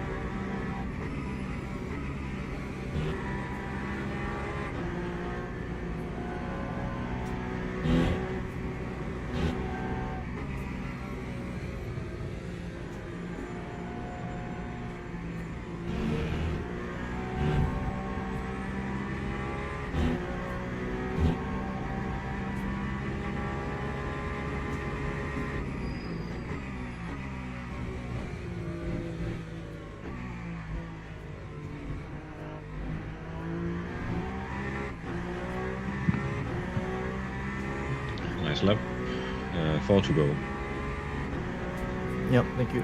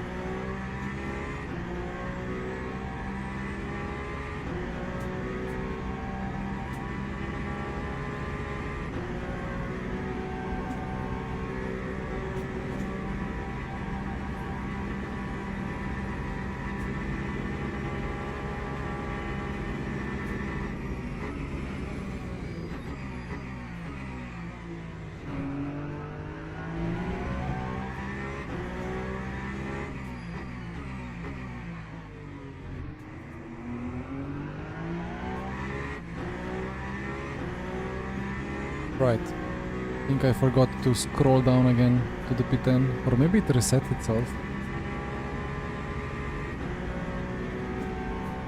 But well, I think we are officially top 10 now.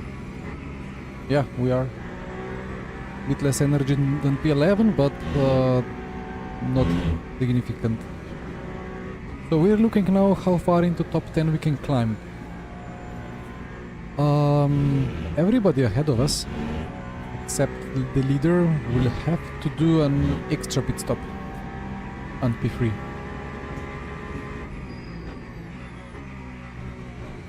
So we're 30 seconds further forward than it seems.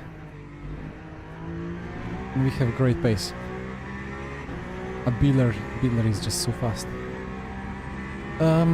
Right. You mean Kim? Yes.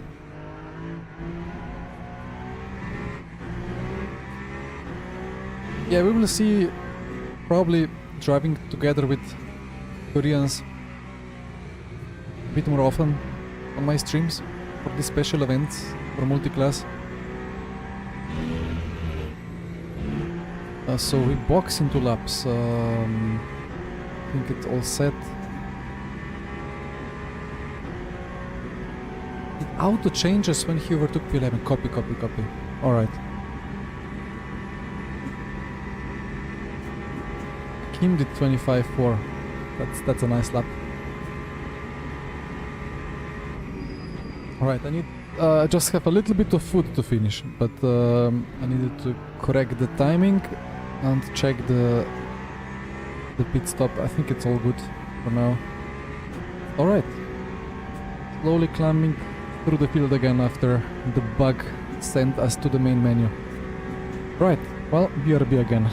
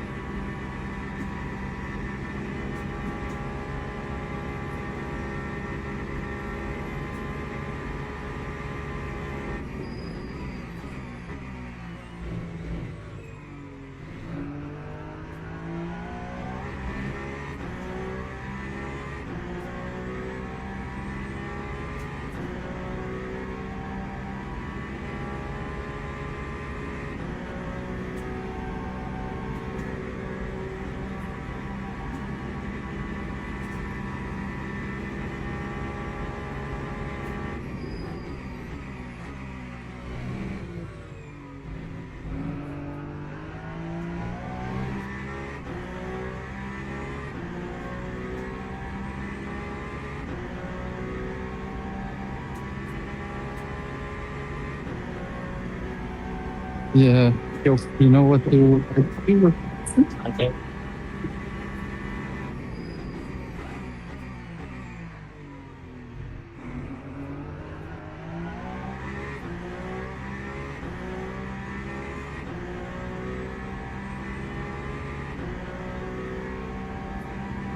Can you hear me, Given?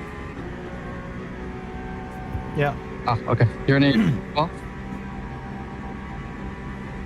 just wanted to check in. Still walking, so I'm walking back to my home now. Then I can jump back in a sec. Copy.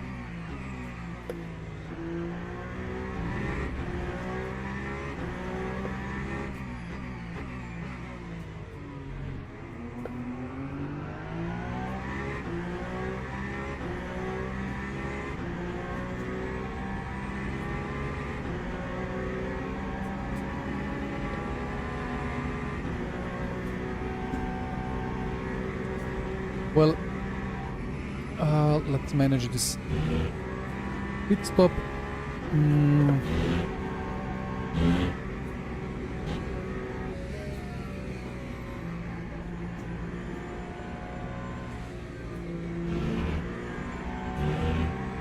Box. Yep, copy.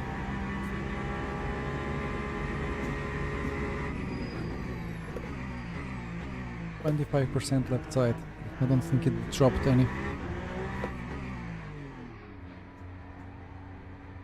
39.05.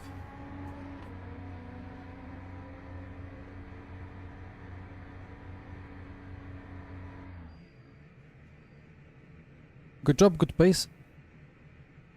Looking good. Thank you. So now you will have fresh left side. How was the pace on Warren left? 25% remaining, was it fine still?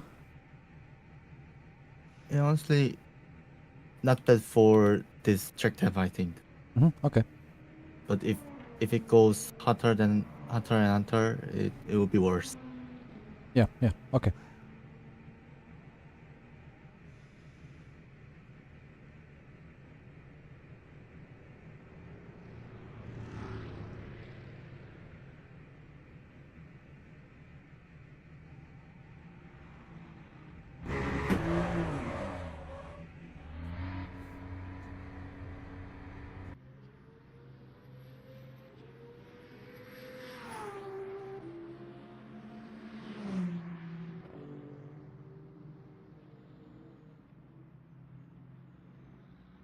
In these night conditions, you can just keep driving like crazy.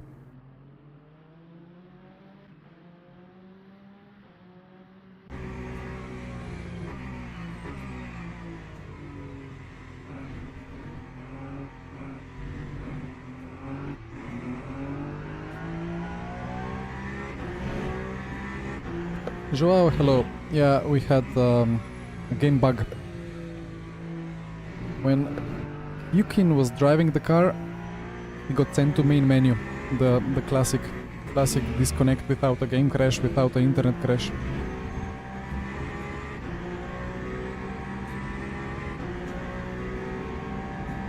Cold tire is crazy indeed, especially in these conditions.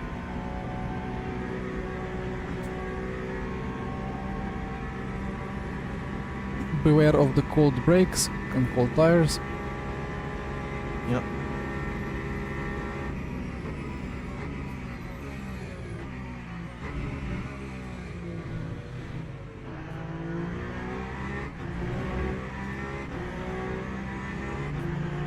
So this is your final stint, right? Yeah, right. I'll get the pit stop ready and I'll get myself ready. Okay.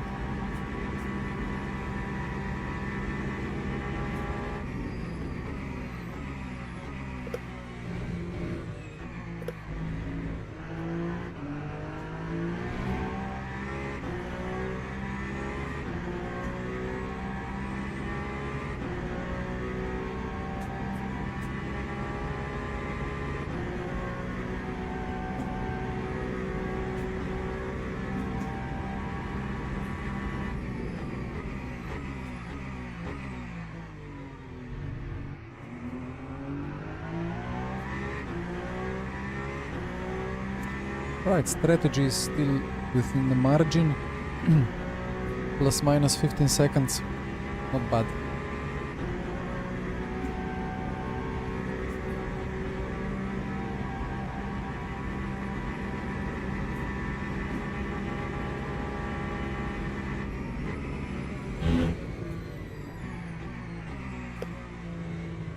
Well, Joao, so we have had 3 Koreans driving today, so it could be. Oh. All good. Fine. I don't know what does sudden packet loss mean. You know, like he instantly, like we were talking on in Discord. He said the game crash. Didn't seem like he has internet issue, and again, people from Europe get the same issue so many times. Like we had some chats in the eSport Discord. Some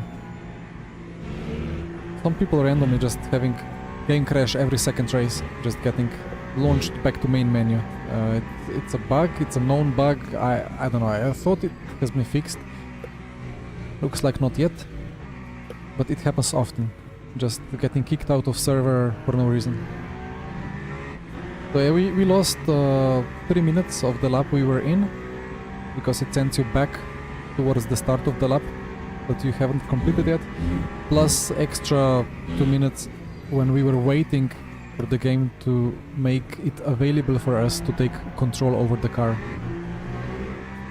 And as eventually Gyumin took over the car that has been alone, he got the bug, the broken track limits. So supposedly if you take over control over the car without a classic or without a normal pit stop, in the first stint your cuts will be broken and you will get just 1+ cut points for every smallest possible cut of the white line. So at Le Mans that happens all the time, because yeah, it was orange cut for something that hasn't even been a green cut before. So that has been one stint of that.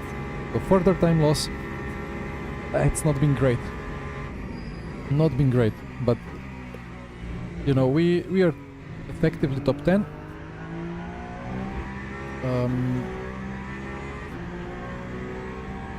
And we are closing in on people ahead. So 3 minutes till P4. 2 minutes. Yeah, I think the gap to P1 has been stable because Biller was just super quick all the time. But we are gaining towards the podium eventually. So let's see.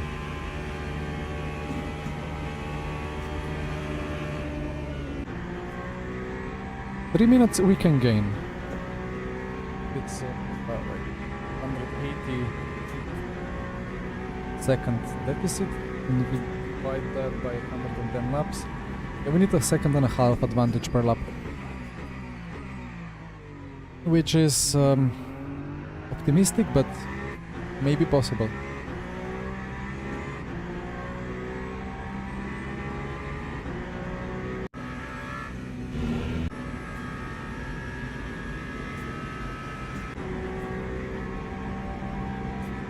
Yeah, V2 without bugs, finally going out of early access at version 2.0, maybe. Yeah, well, we had a trace, or 2 traces, so let's see if they find something about it. Right, so, gloves, well, I need to finish the food, but I think everything is ready for me to take over, so yeah, BRB again.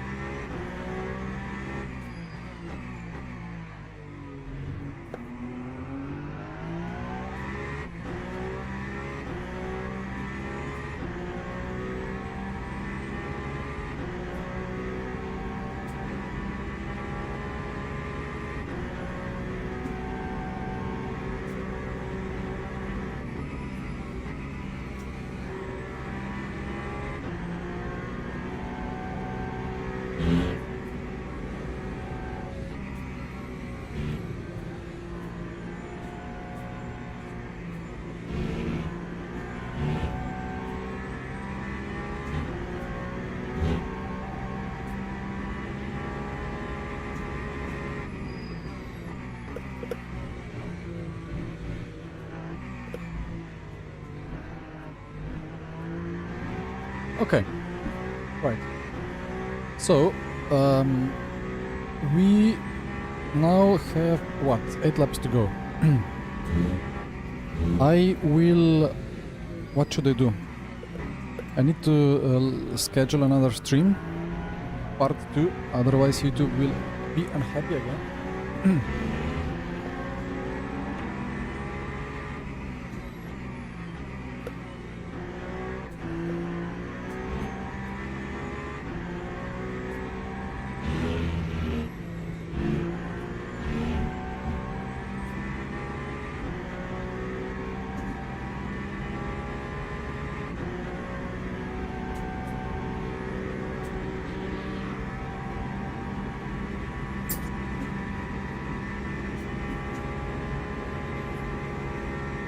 Let's say in 5 minutes.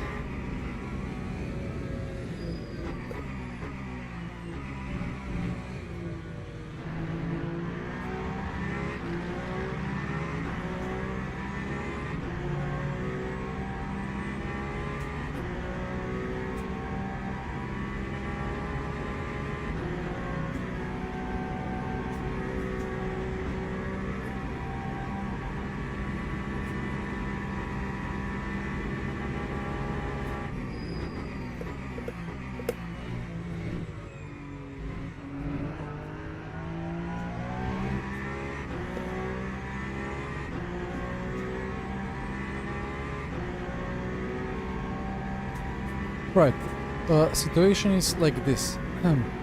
All of you, my dear viewers, this stream will go down and another will start because YouTube is very particular about 12-hour limit. And I don't want the last 22 minutes to get cut off again. So we go to YouTube. We go to... How many laps? I have 7 laps to do everything, that's fine.